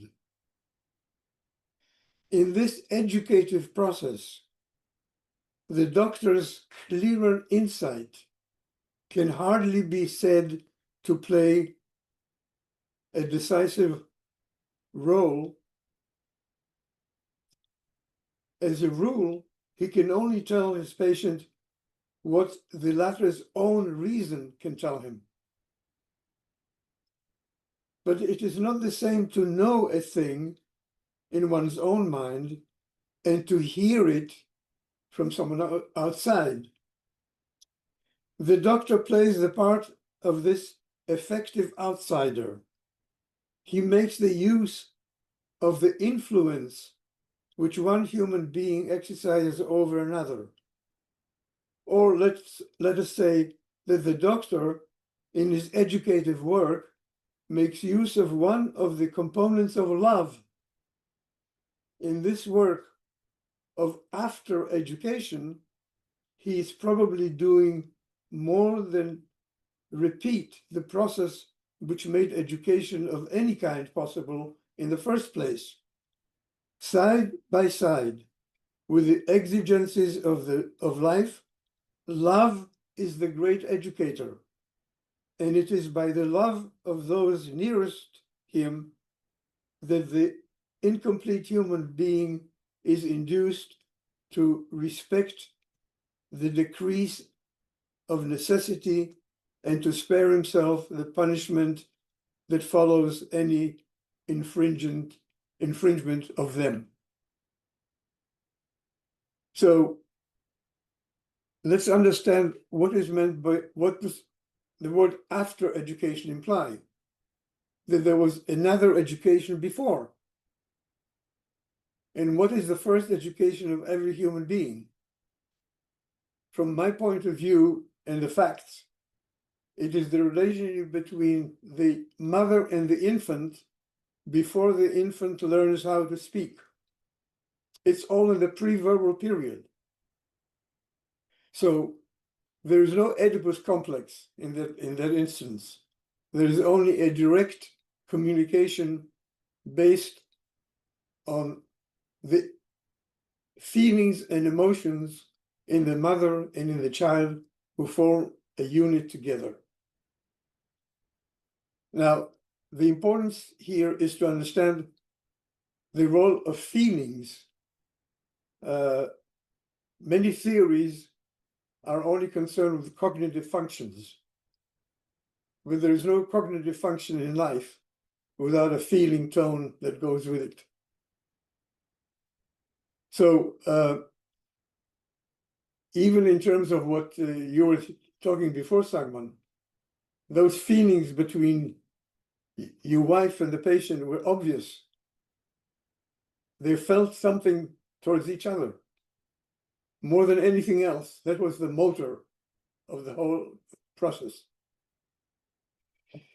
So what does after education mean then?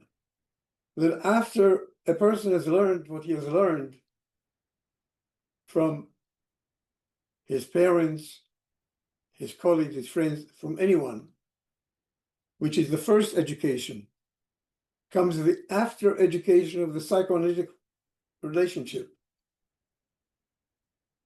That is a new education added to what was going on before. So this is how important it is to understand how psychoanalysis as a treatment, as a profession, as a challenge, is an after education. Now, you talked about transference and something about the present. And what you said about the present is, for me, the most important thing. It's, I put the transference on its head. It's what's happening in the present moment between the patient and myself, which has to be explored with free association all the way. Whatever is important in the present moment should be understood as completely as possible. And when you do that, then the patient will say, oh, now I understand what I've been doing all my life. So it's not like what Kernberg says, that the past teaches over the present. It's the other way around. Of course, knowledge of the past is important. I'm not denying it. But it's the full exploration of the present moment, which is the crux of understanding and change. And then I can also say to the patient, yes, indeed. Freud said in his introductory lectures that the patient comes to us with habits, Gewohnheiten. And these are bad habits which are not adaptive, they are maladaptive. So the next task for the patient is to change those habits. And only the patient can change them. Our interpretations, however smart they are, don't change anything. It's the patient who has to change. The patient has to change his own habits.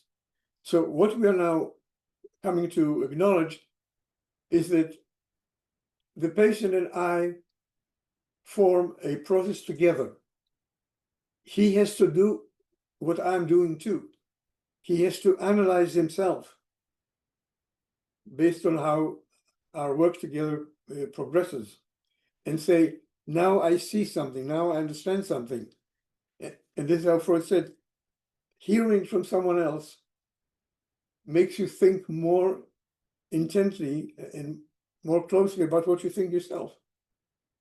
So that mutual process, both patient and analyst have the same task, except that the only one who can change is the patient and not the analyst by his interpretations.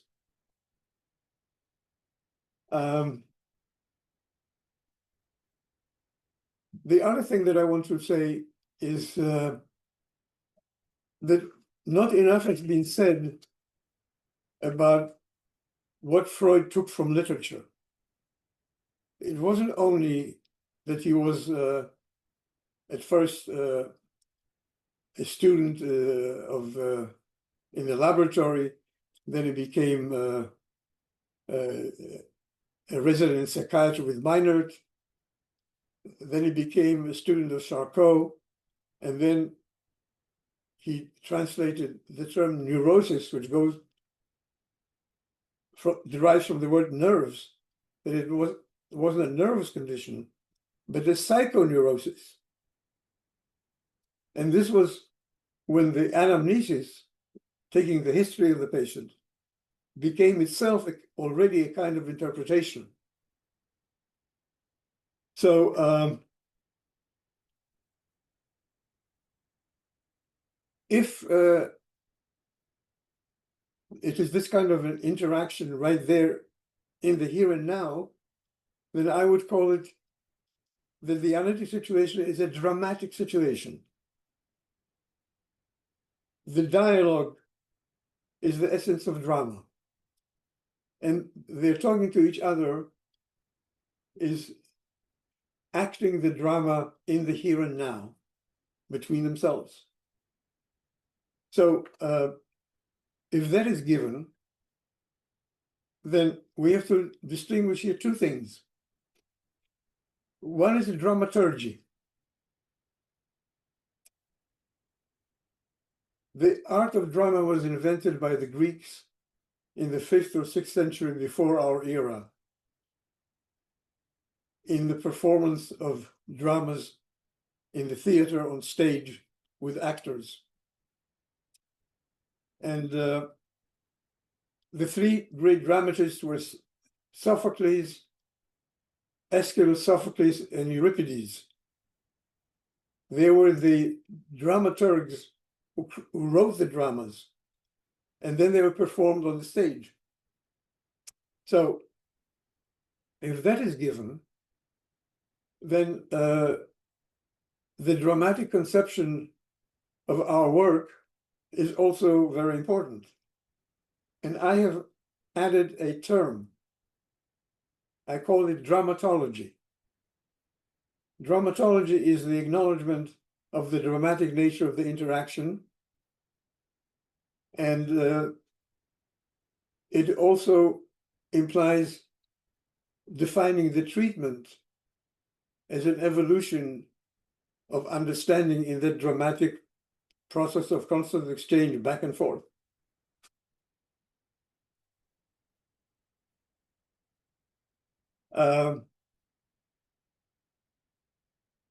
Few more comments about love.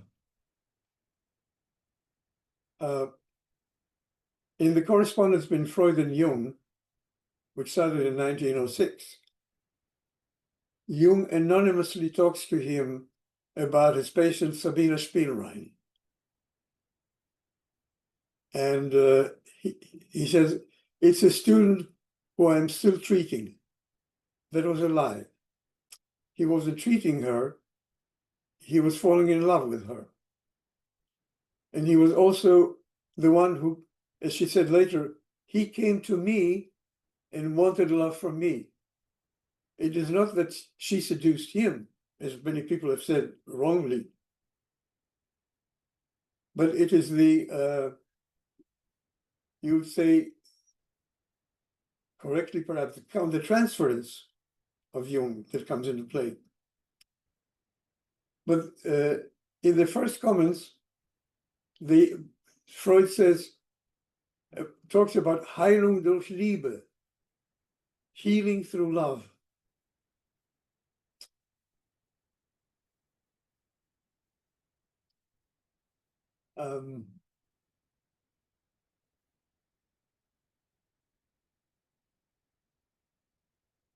Now, I want to just make one comment about the current situation.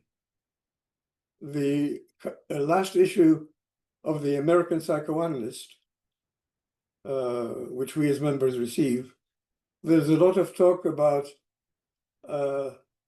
AI and its connection to psychoanalysis. So now we've got a new industrial revolution where everything is now being handled by machines. But what they miss in that whole review, like missing the word love, is that what the machine can do and what the machine cannot do. I would even interrupt now and say, is there anyone in the audience who can say what the machine cannot do?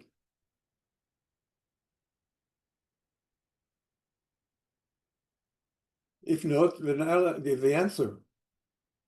The machine cannot feel. The machine can only deal with bits of information in a cognitive sense. But it cannot understand, it cannot deal with feelings. It doesn't have that category in it. There is no software for that. And it is the central issue in any human relationship, feelings and emotions. Feelings and emotions in any dialogue between two people. So you can also say there is no cognition without a feeling aspect that goes with it all the time.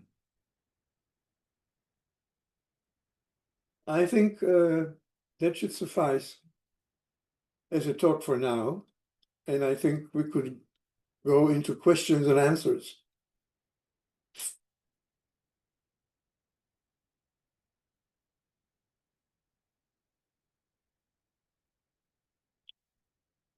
Guljan?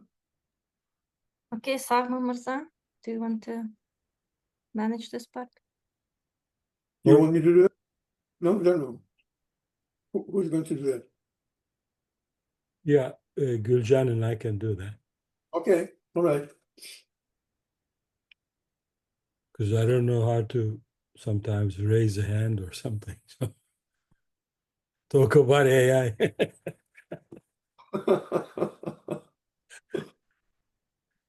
I can say one thing. I mean, У меня вопрос. Можно? Can I say it? Oh, okay. Окей, так.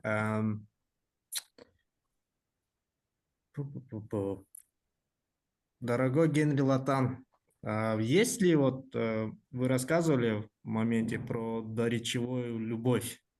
И вот у меня такой вопрос. Есть ли терапевтические способы достроить, что было упущено в доречевом взаимодействии с матерью?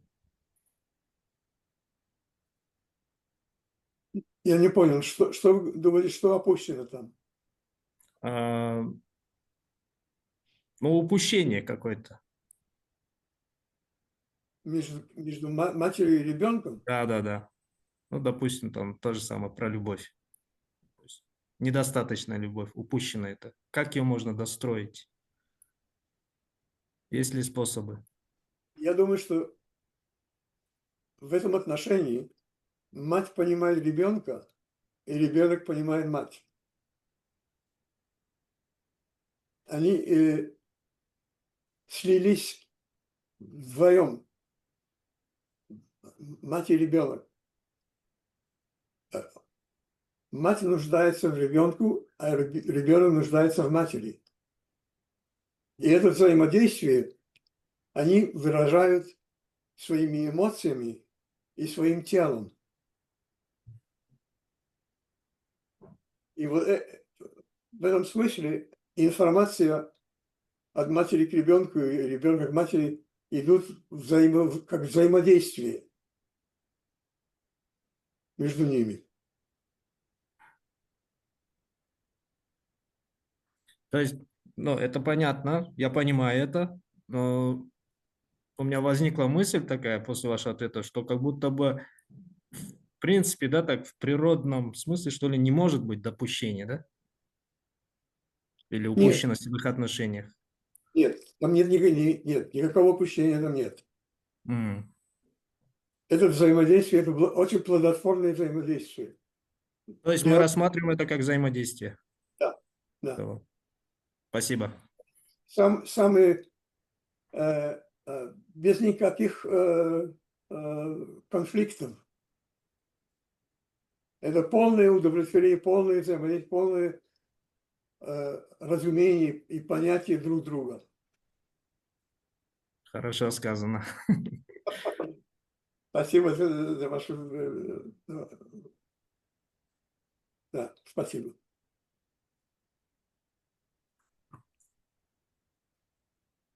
Так, у нас здесь есть вопросы в чате. Ирма, вы зачитайте на английском вот. What does it... Так, это будет здесь. Нет, ниже. Вот, от Гульжан Ханым, она отписалась. What does it personally mean?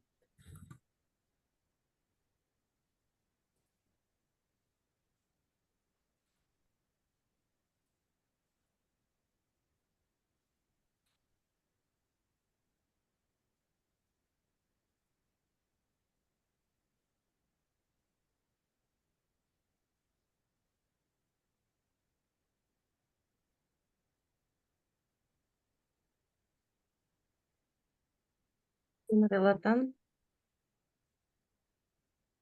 Давайте я вам зачитаю вопрос. What does it personally mean for you to live?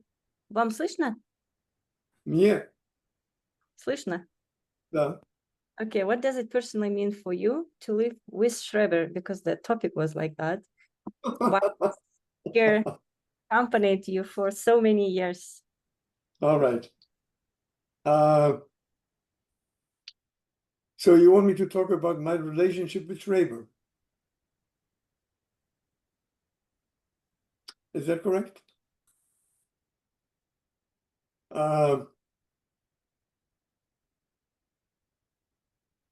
I published a paper in 2021, My Life with Paul Schreiber. And I wanted this paper to be translated, but it was too late. It's a long paper and requires some effort to translate it, right? But what I'm talking about there is that, and the same thing happened to me with Sabine Spielrein. I also developed a relationship with her. In other words,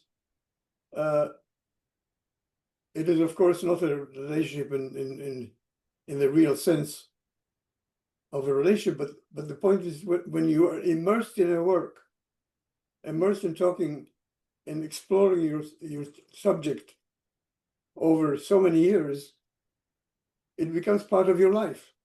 And this is like the title of today's conference, Psychoanalysis in Life, Life in Psychoanalysis. Correct? It's an example of that. Yeah.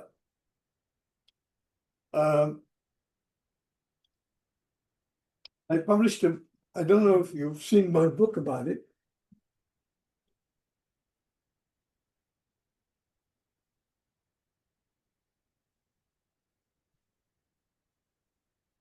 This is my book about Schreiber. It's 550 pages.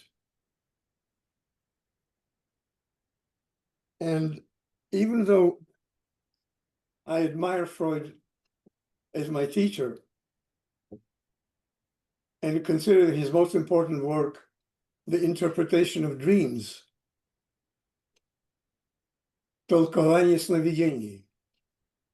This is where he discovered his technique of free association. And this, from there on, it went through his whole life. So even though I recognize my indebtedness to Freud, I disagreed with him very strongly on one issue, and that is his interpretation of the Schreiber case. It was wrong from beginning to end. It was based on the idea that supposedly Schreiber suffered from paranoia, and because he suffered from paranoia, he also developed a sexual wish to have his psychiatrist, Flexing, use him through the anus in a sexual act. I think this is a totally absurd idea. Even if you look at the German of it, it says, Schreiber was wondering, what does the woman think who's subjected to intercourse? Viktor Nikolaev, who translated that paper by Freud, said, the woman who is enjoying intercourse. No, the German word unterliegen is to be submitted, to be demanded to have intercourse. And what Schreiber was doing, and in vain, was trying to get his wife to give him a child. And she was not able to give him a child. And he was not able to do what Freud said himself about Napoleon. Josephine Beauharnais was unable to give him a child, so he married the daughter of Maria Theresia. And this is how he got his children. Я прошу прощения. Можете меня вилами протыкать, но я вынужден остановить уважаемого нашего Генри Латана. Ну, Генри Мурза, большое вам спасибо. Мы безумно рады встрече с вами. Доктор Латан, благодарим еще за встречу с Шребером сквозь вашу личную оптику. Ну и, конечно же, вот про начало вашей лекции, доклада, вы напомнили, мне кажется, нам, как важно возвращаться к классическим случаям, чтобы каждый раз видеть в них что-то новое и живое. Еще раз спасибо вам. спасибо вам тоже. Спасибо огромное.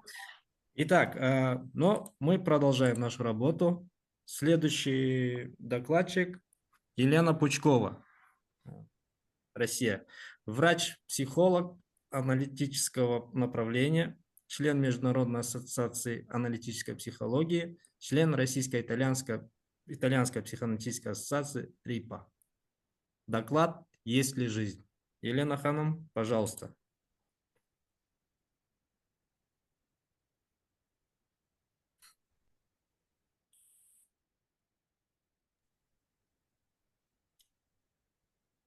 Елена Ханом из Сейшел. Нас Анна Хан поправляет. Так, у меня есть ее материал. Я жду от нее реакции. Лена Хана, можете поднять Ой, руку? сейчас, минутку. Так, Всё, я вижу. ну-ка еще раз. Здравствуйте, уважаемые коллеги. Вот, теперь есть у меня голос. Я имею теперь Здорово. звук. Спасибо большое. Да, очень приятно быть на вашей конференции, как на каком-то большом празднике. Это действительно праздник.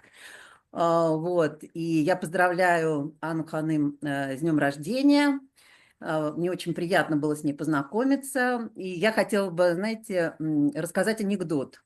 Хотя я понимаю, что у меня очень мало времени, но все материалы своего выступления я отдала организаторам. И это и статья, и презентация. Я, конечно, к ней вернусь, но вы можете их получить у организаторов. А анекдот такой. Приходит пациент к психотерапевту или аналитику и говорит: доктор, и аналитик ему говорит: уважаемый пациент, через некоторое время вы в меня влюбитесь. Пациент сидит, так задумался и говорит: а знаете, а если вы не в моем вкусе?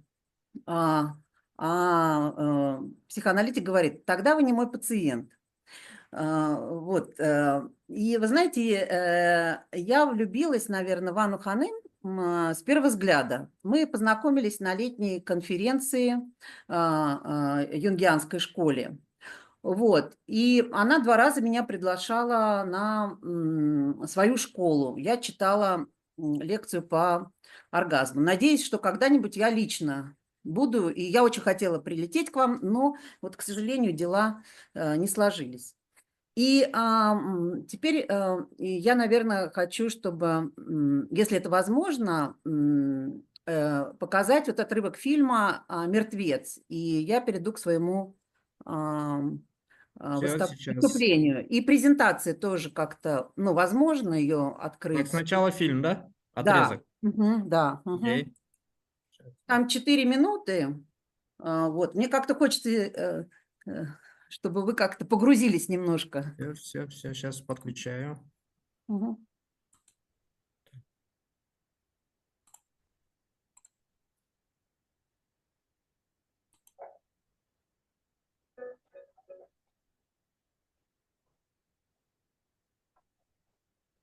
Музыка, звук. Угу. Звук есть? У меня нету. Нету? Что делать? А у всех остальных есть, нет? Гульжан Ханым, у вас? Слышно что-то? Ага. Может, мне здесь погромче поставить? Давайте.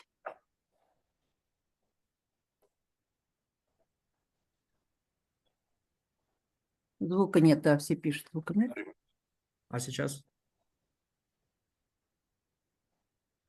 Звука нет. Напоминает корабль. Поздно вечером ты лежишь в каюте, глядишь на потолок,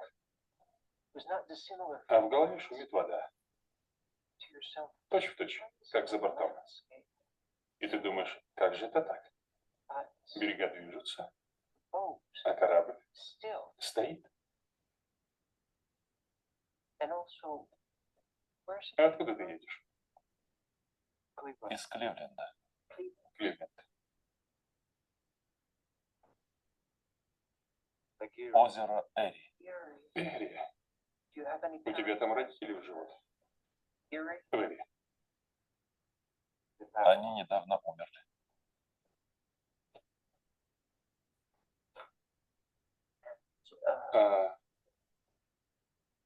А жена у тебя есть? В этом Эри? Нет.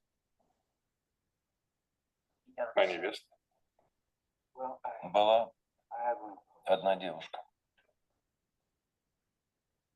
Но потом она передумала.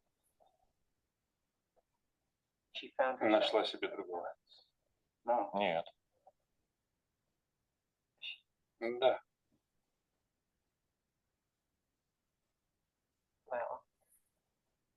Но это не объясняет, зачем ты так долго ехал сюда.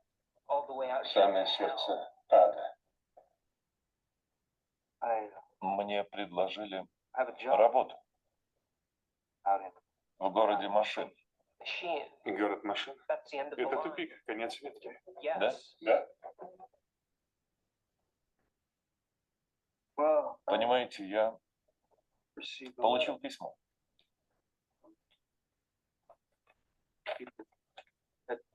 Мне обещали должность на металлургическом заводе Диккенсона.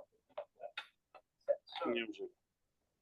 Да, я бухгалтер. Этого напрасно. Я все равно не умею читать. Но одно я знаю точно. Я бы ни в жизни не поверил ни единому слову, написанному на бумаге.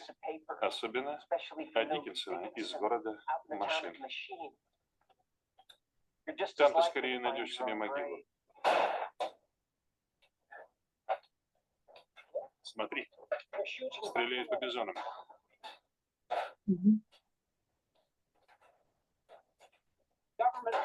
Власти говорят, что только в том году убили 1 000 000 штук. Останавливать? Да, спасибо. Все. Спасибо большое. Теперь можно презентацию? Уважаемые коллеги, вот такая интрига с этим фильмом «Джармуш и мертвец».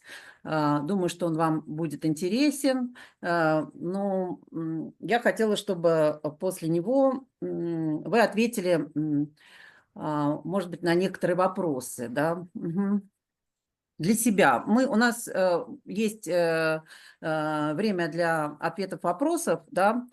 Ну, так как я юнгианский аналитик, да, тоже, то вот люблю всякую интригу. И мой доклад называется «Есть ли жизнь после анализа?». Ну, вот очень интересно. Давайте дальше.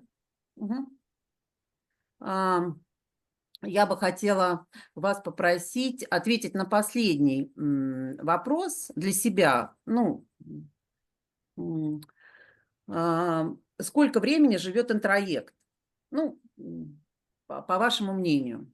Вот. Ну, Анна, давайте дальше, следующий слайд.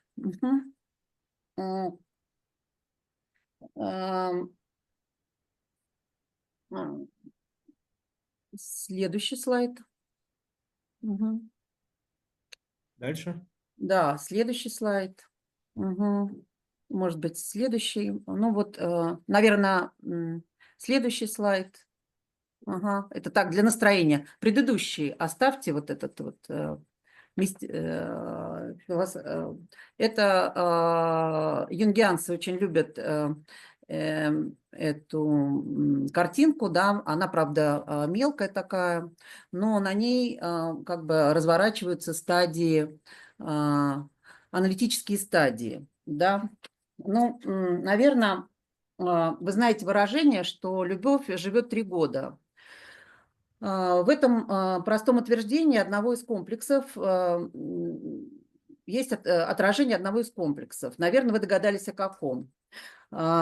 Это доклад, продолжение желания иметь тесные и глубокие связи с психоанализом. Я в психоанализе давно, да, и мой анализ не прекращается. И для меня, наверное, вопрос моего такого небольшого выступления: есть ли жизнь после психоанализа, и вот сколько живет интроект, и как он работает внутри психики, и как он сформировался вообще, вот, да, и как мы удерживаем то, что мы получили в результате аналитических отношений.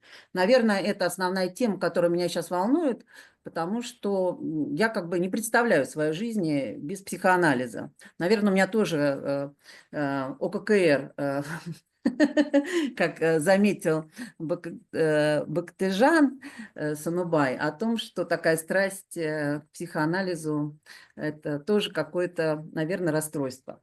Вот. И меня психоанализ соединил с Анной Ханум. И для меня это устойчивая конъюнкция. Я просто говорю о своем переживании встречи с Анной Ханум. Для кого-то это... У каждого есть вот это свой индивидуальный опыт, свое рождение любви. И можно предположить, что наша встреча с Анной Ханум – это как встреча Карла Густава Юнга и Зигмунда Фрейда. Видите, один из методов юнгианского анализа – это метод свободных ассоциаций, о котором тоже вот говорилось в предыдущем докладе. И, предположим, они были бы нашими братьями или дядями, и, может быть, нашими отцами или мужьями, и, может быть, и сыновьями, и, что греха таить, любовниками или коллегами по работе. Вот и сегодня на вашей конференции, на нашей, как на семейном торжестве, мы встречаемся с разными частями нашей психики. И это может быть успехом или неудачей, завершением и началом. Никто не отберет у нас право мыслить и размышлять. Вам не кажется, так иногда бывает на днях рождениях или на других совместных семейных мероприятиях? Мне очень радостно выступать у вас. И еще раз подчеркну, так как особенности вашей культуры предполагают тонкие семейные связи и взаимодействия. В отличие от моего народа, ну, я в большем проценте русская, хотя во мне есть и кровь украинская, и донского казачества, от моего народа семейственность, общность очень характерна для вашей культуры. Ну, и, как бы я сказала, выраженный вот этот материнский, может быть, комплекс, ну, как и отцовский. Погружение в вашу культуру, в эпос – это всегда встреча не только с Хаджой Насреддином для меня, но и поэтом Омар Хайямом, Джалальдином Руми и сказками «Тысяча и одна ночь», древней суфийской мудростью и другой мусульманской религией, ее обычаями и традициями. У меня очень интересный сон в докладе, но он займет много времени, поэтому я предлагаю мой доклад рассматривать как сон. Если вам будет интересно почитать эту притчу, ну, наверное, материалы этой конференции будут напечатаны в каком-то сборнике, и вы о нем узнаете. Поэтому я эту часть притчи пропущу, и она связана со смертью, как вот и фильм, который вы увидели в начале, «Мертвец». Концепция, дальше можно, пожалуйста, другой слайд. Так, это вот стадии алхимические. Дальше можно? Вот, оставьте этого, пожалуйста. Одним из методов анализа является анализ бессознания, анализ сновидения. Эго-сновидца может очень по-разному, иногда фатально реагировать на символы сна. Концепция Фрейда и Юнга на сновидение отличается.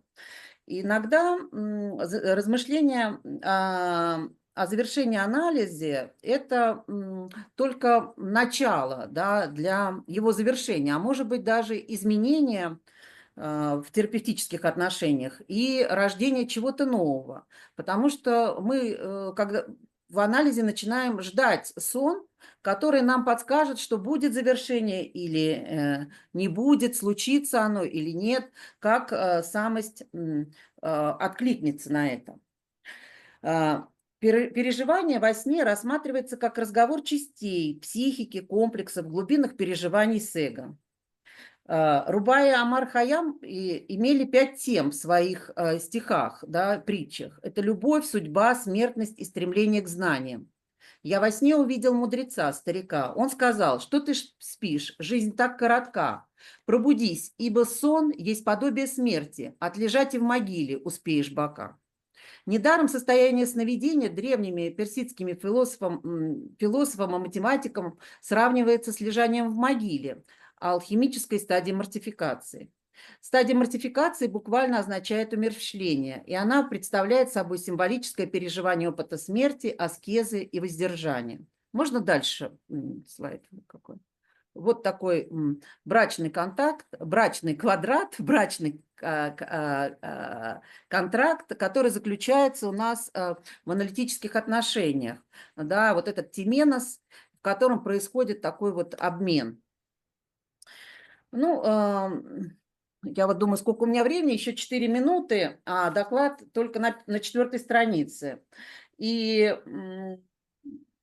наверное, давайте посмотрим слайды. Анна Ханам, вы Да. до 50 работаете. Еще 14. Да, ну а вопросы... Окей. Да, я хочу, чтобы, может быть, у кого-то будут вопросы по интроекту. Давайте дальше посмотрите слайд. Вот сознательное и бессознательное, такая вот картинка, вот эти нейронные связи, которые есть у нас, организуются и рождаются в процессе анализа, да, о том, что у нас есть разный способ обработки информации, левый и правополушарный. Дальше, пожалуйста. Угу. Ну, вот это про бесконечность рождения, жизни и смерти, с которым мы тоже встречаемся в аналитических отношениях. И вот на этом остановитесь слайде. И опять, если возвращаться к моей идее про то, что моя встреча с Анной Ханум как встреча Фрейда и Юнга, да, и я начала фантазировать. Конечно, в моем докладе есть еще 4-я фигура, о которой я фантазировала, но о ней можно только будет прочитать. Вот. И я подумала, какая бы восточная сладость, да, была преподнесена бы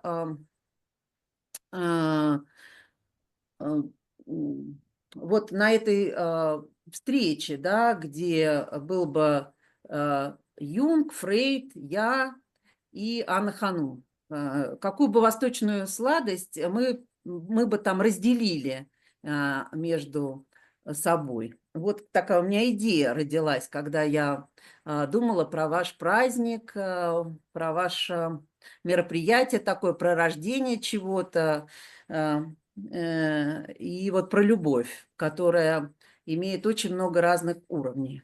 Угу. Дальше можно показать? Угу. Ну, это вот образы, которые я бы хотела, чтобы, может быть, как-то вас вдохновили или к чему-то направили, а может быть, что-то восстановили в ваших мыслях по поводу, как долго живет интроект внутри психики. Дальше. Угу. Дальше. Вот. Дальше. В своем докладе я говорю, остановитесь, пожалуйста, вот здесь, на предыдущую. Вот этот, на мой взгляд, интересный слайд юнгианский, может быть, он вам будет интересен. Здесь вот разные опыты мистические и женщин, да. Дальше, пожалуйста. Может быть, его можно как-то, он вам пригодится. И, конечно, вот тема объектных отношений тоже очень важная в психоаналитических взаимодействиях. Наверное, для меня вот встреча с вашей культурой, с Анной Ханум, которая меня как-то, ну, мне позволила больше взаимодействовать с вами. Хотя, конечно, там, где я живу, очень много азиатов, кыргызов, казахов, и я с ними даже вот в моем большом городе, где все говорят на русском, здороваюсь салам алейкум. Вот, потому что это культурные традиции, я их очень уважаю. И это культурный комплекс, который очень важно знать, чувствовать и обращать на это внимание. Да? И это очень важно. Но в анализе же важно, чтобы анализант как бы сформировал интроект своей внутренней матери, да. Наверное, это может быть моментом завершения анализа, да, чтобы он стал матерью для самого себя, да. Ну и, конечно, без отца здесь никак не обойдешься. Дальше, пожалуйста. Слайд, если можно. Ну вот так вот выглядит любовь в мире животных. Это вот алхимия, это продолжение возвращения проекции, да, слайд. Дальше, пожалуйста. Дальше, пожалуйста. Ну вот, наверное, предыдущий слайд. Спасибо большое. Вы знаете, у меня большой доклад, 12 страниц, и я, конечно, ничего не сказала, так, только чуть-чуть. Если у вас есть вопросы ко мне, я готова на них... Могу остановить, да? Да. Презентацию. Да. Там больше слайдов, но просто этого достаточно. Так. Можно я первый задам вопрос?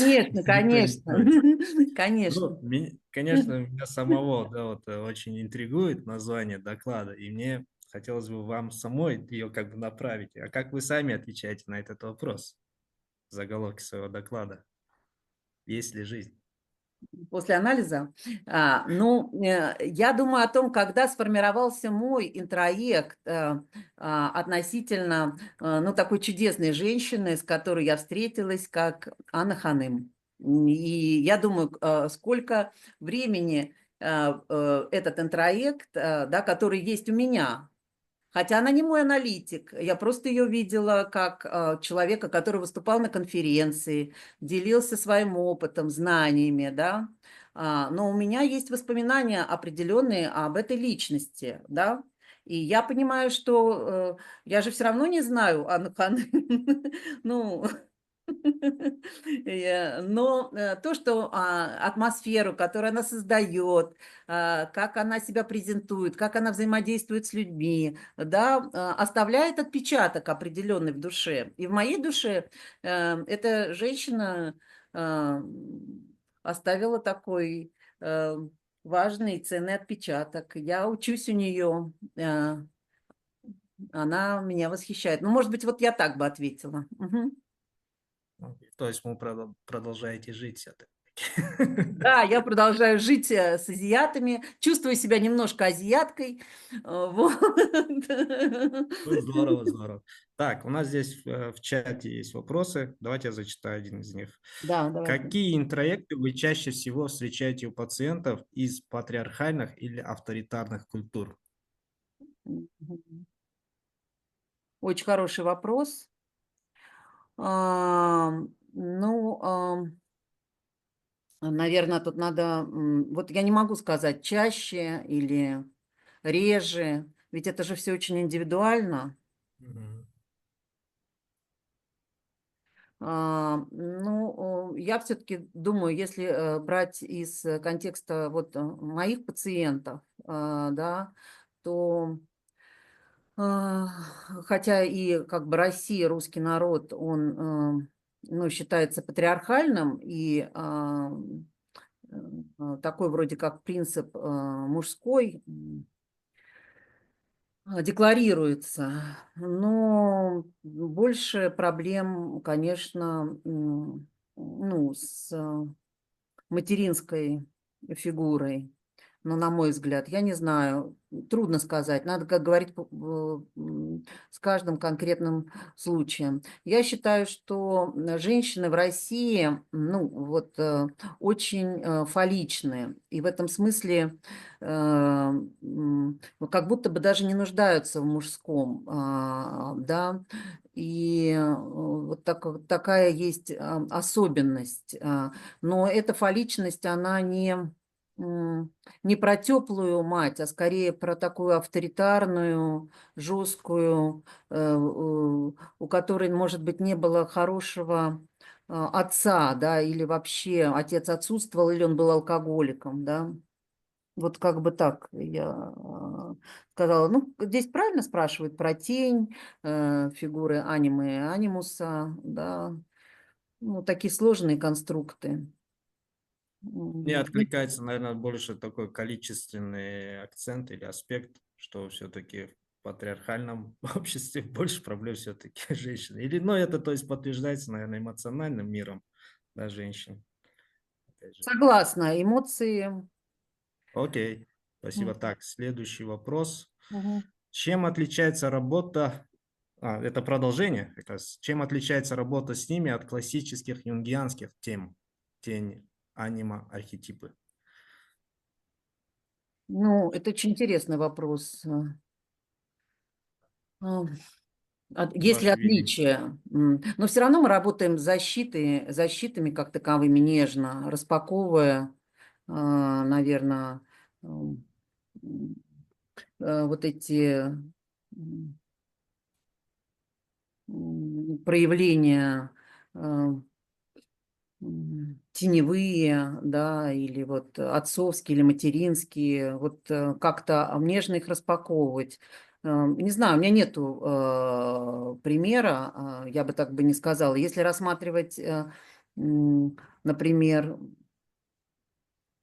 в чем отличие, не могу сказать так вот определенно, не могу. Затрудняюсь. Хорошо, давайте мы не будем вас этим вопросом мучить, потому что есть другие вопросы. Да, да, и время Так, уже 3 можно минуты. ли Ага. считать интроекты разновидностью комплекса или это отдельная структура в психике? Я думаю, что отдельная структура психики. Хотя комплексами, конечно, мы соприкасаемся даже с нашим аналитиком или с нашими клиентами. Если мы не знаем свои комплексы, то, конечно, мы не поможем нашим пациентам разобраться с их комплексами. То есть наше зеркало будет недостаточно, ну, чистым, скажем так, ясным. Угу. Наверное, все на этот. Ага. Да-да-да. Так, еще один вопросик с комментарием, по-моему. Можете ли привести наиболее часто встречающиеся интроекты среди ваших клиентов? Возможно, есть какие-либо закономерности, сформированные под влиянием внутренних или внешних воздействий на личность. Ну, это что-то вот с первым вопросом схожее, но здесь Да. обобщают. Это сложный вопрос, потому что такую статистику я задумалась, конечно, над этим. Вы мне прямо... Это прямо тема для диссертации. Ну, простите нас за наше, как сказать, Да, вы очень умные, вы очень умные. О, у нас требовательная мать. Да, Строгая мать. очень Окей. внимательная и заботливая, да. Да, давайте завершать. Елена Да. Ханам, хочу выразить вам также особую благодарность за ваш доклад. Мне кажется, что, знаете, вот, мне кажется, это очень смелая тема такая, знаете, смелость вынести в заголовок такую, с одной стороны, простую, но с другой стороны, очень экзистенциально глубокую тему, да, вот есть ли жизнь. Поэтому я думаю, что кажется, вот в ваших рассказах, я думаю, что и в вашем докладе все-таки, ну, он дает почувствовать, что психоанализ может быть и философией, и поддержкой. Предлагаю на этом остановиться, сделать небольшой перерыв, Спасибо кофе-брейк, большое. буквально на 20 минут. Мгм. Так, я предлагаю не отключать Zoom, оставаться здесь. Да, вы можете камеру отключить, попить кофе, и через 20 минут мы продолжаем работу. До встречи.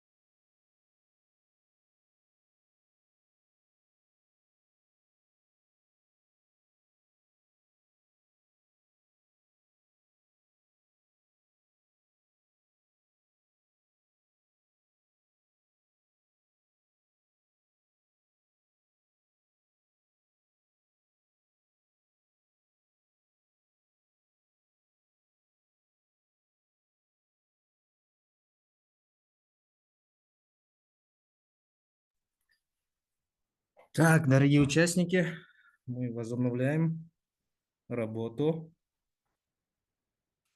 Наша завершающая третья часть. Так, я представляю нашего очередного докладчика Тамара Салихова, психоаналитически ориентированный психолог, аппликант психоаналитической ассоциации. Ее доклад на казахском языке называется «Қазақ мәдениеттегі татым мен тыйым». Қазақ мәдениеттігіндегі татым мен тыйым. Психоаналитикалық көзқарас. Я хочу отметить одну важную вещь, что доклад на казахском языке, но какие-то основные выдержки, взгляды, что-то мы будем писать в чате на русском. Тамара ханым, сөз сізге. Микрофон, пожалуйста, Тамара ханым, предоставьте.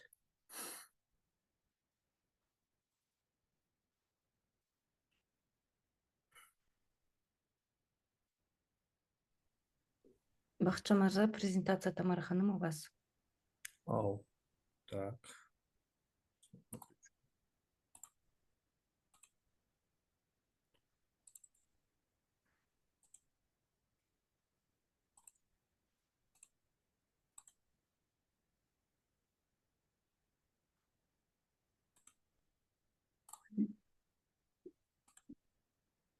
Тамара ханым, бастай беріңіз. Мен өзім мына жылжыта алмаймын ғой, жоқ да? Жоқ. Жақсы, қайырлы кеш. Бүгінгі менің дайындаған тақырыбым қазақ мәдениетіндегі татым мен тыйым. Жалпы осы татым мен табу туралы ең алғаш мына школа психоанализда Анна ханым доклад жасаған кезде мен бірден сол кезде идея келді. Бұл қазақ мәдениеті туралы мәдениетіндегі тақырып бұл бар бізде. Татым де бар, жаңа табу да бар. Бірақ оның аталуы басқаша. Сразу сондай ой келді. Содан кейін осы докладқа кірістім. Мына ең бастапқы бетте тұрған бұл жаңағы символ. Бұл біздің туымызда бар. Яғни бүркіт бұл даланың қыраны, ол еркіндікті, жаңағы көрегендікті білдіреді символ. Әрғай жылжыта берейік.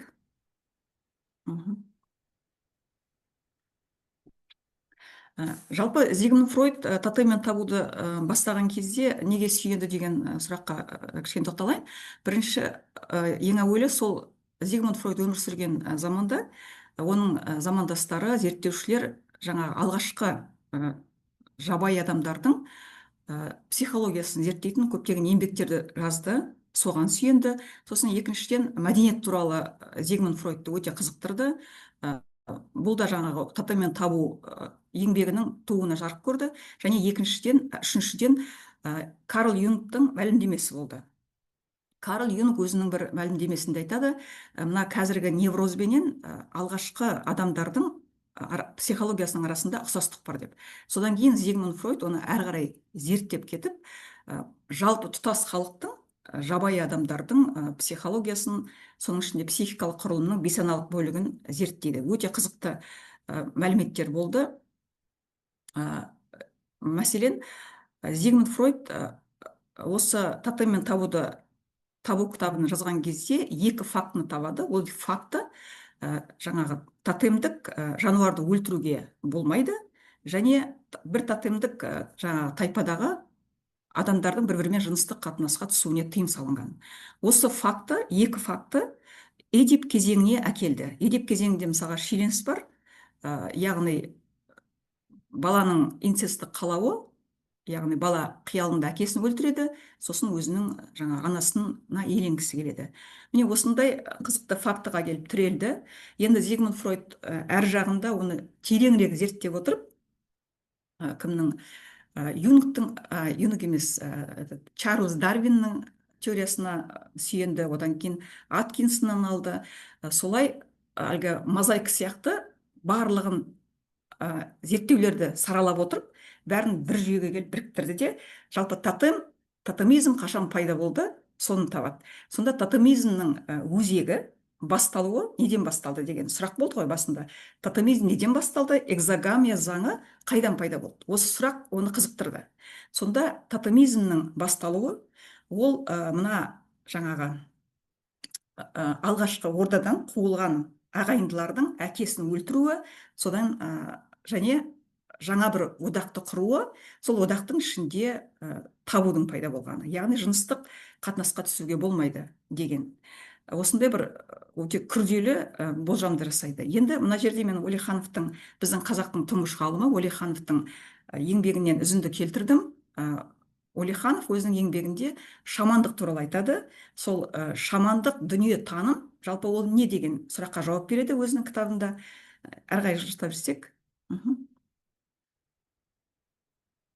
Енді тотемизм, жалпы тотем деген сөз тайпа тек деген атаудан шыққанды. Тотемизм бұл жүйе, яғни алғашқы қауымдық тайпалардың наным жүйесі. Мысалға біздегі шаманизм деген сияқты. Тотемдік жүйеде белгілі бір жануар о баста, жыртқыш аң. Содан кейін бір табиғаттың құбылыстары символға айналады. Мысалға сол тайпаның қорғаушысы, сол тайпаның жаңағы рухы деген сияқты. Тотемизм бұл алғашқы қауымның өмір сүру қағидалары. Тотемдік жүйеде белгілі бір заңдар болады, сол заңдар бойынша жаңағы тотемнің мүшелері сол заңға бағынып өмір сүреді. Және әр рудың өзінің тотемдік белгісі болады, әр ру тотемнің атымен аталады. Енді оны қазақ мәдениетіне аударсақ, мысалға бізде 300 бар да, 300 бар, 100 руларға бөлінеді, ал рулардың әрқайсысының өзінің таңбасы бар, сосын өзінің атауы бар. Міне осындай ұқсастық таптым да, сосын мынадай идея келді. Яғни тотемизм, Зигмунд Фройд зерттеген тотемизм бұл қазақтың дүниетанымдық сатысында шамандық түсінікпен қатар келеді. Шамандық көзқарас, шамандық дүниетаным деп айтамыз. Жылжыта бересіз бе? Шамандық таным жөнінде кішкене қысқаша түсінік айта кетсек, мен мына жерде жанына қойып қойдым.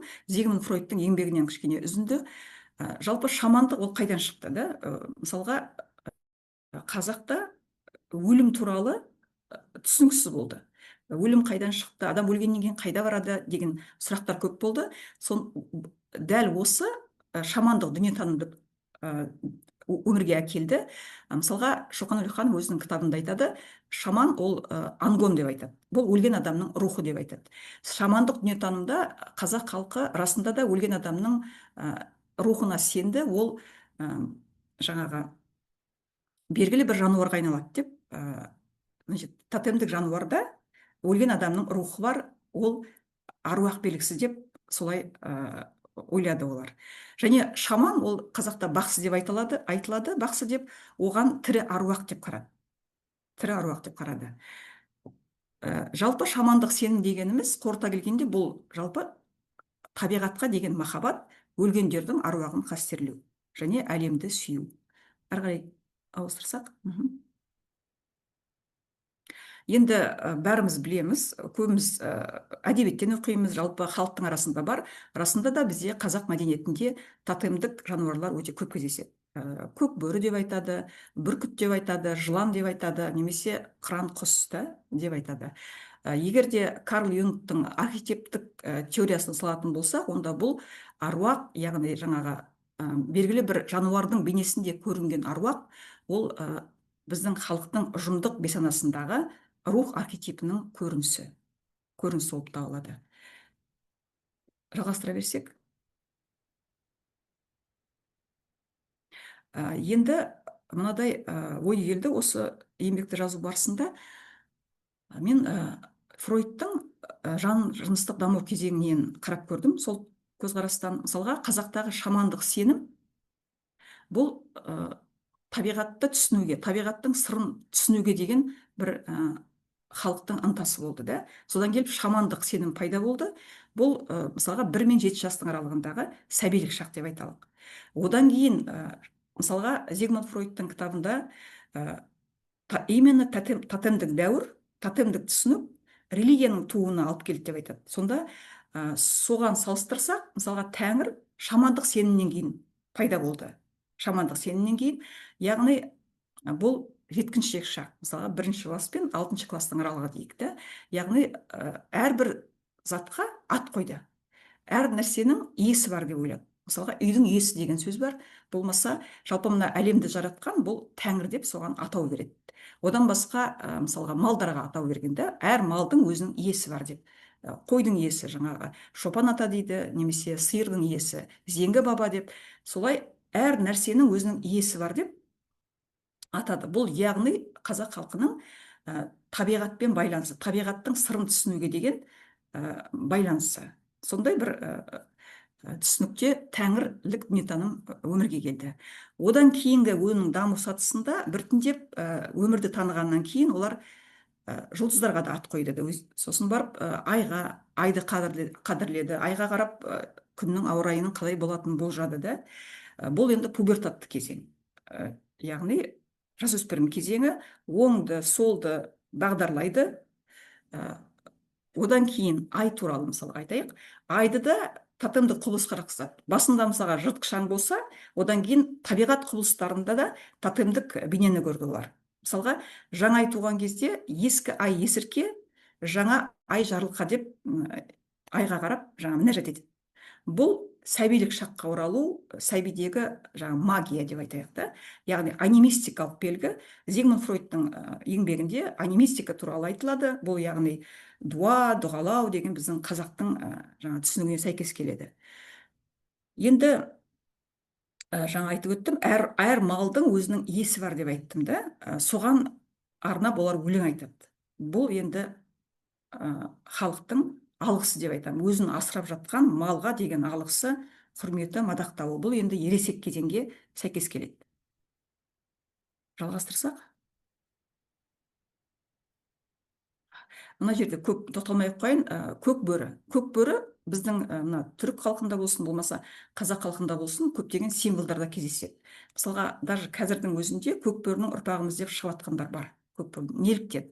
Өйткені расында да көк бөріні символ етіп алған, өйткені ол түздің тағысы, қазақ халқы көшпенді халық, ол түздің тағысымен жаңа қатар өмір сүрген, одан тағылықтың жаңағы ұрпақты қорғаудың сондай бір символын көрген. Қорқпайтын, өзінің ұрпағын жаңағы жан салып қорғайтын символды көрген. Және мына жерде жаңа Қытайдың жазбаларында осы жалпы көк бөрі деген қайдан шыққан деген атау мифке байланысты шығады.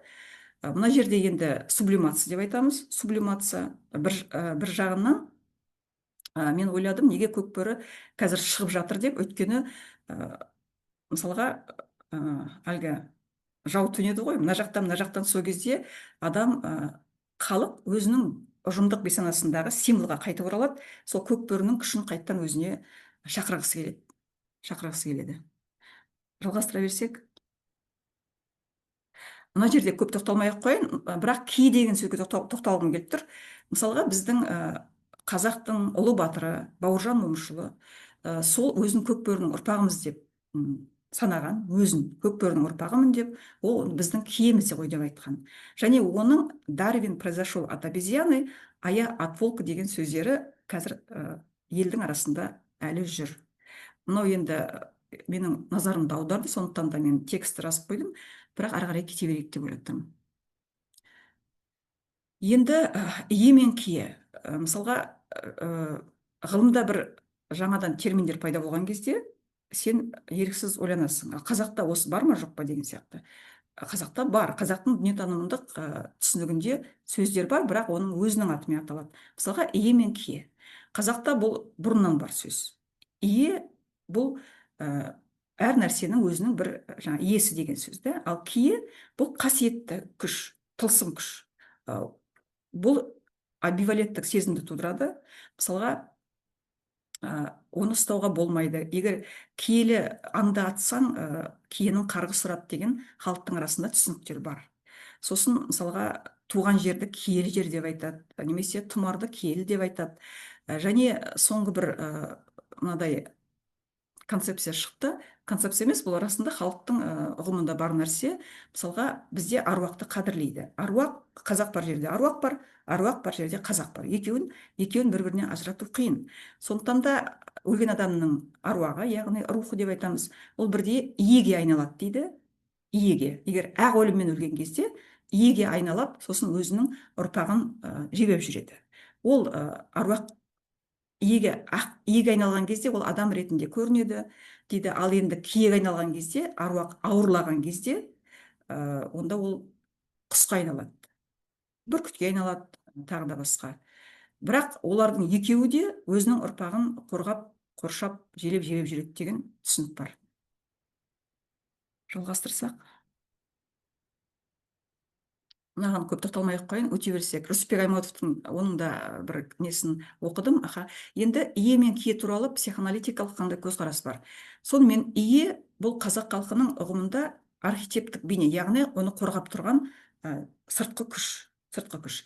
Кие бұл қасиетті, оған қол тигізуге болмайды. Бірақ киесі бар затты ұстау адамның бейсанасында кінә сезімін тудырады. Бұл невроз түрінде шығуы мүмкін, жаңағы мазасыздық, шабуылдар, түстер көру мүмкін, немесе обсессивті ойлар, жаңағы бір нәрсені қайталап жасай береді деген сияқты. Сол секілді ұйқысыздық психосоматикалық ауытқуларға әкелуі мүмкін. Келесі. Енді экзогамия туралы бізде қазақта шежіре деген бар. Шежіре, экзогамия бұл бір тайпадағы адамдардың бір-бірімен жыныстық қатынасқа түспеуі, экзогамия.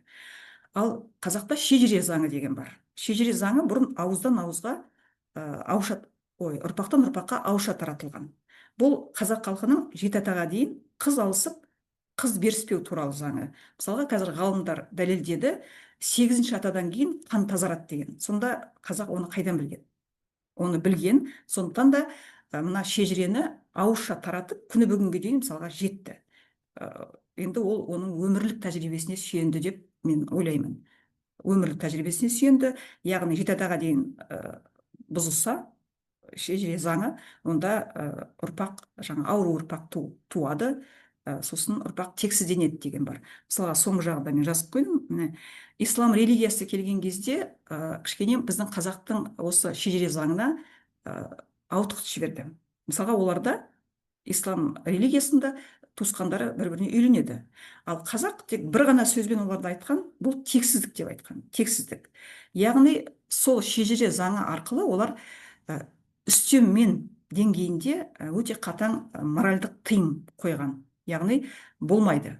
Болса қатты тыйым қойған. Бұл табу. Бұл ар-ұят заңы. Мысалға, Зигмунд Фройд айтады ғой, жаңағы тотемизм менен мәдениет басталды деп. Сол секілді қазақта шежіре заңы арқылы бізде де қазақтың өзінің мәдениеті қалыптасты. Келесі.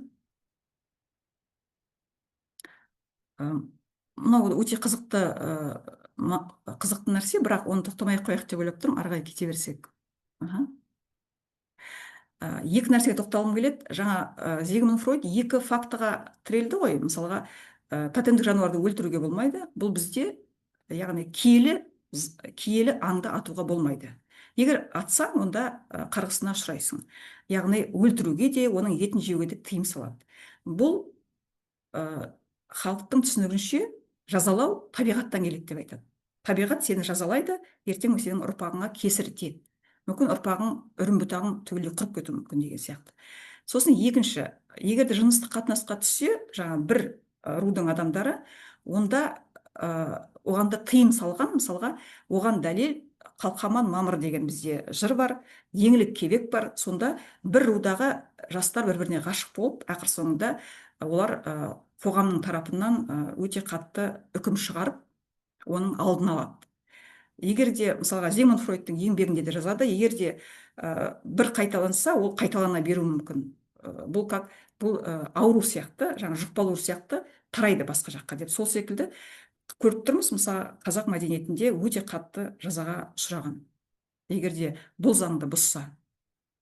Келесі.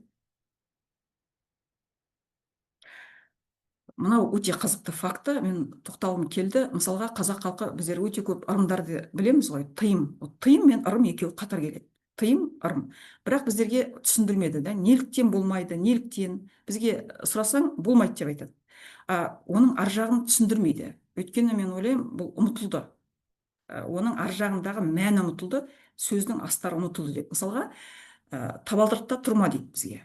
Неге тұрмаймын? Табалдырықта неге болмайды? Сөйтсе, мына әйел босанған кезде жаңа ұл баланың кіндігін табалдырыққа көмген екен. Ұл баланың кіндігін табалдырыққа көмген, яғни кіндік қаны осы жерде қалады деп. Сондықтан да бұл киелі, қасиетті табалдырық, онда баспа деген мағына береді екен. Ал қыз баланың жаңағы қызды босанғаннан әйел адам босанғаннан кейін қыз баланың жолдасымен кіндігін оттың ошаққа көмген екен. Сондықтан да жаңағы отты баспа, отқа түкірме, от киелі деп санайтыны сондықтан екен. Сонда тыйымның ар жағында жаңағы онда да бір терең түсінік жатыр, терең. Келесі. Мына жерде тоқталмай қойын деп ойлап тұрмын. Тыйым өте бізде көп, тұзды қасиетті санаған, нанды баспа дейді. Бұлардың бар ар жағында үлкен тәрбиелік мән жатыр. Мысалға, дастарханды баспа дейді. Ол үлкен үйдің иесіне деген құрметті, қолыңды төбеге қойма деген сияқты осындай өте көп тыйымдар бар. Жаңағы оның ар жағын түсіндірмегеннен кейін біз көбінесе ұмытамыз. Енді қазіргі жастар көп оны тыңдамайды. Сосын мынау деген жетіге тиіспе деген бұл тыйым, кәдімгі бұл табиғатқа қатысты тыйым, қонаққа қатысты тыйым. Қазақ халқының өзінің мәдениеті кәдімгі қонаққа тиіспе, немесе көршіге тиіспе. Өйткені қазақ халқы көршісін құрметтейді, қонағын құрметтейді, және малды құрметтейді. Соған қатысты тыйым бір жерге жинақталған. Енді қандай қорытынды? Мысалға, тыйым бұл яғни мәдени шектеу. Мәдени шектеу, адамның бейсаналық тілегі, сосын мәдени шектеулер. Әрі мұнда психиканың үстем мен бөлігі жұмыс жасап тұр, тыйым сөздерде. Және мысалға, құрылымдық анализ бойынша тіл мен бейсананың арасында тікелей байланыс бар. Яғни тыйым сөздерді айту арқылы адам өзінің бейсанасындағы қорқынышты сөзбен шығарады. Бұл бейсанамен диалогтың бір түрі. Келесі. Мына жерге де анимизм туралы бізде халықта бар. Анимизм бұл магия, сиқырлық. Бұлар бізде дуа дейді, дұға дейді, сосын жаңағы жады дейді, сондай түсініктермен пара-пар келеді. Бұл енді шамандық дүниетанымнан қалған белгілер, анимистикалық белгілер. Келесі бола ма екен? Келесі өте берейік, Шоқан Уәлихановтың түсініктемесі. Ең соңғы неге тоқталғым келіп тұр, жалпы қорыта келгенде, қазақ бар жерде аруақ бар, расында солай. Енді аруақ туралы соңғы түсінік, сонымен шамандық таным бірінші болды, одан кейін барып тәңірлік дүниетанымдық келді. Бұл енді келесі саты. Ол кезде қазақ халқы өлгеннің артынан өлмек жоқ, тірі адам тірлігін істейді деп, оң солын танып, содан кейін барып, олар саналы түрде мына өлген адамның жөн жоралғыларын орындауға кірісті, парыздарын, 7-сі, 3-і, 40-і, 100-і деген сияқты. Сол арқылы олар бейсаналық қорқыныштан арылды. Бұл бір жаңа саты.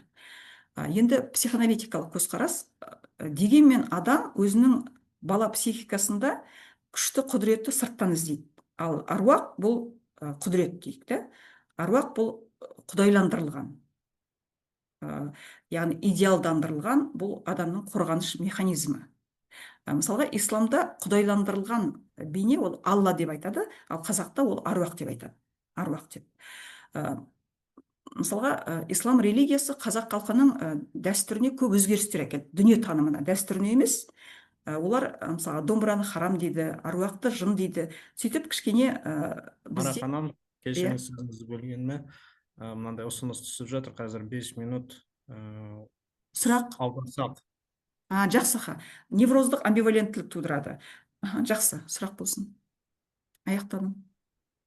Так, давайте я остановлю. Давайте мы 5 минут уделим тогда переводу основных идей. Так, мне кажется, Анна Ханом, может, вам дадим слово буквально 3-4 минуты. Салман Мырза? Тамара ханым, сіз өзіңіз орысша айта аласыз ғой? да? Yeah. Жоқ, сұрақ Tamara, бер- thank you. As much as I understood Kazakh and through translation, I think this is a very important topic that you chose. It can give a very important information about how different cultures impact character organization. For example, Let me it translate. Тамара Ханым, спасибо. Вашу лекцию, насколько я понял, вы очень хорошо смогли показать, как культура, да, и мифы, например, они будут влиять на характер человека, на то, кем он становится. For example, I teach in China and follow patients over there. They cannot say, "Oh my God," because they don't have a notion of one God. Например, я преподаю в Китае, и они не могут сказать: «О, Боже мой», потому что у них нету понятия одного Бога, множество. Whereas most Western cultures are monotheistic. Когда мы видим, что западные культуры, они больше как монотеизм там превалирует. And that changes the nature of narcissism and character organization. I don't want to get too much into detail of it, but I think your kind of analysis of local mythology can be very important in enriching psychoanalytic thought. И я думаю, например, западное понимание всего этого будет влиять на развитие нарциссических, да, каких-то процессов, на типы личности. И то, что вы делаете, то, что вы исследуете сейчас, мифы, казахскую культуру, с точки зрения психоанализа, оно как раз-таки будет расширять психоаналитическое поле в будущем. So thank you. Спасибо. Рахмет. Есть ли еще вопросы? Thank you. А что вообще вот вам стало интересно, да, вот, Тамара Ханым? Может быть, какие-то есть вещи касательно именно девочек, касательно именно мальчиков? В казахской культуре это очень сильно разлагается. Но если мы вернемся в мифологию или в очень древние культуральные моменты, то там есть ли разница, то, как сейчас это воспринимается, и как это было, когда, например, был шаманизм, тенгрианство? Менің ойымша, жалпы әдебиеттерде жазады, бізде жалпы қызға негізі құрмет деген. Өйткені қыз бала бұл ұрпақты жалғастырушы, ана ретінде оны бағалаған бұрында. Енді мәселен, мен мысалы ойладым, вот көкбөрі менің ойымша ол все-таки ұрғашы, әйелдің символы тәрізді, әйелдің, ал бүркіт бұл әйелдің де жаңа ер адамның да символы тәрізді. Бір көрегендік, сондай кемеңгерлік, сондай тұлғада. Сондықтан енді мен ойлаймын, все-таки мына басқа религияның келуі қазақ мәдениетінде қыз баланың кішкене құнын түсірді деп ойлаймын. Өйткені мысалы қазақтар арасында қыз баланы өте құрметтеген. Ал мысалы Шоқан Уәлихановтың еңбегінде жазады, қандай өзгеріс әкелген, религияның қандай өзгеріс әкелгенін жазады. Даже батырлар жырының мысалы оқуға тыйым салды. Оның орнына мың бір түн оқиғасы келді деп айтады. Шеттен келген жаңа бір өзгеріс, ол бәрібір қазақтың дүниетанымына әсер етті. Мысалға қазақтың бұрыннан білген дүниелері, олардың бәрі кейінге қарай ысырып тастады.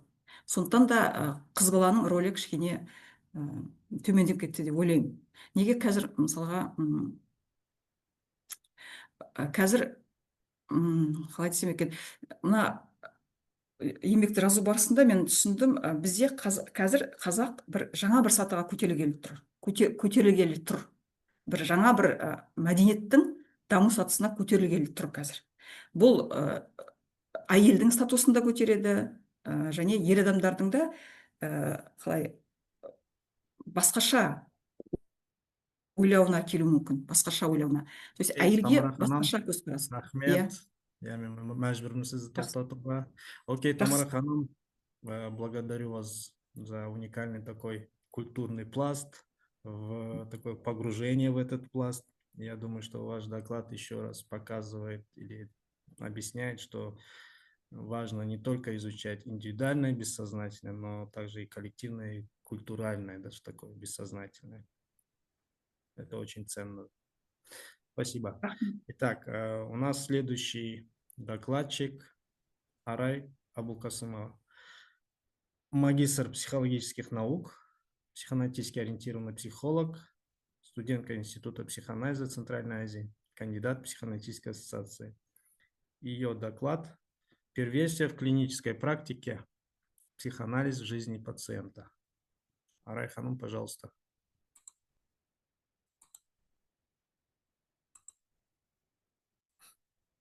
Так, сейчас я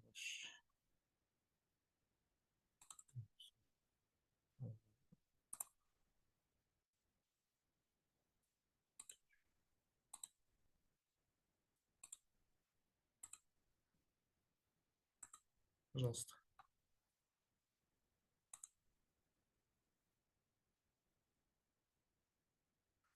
Микрофон дали? Предоставили?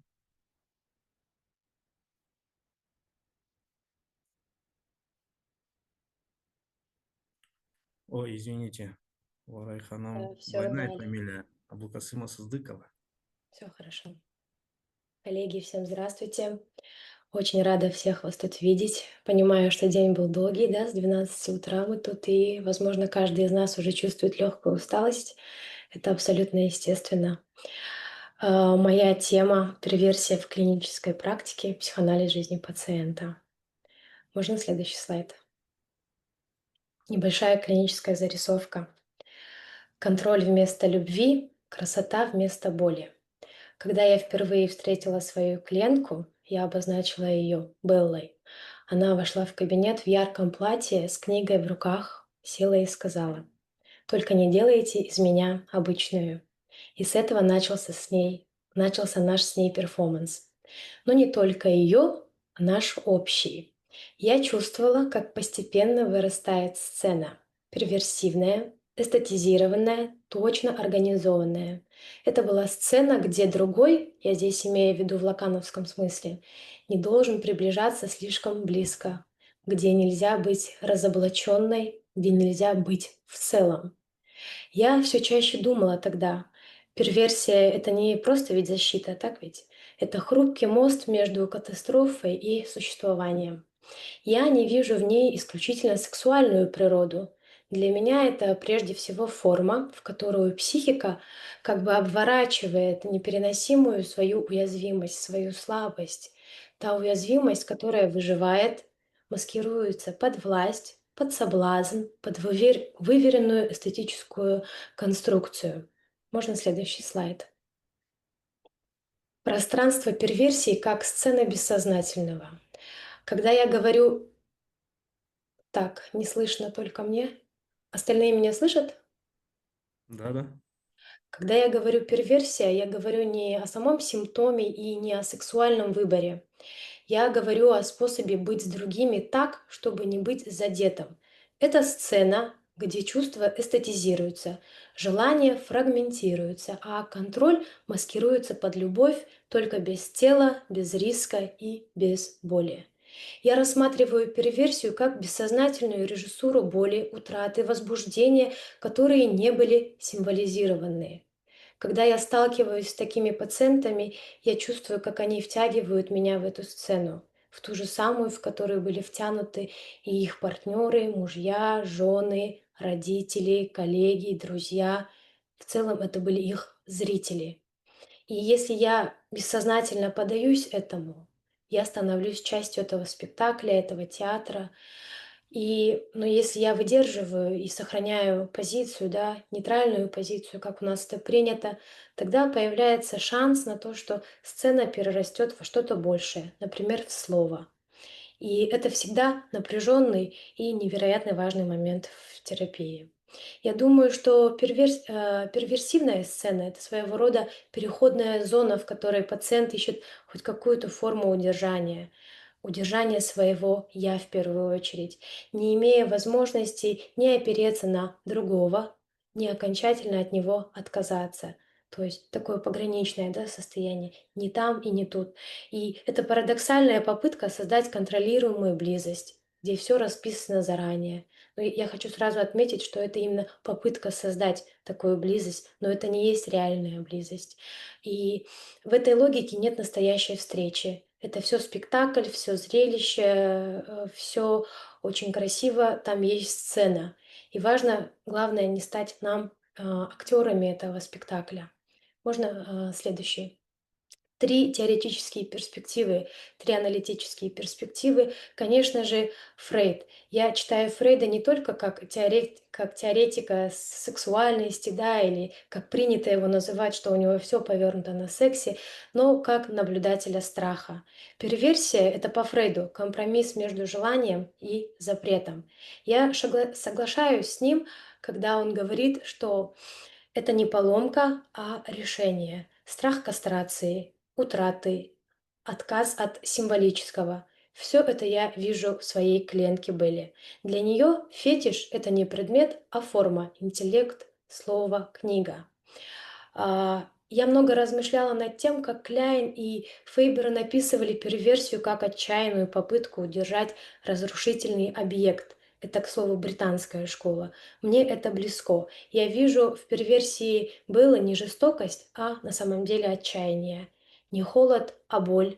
Она не строила отношений, она строила ритуалы, в которых мужчина превращался либо в марионетку, либо в жертву. Я понимаю ее защиту как способ не исчезнуть. Это ее способ выживания. Лакан помогает мне видеть структуру желания в перверсии. Я соглашаюсь с ним. Перверт – это тот, кто должен, кого должны хотеть. Белла превращала себя в отражение желания другого, оставаясь сама недосягаемой, недоступной. Я ощущала, как она выстраивает меня, как она меня из нашего союза как бы немножко выдавливает, да, как зрителя, и я становилась для нее как судья, как читатель, но не как человек. И только через многие-многие сессии, через месяцы я почувствовала, что могу для нее стать хотя бы свидетелем. И это стало для нас в нашей работе такой поворотной точкой. Да, следующий. Женская перверсия. Я считаю, что женская форма перверсии часто остается вне клинического поля, потому что она красива. У нас принято в культуре, что женщина, она всегда красива, она сексуальна, она есть, и она принята. И я много размышляю о том, как женская уязвимость прячется на самом деле под маской достоинства. Интеллекта, конечно же, контролируемого очарования. Женская перверсия – это значит быть хорошей, сексуальной, да, повторюсь, красивой, но не настоящей. Быть умной, чтобы не быть уязвимой, быть идеальной, чтобы никто не увидел, как мне больно, какой есть у меня разлом. И я вижу в этом социально одобряемую форму боли. Именно поэтому женская перверсия может быть незаметной. Ее не замечают врачи, ее не боится общество. Она не нарушает границы, она как бы есть, и они все в ней растворяются. И она в них тоже растворяется. И потому она так болезненна на самом деле. Пациентка не просто защищается, она учится исчезать красиво. И наша задача, естественно, не разоблачать это, а терпеливо ждать, помогать. И когда мы ждем, когда из этой красоты, например, начнет просачиваться что-то настоящее, что-то болезненное, что-то подлинное. Следующий. И когда я работала с Беллой, я думала, что ее сцена – это почти завершенное произведение. Но в случае подростка, это мой следующий пациент, показал мне, как эта сцена только формируется. Если у Беллы это уже был характер, да, можно назвать привычкой, стилем жизни, то здесь приходит подросток, и это только все формируется. И я видела, как в юношеской перверсии еще нет утонченной эстетики, но есть тот же страх. Они были очень сильно похожи.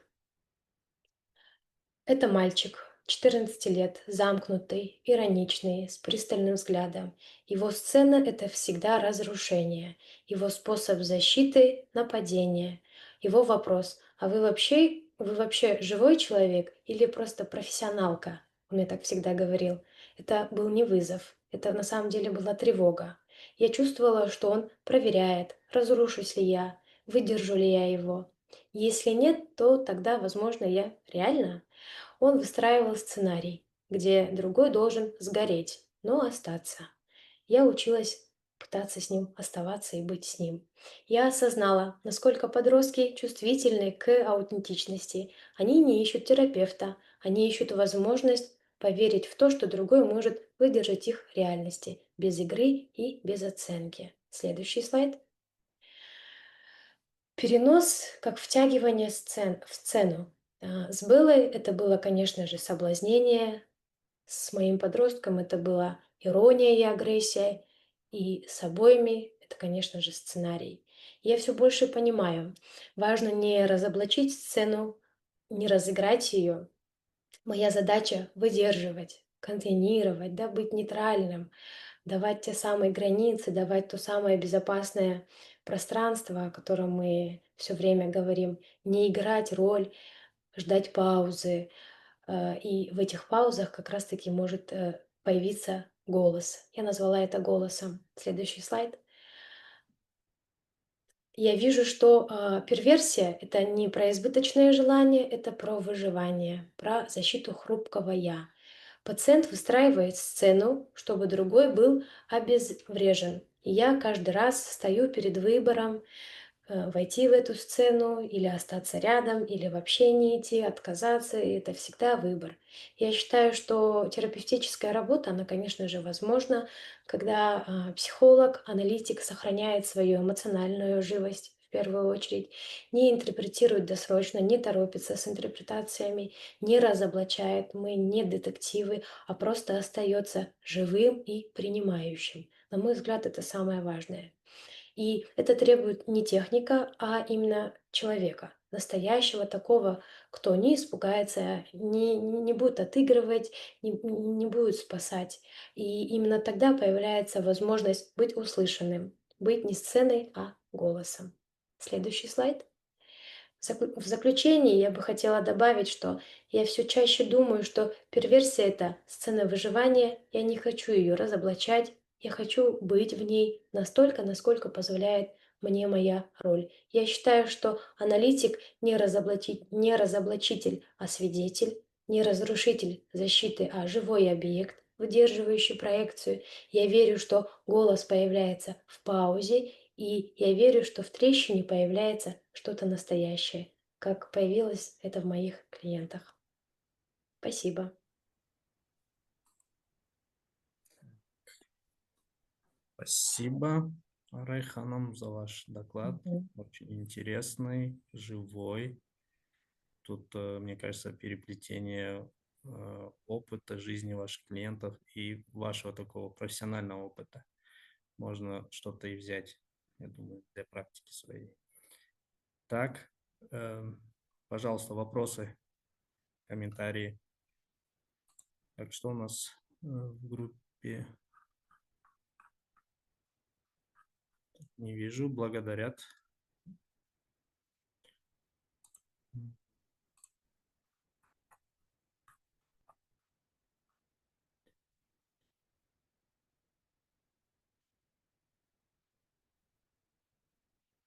Так, ну давайте я попробую задать вопрос такой.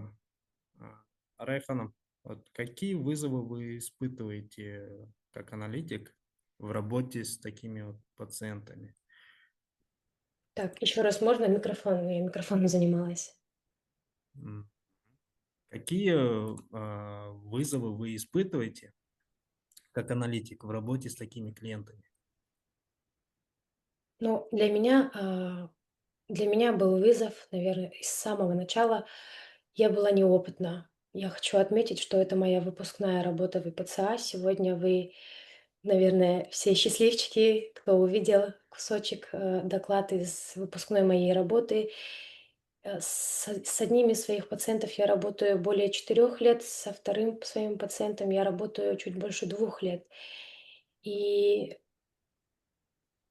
для меня вызов был тот момент, что я не понимала, что происходит у нас в работе. У меня всегда было ощущение, что я действительно зритель, что меня не подпускают, что со мной играют. И это был мой вызов.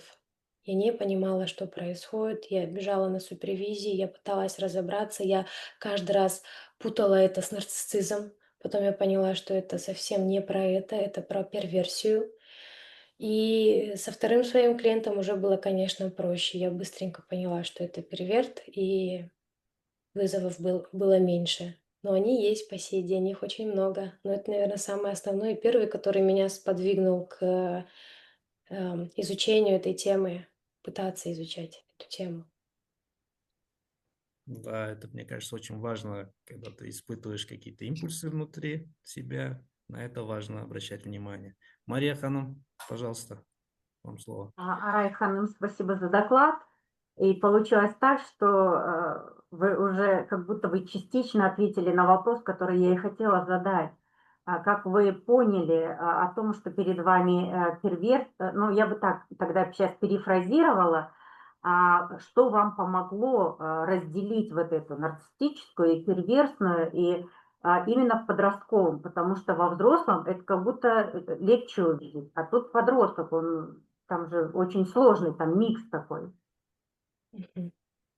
Ну, на мой взгляд, да, и я думаю, что коллеги со мной солидарны, это разные уровни организации психики, перверты и нарциссы. Перверсия, она чаще работает с другим. Когда все-таки к нам приходит перверт, мы есть в его жизни, у нас есть контакт с его взглядом, с его желаниями, там, позицией, не знаю. А нарциссическая защита, да, нарциссы, они больше сосредоточены все-таки на сохранении своего грандиозного я так понимаю. И там как будто бы, не знаю, насколько это будет правильно сказать, нет реального контакта. Вот как бы я ответила. Там, ам, там между вами нет ничего. Вы, возможно, влюблены, обескуражены, но там нет контакта. И перверсия, она требует сцены, что и было с подростком.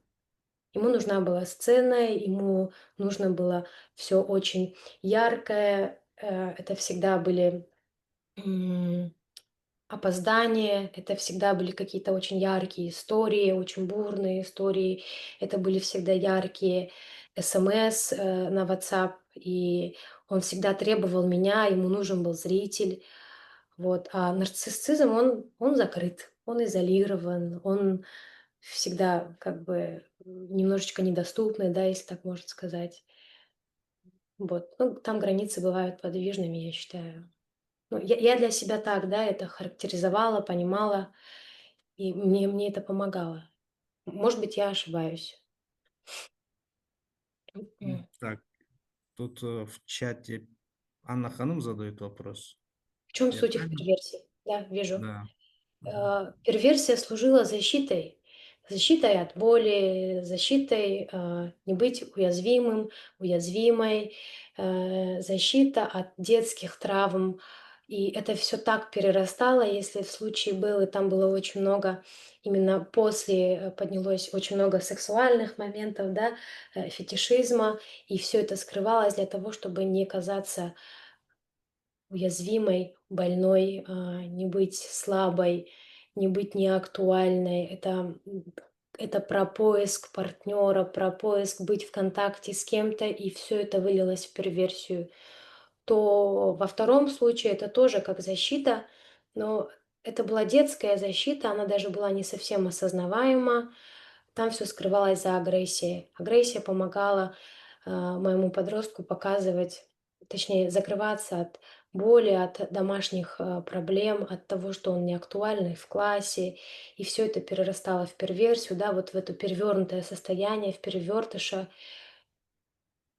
агрессивное состояние. Вот в чем их суть была. Это как способ показать, что я другой, я бы так сказала. Мгм. То есть это форма защиты, да, в Да, какой-то да. в какой-то мере. Но если М, ее исследовать, то можно найти настоящую боль, что за ней скрывает. Конечно, да. Так, у меня такой характера сравнительного анализа вопрос. Вот, как вы думаете, Нарайханом, есть ли отличие проявления перверсии в казахстанском пространстве по сравнению вот с западным пространством? Ну, да, да. Я не вставила этот кусочек, но он у меня есть в дипломной работе. Я пишу о нашем любимом уяте, коллеге, о том, что очень много табу. И когда табу, уято, чувство стыда, вины, женщины, проститутки изначально, да, по рождению, и все это вливается тоже в перверсивность, первертность. Все эти чувства, они начинают искажаться. И я думаю, что у казахов это тоже актуально. Просто оно не совсем хорошо изучено, и я вот об этом говорю. Но говорю то, что буквально сейчас вам сказала, что оно есть, и оно скрывается из-за вот этих вот причин, которые я перечислила, но оно культурно одобряемо, потому что для нас это уже стало нормой, что женщина, она такая, допустим, что уят есть, и никто на это не смотрит как на не норму, да, как это для нас это не девиантность, для нас это норма. Вот. Все-таки происходит, да, трансформация от какой-то такой устаревшей, так скажем, да, модели восприятия или переживания этих явлений на что-то новое. И оно становится безопасным, и это, ну, как-то, не знаю, люди начинают в это, ну, вникать, понимать, принимать. Я думаю, что-то об этом. Так, у нас еще один вопрос в чате. В вашей клинической зарисовке вы говорите о перверсии не как о патологии, а как о сцене выживания, где контроль и эстетизация служат защитой от невыносимой уязвимости. Какие внутренние ресурсы или техническая позиция помогают аналитику оставаться присутствующим и эмоционально доступным, не становясь при этом актером в бессознательном сценарии пациента? Ну, на мой взгляд, вопрос очень сложный, да, как сделать так, чтобы не улетать в проективную идентификацию, не улетать вместе с клиентом во все эти вещи. В первую очередь, коллеги, мне помогла, наверное, супервизия. Супервизия. Мой супервизор мне помогал выдерживать, освобождать мой контейнер, чтобы я могла это принимать и понимать. И знаете, первое время, даже первый год, полтора, я всегда себе говорила про себя в голове, когда я чувствовала, что вот опять что-то разыгрывается, опять как будто бы я зритель, а там сцена, и начинаются разные яркие перформансы. Я себе говорила, это не сцена, мы в кабинете, там, да, например, сегодня 23 мая 2025 года, но чтобы хоть как-то ощущать под собой почву и чувствовать какую-то реальность, и что перед тобой человек, которому очень сложно, попробуй услышать его боль, попробуй прочитать между строк. Мне прям вот эти фразы про себя очень сильно помогали. И, ну, и эмоционально тоже, да, и мне это помогало быть присутствующей там. Конечно же, во вторую очередь это была нейтральность. Я старалась не вовлекаться, это чересчур сопереживающей, да, а быть нейтральной, понимать. Также мне помогало после данных пациентов брать 2 часа перерыва обязательно. Я не ставила после них клиентов, потому что, ну, было немножечко тяжеловато, особенно в начале. И вот как-то так маленькими шагами, как говорится, помаленьку, да, мы вот дошли до сегодняшних моментов, до сегодняшней работы. Сегодня, конечно, если бы если бы я рассказывала уже, что происходит на сегодняшний день, конечно, это два разных человека, что было в начале и что есть сейчас, и за что я очень рада, чему я очень рада, да. Вот. Прекрасный рассказ, прекрасный ответ. Так, друзья, еще комментарии, вопросы? Мне кажется, Арай Ханым сегодня одна из тех, кто больше всех, да, отвечает на вопросы. Тема, мне кажется, откликается, очень живая. Ну и, конечно же, мне не хочу как бы не заметить, отметить, конечно же, мастерство Арай Ханам, студентки нашей. Так, еще. Спасибо. Ну, если нет вопросов у матросов, мы, наверное, Арай Ханам поблагодарим и, наверное, перейдем к следующему докладу. Подождите, вот.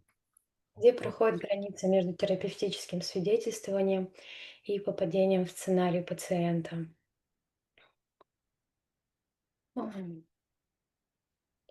Мне кажется, что это очень сложно описать, Гульжан Ханым. Я это чувствовала. Вот действительно, я только это чувствовала. Но где я чувствовала, да, вот эту границу, это 100%, когда у нас были отпуски или отмена сессий, и если были какие-то актинауты, я 100%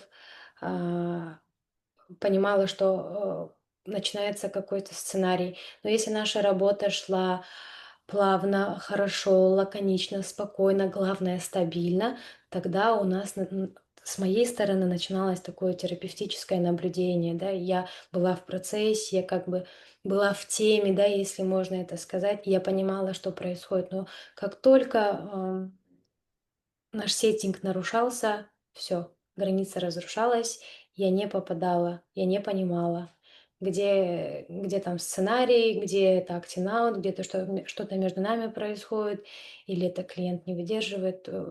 Если я правильно поняла ваш вопрос, то я это так для себя чувствовала и понимала. Да, думаю, вы точно ответили. Так, мне кажется, что Сагман Мурза хочет. Just 2 words. I think if I'm following this right, I see a trend of moving towards character, from a symptom formulation to character formulation to enactments. I think it's a very important shift from the time of Freud, where he spoke mostly of diagnoses, where we now talk about character.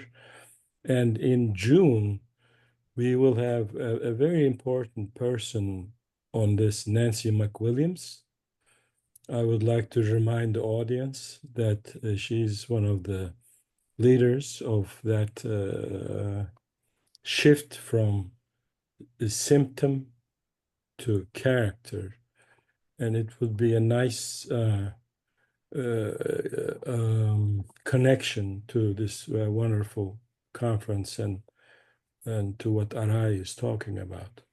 Мгм.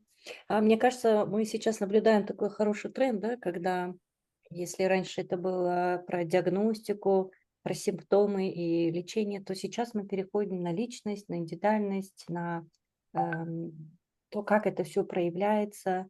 И в июне будет выступать замечательная персона Нэнси МакВильямс, которая смогла тоже, да, это все очень хорошо показать, как мы уходим от диагностики и больше делаем фокус на личность, на индивидуальные характеристики человека.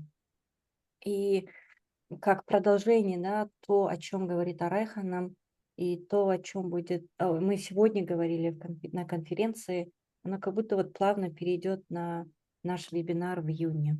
Ну, спасибо большое. Окей.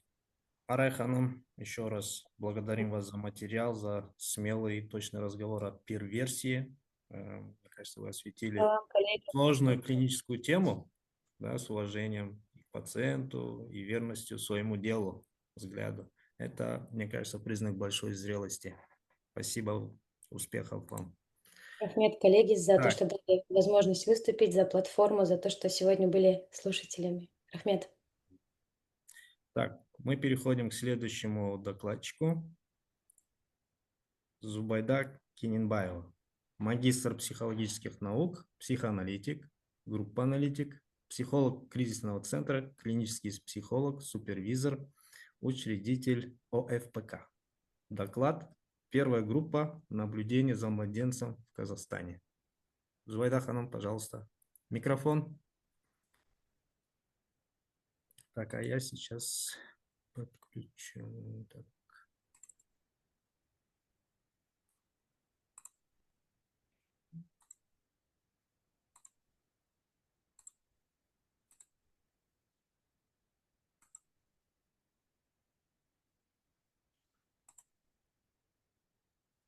Мгм.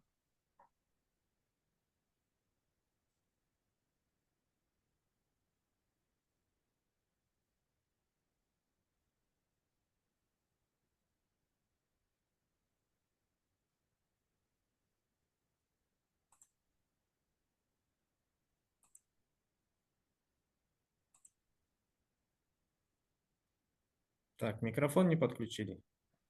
Гульжан Ханым, помогите микрофон подключить. Мы ее не слышим. Мы ее подключала. Зубайда Ханым, еще раз попробуйте. Вы же до этого подключили микрофон. Ага, теперь говорим.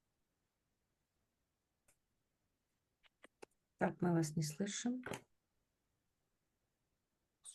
Так, не слышно. Еще раз вы отключили микрофон.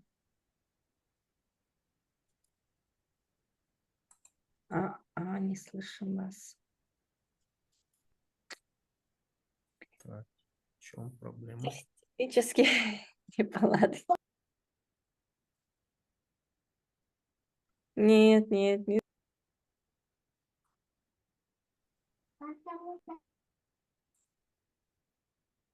Зубайда Ханым, вы можете, вот где значок микрофона, есть такая вот стрелочка.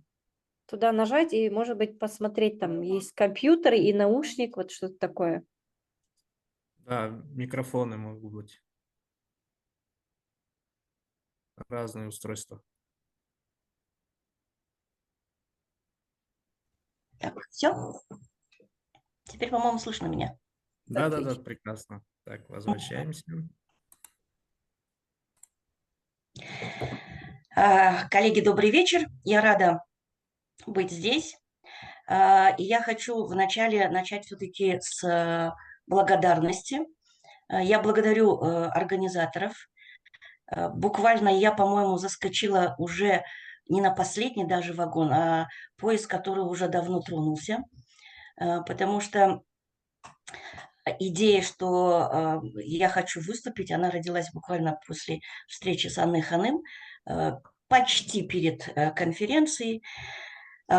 И благодаря организаторам я сегодня имею честь представлять. Первое, что я хочу в действительности сказать, о том, что Анна Ханым в действительности такой вот мощный двигатель. Как мы раньше говорили, это наша фаллическая мама. Если ты не хочешь, она хороший пинка даст. Хочешь ты, не хочешь, ты пойдешь уже. Поэтому сегодняшнему это просто будет такое вот сообщение еще об одном, скажем, направлении обучения психоанализу. Можно второй слайд сразу? Пролистнете? Кто мне листает? Так. Наблюдение за младенцами. Это профессиональная идентичность и мышление психолога складывается из множества компонентов. Вообще это всегда так. Очевидно, что одним из наших, с чего это складывается, это теоретическое обучение. Это подготовка специалиста и повышение квалификации уже практикующего психолога. Практикующие психологи часто сталкиваются с ситуациями, когда теоретические знания не могут помочь в силу интенсивного эмоционального катарсиса именно специалиста с чувствами. То есть в действительности мы сталкиваемся с тем, что наши чувства могут как бы захлестываться. Следующий слайд. Следующий. Нет, верните на один. Угу. И вот одно из направлений – это наблюдение за младенцами. Она была частью курса обучения детских психотерапевтов в клинике Тависток 1948 года. А затем уже этот уникальный метод был введен британским психоаналитиком Эстер Бик в программу Института психоанализа в Лондоне. Это в 1960 году для студентов первого курса и неклинического года обучения. При этом я хочу еще подчеркнуть, что наблюдения за младенцами проходили не только психологи и психоаналитики, но все помогающие специальности, те, которые с тем или другим методом сталкивались с детьми. Это соцработники, это педиатры, это те педагоги, которые брали, ну, как бы вот, обучение в таких вот спецнаправлениях. Следующий. При подготовке и обучении психологов в рамке этой висловской модели наблюдалось за младенцами. Наблюдая за младенцами, специалист обучался. Что получал специалист, наблюдая за младенцем? Это прорабатывание своих внутриличностных конфликтов.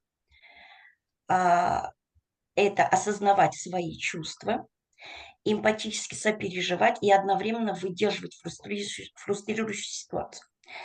Данный опыт является яркой демонстрацией бионского понятия, который сегодня неоднократно коллеги как бы озвучивали. Это учение через опыт переживания, который помогает психологу работать с проективными феноменами, возникающими в рамках психологического консультирования. Я хочу сейчас... Пролистните, пожалуйста, я хочу объяснить о том, что как проходит это наблюдение. То есть специалист договаривается с семьей, где вот-вот-вот должен появиться младенец, и почти с первых дней он начинает наблюдать, приходить один раз в неделю в эту семью и наблюдать за младенцами, наблюдать за теми, кто окружает младенца. Но в первую очередь это мама.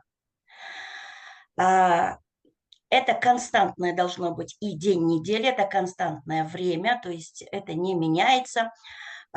После того, как академический час, астрономический час, то есть 60 минут проходит наблюдение, после этого наблюдатель выходит оттуда и начинает конспектировать все, что он увидел. В конспекте должно быть не только какие-то действия, но и чувства и мысли самого наблюдателя. И потом в группе этот конспект читается и как бы анализируется. Так вот, обучение алматинских специалистов-психоаналитиков методу наблюдения за младенцами проводила психоаналитик с Великобритании Сара Хартли. Она детский психоаналитик, по первому образованию она детский и подростковый психотерапевт. Я тут хочу вот еще рассказать такую вот предысторию. Как мы познакомились с Сарой, то есть как Сара, может быть, да, или как мы нашли Сару. Это был случай, это был великолепный случай. Наши студенты, тогда еще студенты, а сейчас вот мои коллеги, одна из них это вот Гульжан наша, они ездили волонтерскими группами в детский центр «Ковчег» семейного типа. Они туда ездили благотворительно. Это была группа наших студентов. Они сами это делали без нашего участия абсолютно. Они ездили туда с подарками и проводили определенные там тренинги для детей и так далее. В один из своих поездок они встретились с Сарой. Сара, оказывается, тоже искала и нашла этот ковчег.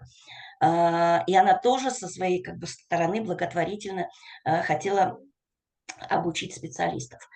И вот великое чудо, как встретила эта встреча. Естественно, Гульжан пригласила ее в наш центр. Первая встреча была с Анной Ханым. И вот тут вот я хочу сказать, наш юбиляр, бог ты мой, Анна Ханым, это вообще, это что-то с чем-то. Это такой двигатель. Если кто-то говорит о чем-то, что где-то связано с психоанализом, у Анны Мергимбаевны просыпается как вот зверский аппетит, у нее зверский интерес просыпается. И она никогда ничего не упускает. Я помню, у них прошла встреча, на следующий, по-моему, день она вызвала меня, я пришла, она говорит, вот такая вот есть обучение, вам это интересно, Зубайда, вот поговори с нашими. На тот момент я тоже оральница, голодная до всего, я даже не разговаривая ни с кем, на свой страх и риск я сказала, да, нам это интересно. И мы пригласили Сару. Это было 2012 году Сара посетила наш центр и предложила вот наблюдение за младенцами. И у нас организовалась первая группа. Это в ноябре месяц 2012 года. Группа состояла вообще-то из 8 человек, но вот 5 человек, которые в действительности, как бы скажем так, работали. То есть у 5 наших появились младенцы. Мы начали наблюдение за младенцами, и в группе мы это читали конспекты и так далее. И 5 человек, это Киненбаева Зубайда, Сапунова Елена, Амангельдинова Гульжан наша, это Казахстан, с Киргизии была Акинкулова Карлыгаш, и с России была Елена Вагенлейтнер. Мы начали свою работу. Это было полностью погружение, мы даже не понимали. Я хочу сказать, в этом случае еще один такой момент. Мы сами ничего не знали, мы не понимали. Объясните родителям, зачем это нужно наблюдение и что они от этого получат. Вообще это было сногсшибательно. Я помню первая семья, которая согласилась. Я поговорила с родителями, объяснила, они согласились. Бог ты мой, я была счастлива. Но после 2 моих посещений, то есть через 2 недели, бабушка, то есть мама папы ребенка, сказала такую фразу: это что такое? У нас у казахов такое нет. И я запрещаю, я против. И семья мне позвонила и сказала: мы не можем. И такие вещи у нас происходили сплошь и рядом. Это было очень сложно, это было очень трудно, но это было настолько интересно.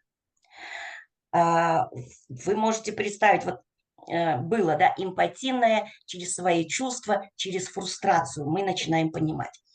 И вот первая фрустрация: лежит грудничковый ребенок, ему от роду там, да, меньше недели, то есть 3 дня или там 5 дней в роддоме, вот пока мы договорились там, да, меньше недели, ты сидишь, ребенок спит, и ты сидишь, смотришь на этого ребенка, смотришь, что происходит, и не знаешь, что делать вообще. Это настолько было фрустрирующе, что ты не знаешь, что делать, и это скучно целые 60 минут, что я буду сидеть, смотреть на этого ребенка, это же что-то вообще непонятное. Но мы сидели, мы смотрели, мы это делали, и это было в действительности полное погружение. Можно следующий, вот просто, чтобы люди посмотрели, вот это вот первая наша группа. Мы сидели, мы потом приходили, наши коллеги с России и с Киргизии, они подключались к нам через онлайн, тогда скайпы были еще, они подключались, и мы работали. И когда мы начали понимать свои переносы, свои контрпереносы, свои эмоции, свои фрустрации, и у нас просто вылезло все, скажем так, да, на группе, это было в действительности показательно. И я хочу сказать, что наблюдение за младенцами помогает нам понять это все. Это первое. Второе. Наблюдение за младенцами шикарно помогает, если вы еще не начали свой анализ.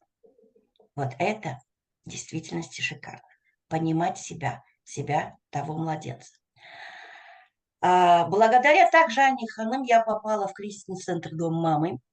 У Анны Ханым есть такое выражение: «Если не я, то кто?». Но вот эту вот фразу она потом использует и против нас. И так как тут пришли из кризисного центра, и там, то есть это дом мамы, туда приходят женщины с грудничковыми ребенками, то есть с детьми, да, и Анна Мергемановна сказала: Зубайда, вы же хотите наблюдение? Если не ты, то кто? Вот ты туда пойдешь работать, и наши студенты, психоаналитики пойдут туда на наблюдение. И она меня опять же вторым пинком отправила в дом мамы, в кризисный центр. То, что я была в группе у Сары, и это наблюдение проходило, мне помогло шикарно. Почему я за наблюдение за младенцами, почему я настолько в нем заинтересована и почему я его сейчас так рекламирую. Потому что это действительности помогло. У нас с грудничковыми никто не работает. У нас вообще не знают, что делать, когда сидит мама с грудничком. И вот тут вот оно шикарно помогло. И так как я была там, я начала также говорить о том, что есть наблюдение за младенцами, это шикарно помогает. И в этом кризисном центре мы организовали вторую группу, куда входили специалисты этого кризисного центра. Тогда на момент 2014 года в сентябре это было 3 дома у нас в Алма-Ате. Это было 3 координатора, 3 медика и 1 психолог, потому что психолог была только я, в домах больше психолога не было. И мы 7 человек начали, вторая группа наблюдения за младенцами, но мы наблюдали в этом кризисном центре с женщинами, которые в кризисной ситуации, у них грудничковый ребенок, они вот только выписали с роддома, у них депрессии, у них стрессы, у них суицидальные мысли, у них вообще, они не готовы некоторые быть мамами, они не хотят этих детей абсолютно, и в этом смысле это был шикарнейший опыт работы вот в этом. Перелистните, вот я хочу показать вот уже, вот в середине вот у нас Сара Хартли, у меня, оказывается, вообще фотографии ее нет. И вот группа с дома мамы. Еще раз перелистните там, да, просто чтобы показать. Это вот просто наша встреча с подопечными дома мамы. Посмотрите, какие там, да, дети, маленькие совсем. И вот это рабочая наша обстановка, когда мы уже читали свои конспекты вот в доме мамы. Я хочу просто подчеркнуть, в доме мамы вот с 2014 года наблюдение за младенцами в общей сложности продлилось до 2024 года. И я хочу сказать, насколько это наблюдение помогло не только нам, но и этим подопечным. В алматинских домах, дома мамы, не было ни одного случая отказа от ребенка. Ни одного. Даже если ребенок был с инвалидностью, отказов не было. Даже если все там родственники все звонили и говорили, мы примем тебя только без ребенка, куда хочешь, туда и девай ребенка, отказов не было.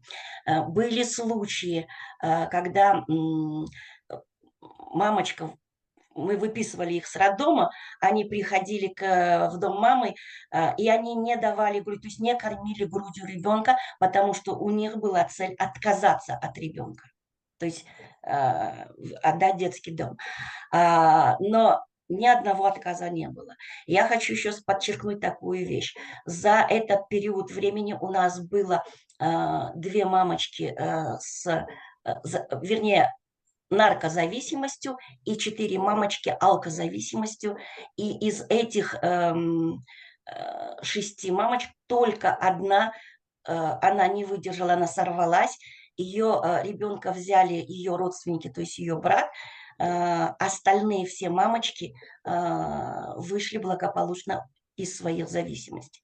То есть это вот показатель работы, насколько действительности помогает наблюдение за младенцами в таких вот ситуациях.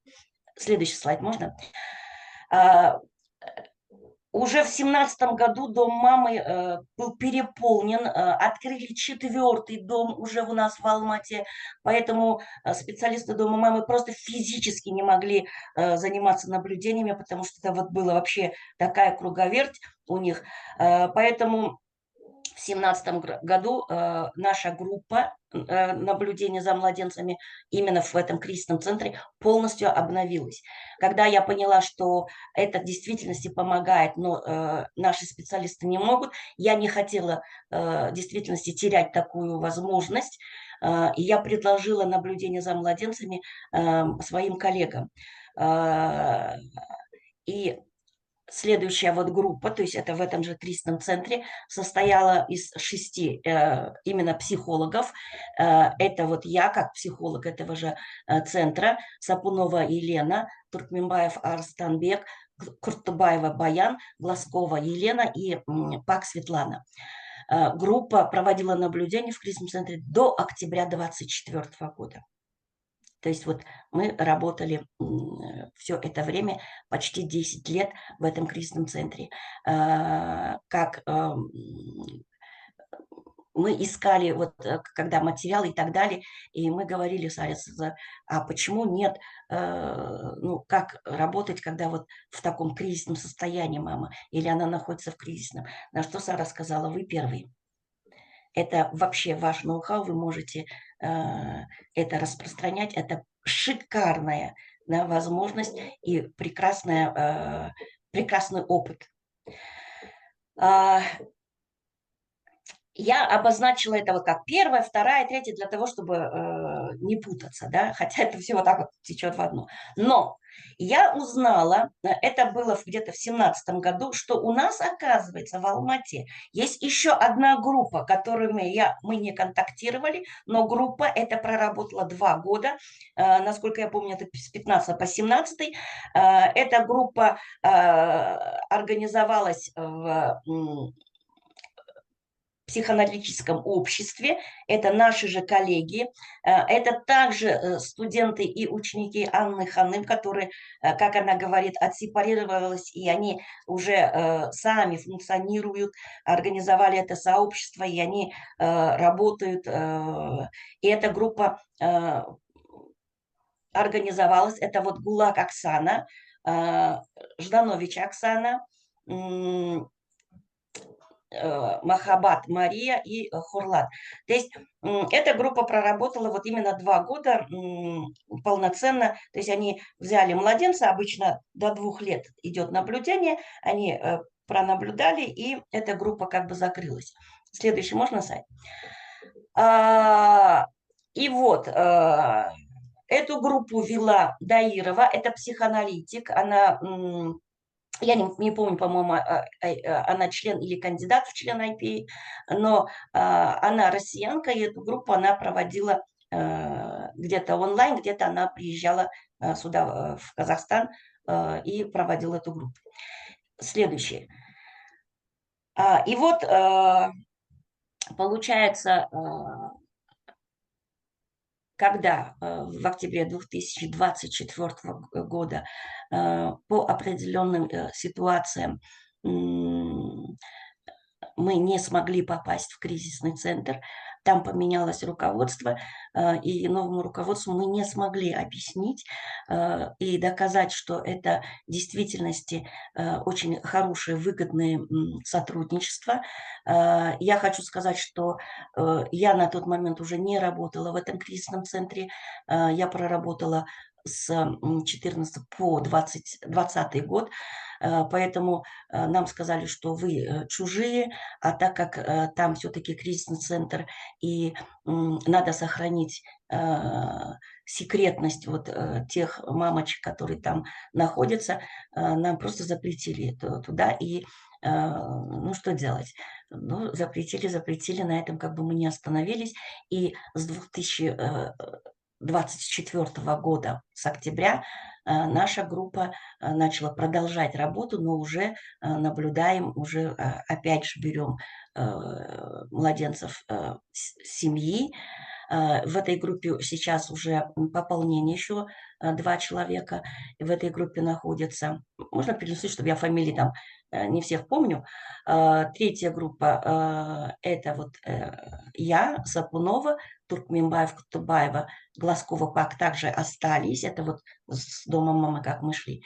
И 2 человека, это Бисимбаева Динара и Тайгул Саида, они тоже практикующие психологи, они гештальт-терапевты, они к нам присоединились. Группа до сих пор мы работаем, и мы думаем, что мы будем продолжать работать. Сейчас кроме 3 человек, они вот в июле у них они уже договорились, должны появиться младенцы, и наше наблюдение будет продолжаться. А у остальных есть младенцы, и мы продолжаем Да, работу. Ханам, прошу Я помню. прощения. Да, перелистните. Вопросы, комментарии. У нас буквально 5 минут остается. Ну, давайте, тогда вот смотрите, просто здесь мои выводы, что дает наблюдение за младенцем. Это в действительности вот то, что я уже даже проговорила. Следующий, вот можно еще? Да. Надо говорить о том, что наблюдение за младенцем продолжается всегда. Единственное, мы отменяем, если мы заболели, и в этом случае мы не хотим заразу принести в дом. Если есть возможность, даже когда ребенок болеет, и если это возможность, и мама согласна и разрешает, мы идем на наблюдение. Ну, давайте тогда все, вопросы. Так, спасибо, Зубайда Ханым. Когда тема касается младенцев, это всегда трогательно. Мне вот в рамках сотрудничества с государством мне пришла то есть я вспомнил проект, который уже вышел сейчас, по-моему, на республиканский уровень, по-моему, с прошлого года. Раннее вмешательство, может быть, пересекались, тоже слышали. Вот что-то подобное, мне кажется, и здесь, я вижу какую-то параллель. Да. Так, в чате у нас есть вопросы? Так, есть один вопрос. Как проходила работа? Подскажите, пожалуйста. Как проходила работа? Подскажите, пожалуйста. Вы работали с матерью? Наблюдение за младенцами не предусматривает работу с мамой. Наблюдение за младенцами – это вы приходите в определенное время, в определенный день, символически, скажем так, превращаетесь в мебель или в стенку, сидите тихо, никуда не вмешиваясь, без осуждения, без комментариев, без какой-то там, на лице того, что ты суперпсихолог, ты значимая фигура, это вообще не должно быть. Мы просто мебель. Мы сидим, наблюдаем. Единственное, если мама что-то спрашивает, мы можем ответить, иногда уклончиво, иногда по вопросу, по теме. Ребенка мы не берем на руки и ничего не делаем, мы не нянечки. Единственное, если только например, это было такое в доме мамы, если ребенок остается в опасности, там, может упасть, да, только тогда можно попридержать, но в любом случае мы приглашали маму.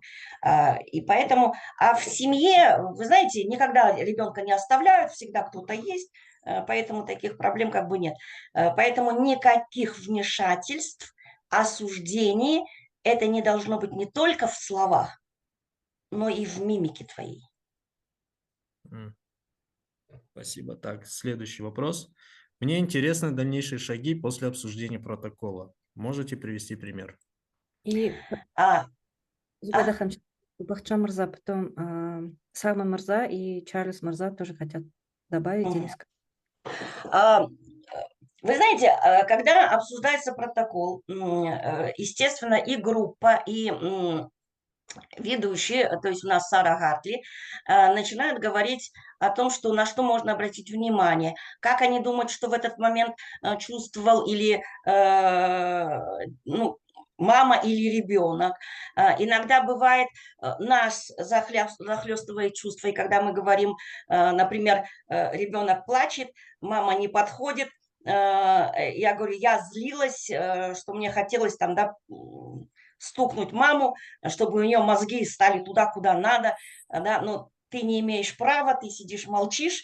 И в этом случае, когда мы это проговаривали, это бывает такое, что, как вы думаете, это ваши чувства, это ваш, опыт детства, или это контрперенос, это может быть чувство ребенка, а может быть чувство мамы. а может это чувство к мамы, к своей маме, да. И в этом случае вот эти вот обсуждения, они дают полноту представления того, что ты видишь, да.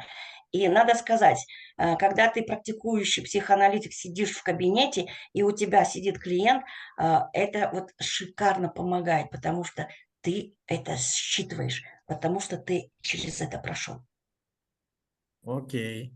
Спасибо, Зубайда Ханым. Так, наши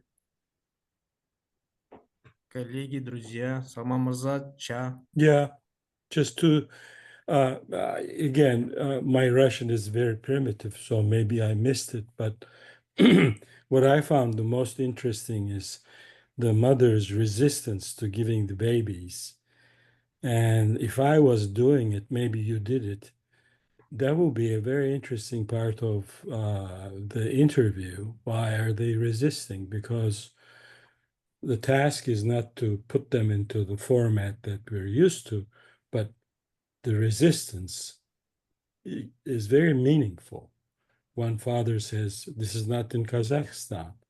And the mothers say, we want to keep the babies. So that's very important observational data, in my opinion.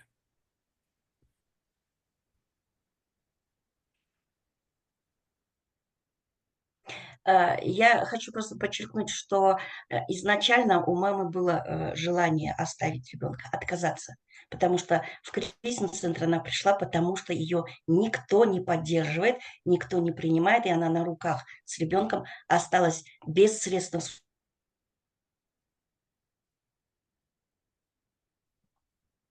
ребенка и зажить своей как бы жизнью.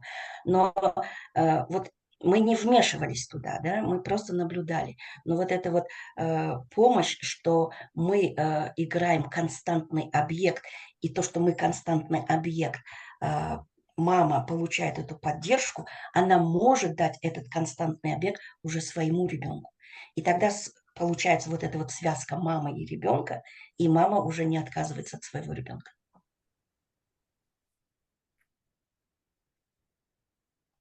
Cha, would you like to add something?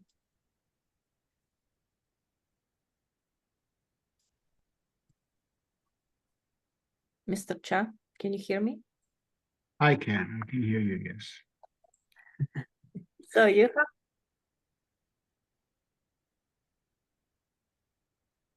Would you like to add something on infant observation? I would love something, but I'm going to hold because I didn't hear the whole lecture, but this is so rich and it's just amazing. I would love to get the transcript if available. Yeah. Так, я полагаю, Зубайда Ханым, наверное, мы поблагодарим. Да, и уже передадим слово приветственное такое позднее. Спасибо Да, большое. Зубайда Ханым, да, большое спасибо, что вы тут с нами.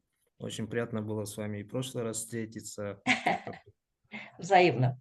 Да, Видеть своих студентов – это приятно. Да, кстати. И я очень уважаю, да, вот вашу работу за то, что вы, в принципе, вот делали первые шаги там, где еще не было, да, вот какой-то даже тропинки, так скажем. Поэтому я думаю, что наблюдение за младенцем – это не только такой метод, это, наверное, умение, да, или способ слышать то, что еще не может быть сказано, да, словами. Это, вновь трогательно. Спасибо. Я хочу просто добавить пару фраз.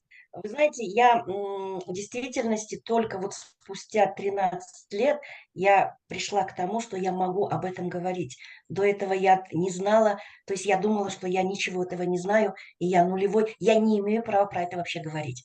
Вот спустя 13 лет я пришла к тому. И благодаря Анне Ханым, потому что ее пинок действительно все работает, и очевидно, я пришла к тому, что я могу теперь об этом говорить. Спасибо большое. Гульжан Ханым, следующее слово, наверное, мы передадим Ча. Да. Cha, did you find out the translation part? Да, I давайте я did. представлю. I can hear you very well.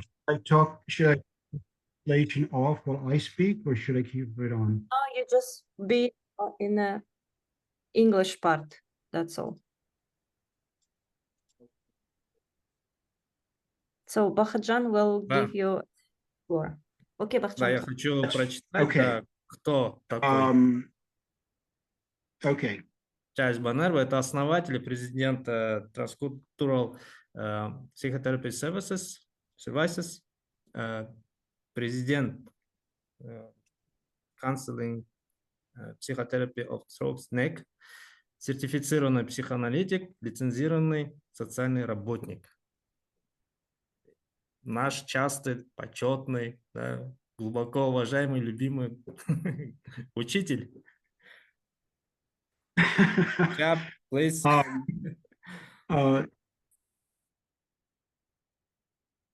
Thank you. Can you just do this so I can see where you are in this magnificent gallery of people? Tamara, is that you? Oh, thank you so much. Folks, this is such a wonderful, wonderful conference. And I am so touched to be here. I'm assuming that I should start. Tamara, is that right? Okay. I am very delighted to be here with all of you in this wonderful conference. And the conference, of course, came together by Gulchan, who I thank so much for inviting me here. And of course, we're all here to honor my sister Anna and her 70th birthday, which is why this conference is taking place today. So Anna, thank you. You are my sister, my transferential older sister, as I've always said. And I thank you for inviting me here. I'm sorry I couldn't be there in person. I will be there soon. So I wanted to actually, this is a scientific conference, I understood, but I had mentioned this to John a while ago. I wanted to make my talk a little bit more personal. So I'm going to give you my speech and my thoughts in a little bit less scientific and more personal way. I just want to say first that Anna, I believe you and I have known each other for over 10 years now, right? Since about 2016. You came to with your beautiful family summer school in Almaty. I think it was 2016, is that right? Something like that. And I watched you develop the field of psychoanalysis in your country for over 10 years. And it has been an amazing, amazing. So today I'm going to talk about a phenomena that is happening that has already directly affected us in our field as psychoanalysts. And of course, directly affecting the world as we know it.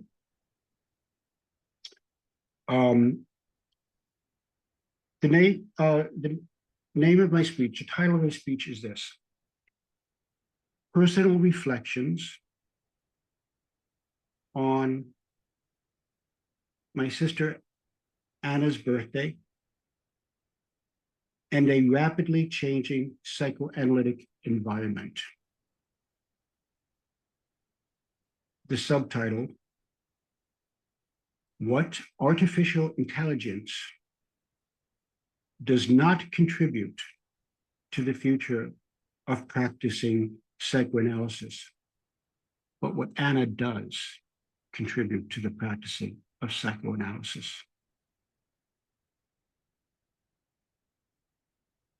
Celebrating Anna's 70th birthday is a meaningful tribute and a formidable testament to the enduring impact of her work,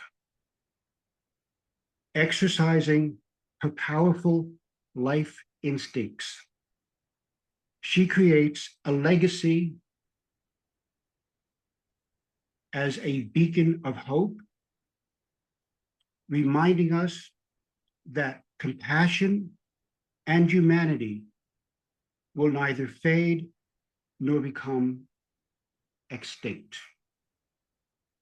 Anna's drive and determination to support the ongoing practice of psychoanalysis exemplifies purpose and passion at their highest levels.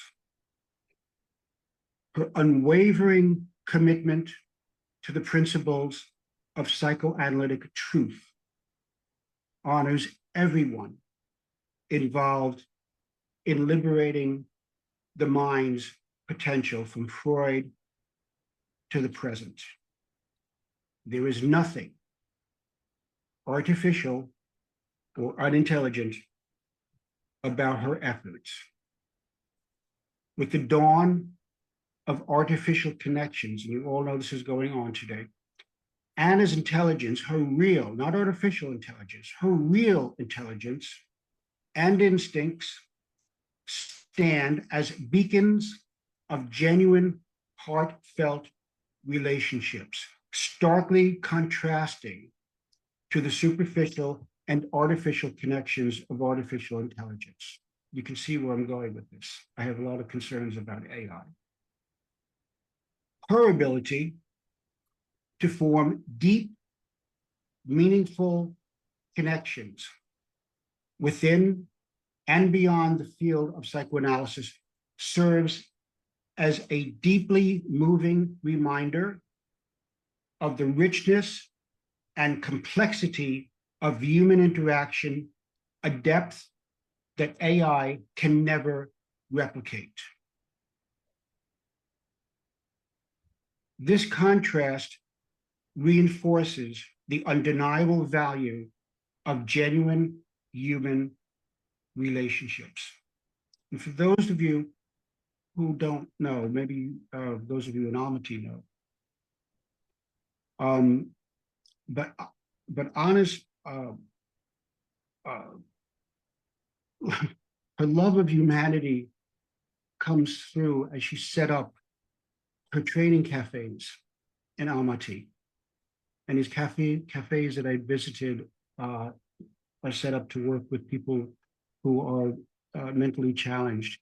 And they're just so beautiful and so moving to see these cafes that are set up for them. So let me continue. Bearing this in mind, as psychoanalysts dedicated to the expansion and growth of absolute consciousness and primarily unconscious awareness, how do we reconcile the conceptualization of artificial intelligence? I really believe it's something that we all need to be concerned about. I want to bring us back for a moment to the 1960s and 70s. Yes, those were my years. I was an adolescent, idealistic adolescent, developing in the United States in the year 1966 and 1969. I recall, these are my associations, two significant popular cultural experiences that remained embedded in my mind, even from then. The first one is a song by the singing duo, Simon and Garfunkel. I'm sure most of you are aware of Simon and Garfunkel.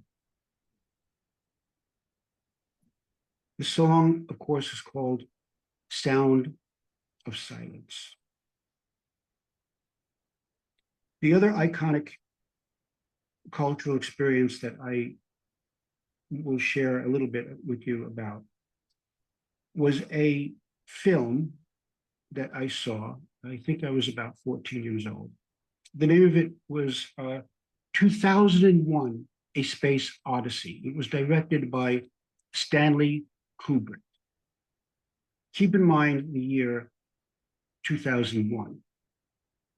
I saw this movie in 1969. These two experiences seem unrelated. However, they both serve as early warnings of AI's potential impact on human connection and the practice of what we do, of psychoanalysis. Simon and Garfunkel's 1964 signature song, The Sound of Silence, has been transformed from a folk rock classic into a meme. I'm quoting here Ali Patton, made to soundtrack of running jokes between the internet and the human race. The song resonates with many people who have felt alienated and dissociated with their present society. She writes, what lives at the heart of the tune's existential poetry is that collectively relatable feeling. I'd like to I won't sing, but I will read some of the lyrics from this beautiful song. In the naked land, the naked light, I saw 10,000 people, maybe more. People talking without speaking, people hearing without listening, people writing songs that voices never share. No one dared disturb the sounds of silence. This chilling verse plays illustrating the near all too real future in which interactions become all the more surface level, superficial, and indifference continues to grow. Fools, let me continue, fools, said I, you do not know. Silence like a cancer grows. Hear my words that I might teach you.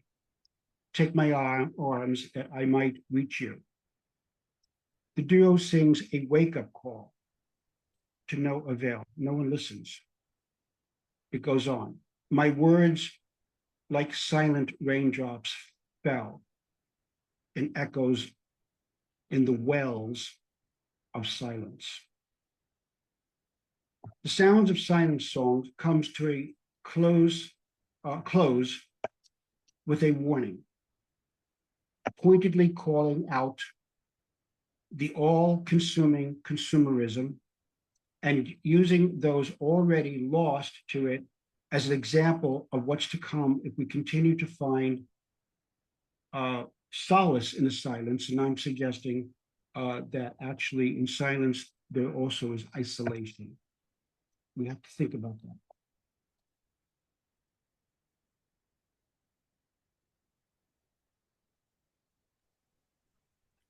I'm going to skip a little bit here. The song resonates with those who have felt alienated and dissociated from their present society. That relatable feeling is at the heart of the tune's existential poetry. Psychoanalysis is as important as ever. And I'm going to talk a little bit about artificial intelligence, and hearing what it may do. Так.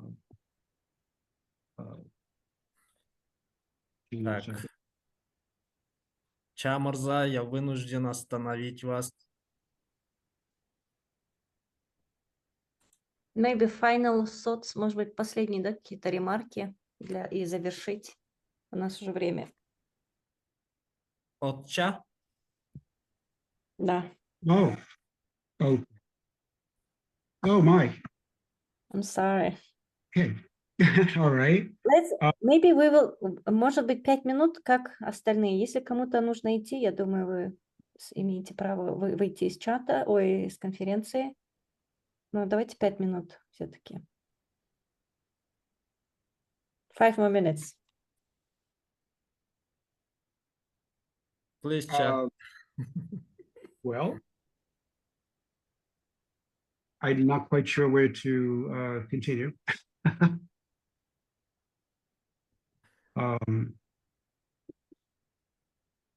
Well, my essay goes on, and at the very end, I'll just read the conclusion.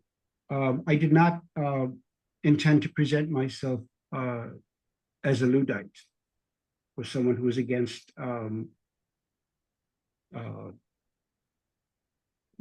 moving ahead in technology. And I will settle for the characterization of just a curmudgeon who, after multiple years of my own personal psychoanalysis, I have grown a deep appreciation and a deep internalization of my friend Anna and her steadfast efforts to promote our beloved scientific, artistic profession of psychoanalysis. I see her as a good object that offers less dread and more hope. That's an allusion to a very famous book by Stephen Mitchell of Hope and Dread in Psychoanalysis. So, okay, thank you. I want to thank you for allowing me to share some reflections with you. And Anna, I wish you all the best, and I hope I will see you all soon, someday, soon. I'm so happy. I'm so touched by my brother, New Yorker brother. But you are wrong. You are so young, boy. You forgot that we met in 2010. 10. See what happens when you get older, Anna? You go. You are young. You are young. Well, Anna, I'm sorry. You are the antidote, as far as I'm concerned, to artificial intelligence. You are intelligent. You are genuine, and that is my point. And if we do not take into consideration your efforts and see them, as what it is that we need to continue what we do here in our field. Yeah. I think it's just essential. It's very, very essential. Yeah. APSA, by the way, the American Psychoanalytic Association, is going a little crazy over artificial intelligence. I'm very concerned about it. I have patients who have relationships with computers more so than they do with real human beings. And I think it's something we should all be aware of. What you folks are doing in Amity today is just a tribute to as humans. Thank you for your so personal speech, Okay. personal paper. Okay. Спасибо. We will Я translate думаю, it to Russian. Я думаю, что Чарльз продолжает завоевывать наши сердца, да, своей вот этой необычной милостью и нежностью, каким он всегда был, да, есть и остается. Спасибо. Ну что ж, дорогие друзья, сегодня... Cha, you know that now I have a new brother, my Turkish brother, Sagman Kayatikin. Oh, am I going to... Is there, now you met him. A sibling rivalry for us, Scott?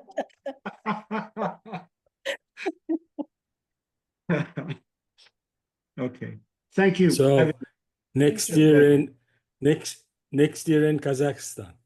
Next year in Kazakhstan, I want to say one more thing, Anna. I want to say one more thing before I do go. When I did come, I went to not your first summer institute. It was in, I believe, first visit was in 2011. 2011. And Anna, I know you and John. I had the honor of sharing the stage, the conference that year with Norbert, who we all miss. Yeah. And yes, Norbert is someone who contributed so much to the conferences and to psychoanalysis. He was a Jungian. I love Norbert. I learned from him, and so I do miss him. he was a part of all of this. Anyway, Anna, thank you. Thank you all. Thank you. Thank you. We'll see you soon. Okay. Bye-bye. Окей. Так, друзья, сегодня мы завершаем первый день нашей международной конференции «Психоанализ жизни» и «Жизнь, психоанализе». Я думаю, что сегодня было очень много открытий, чувств, мыслей. И мне кажется, мы слышали голоса из разных стран, но говорили как будто бы на одном все-таки глубинном языке, на языке психоанализа. Я хочу поблагодарить каждого спикера за честность, за глубину, за щедрость. Также выделить наших переводчиков, да, Ирма Ханам, Юлия Ханам. Спасибо вам за ваш труд. Вы делаете, так скажем, материал доступным и простым. Большой рахмет вам. И всех участников за внимание, вопросы, присутствие, за то, что были с нами. Также я хочу напомнить, что завтра пройдет второй день нашей конференции в режиме офлайн. Адрес и контакты мы уже указывали. Так, я хочу сказать, что все материалы сегодняшней конференции вы сможете найти чуть позже, через неделю, наверное, примерно так, как мы разместим их на нашем сайте, на наших страничках в Instagram. Адресы мы сегодня показывали вам. Если что, мы продублируем во всех чатах.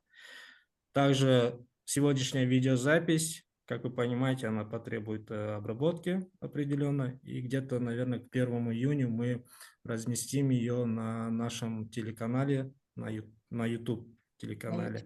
На YouTube. Также про наши анонсы, да, уже говорили. 18 июня состоится вебинар Нэнси МакВильямс. Также любители И модератором будет Сагман Мырза. Да. И также Переводчиком будут Юлия, наверное, и Ирма Ханымдар. Все знакомые, вся семья. Нэнси МакВильямс также в сентябре будет проводить курс лекций. Поэтому, кто заинтересован, пожалуйста, обращайтесь, записывайтесь, связывайтесь с нами. Ну и про нашу школу, да, опять же. Сегодня как раз-таки, вот как когда Нина и Ларс выступали, затронули тему психосоматики, тема летней школы также будет связана с психосоматикой. 1-7 августа, как традиционно эти даты. Так, ну пусть, как сказать, то, что произошло сегодня, Знаешь, у продолжится в меня есть мыслях. мысль.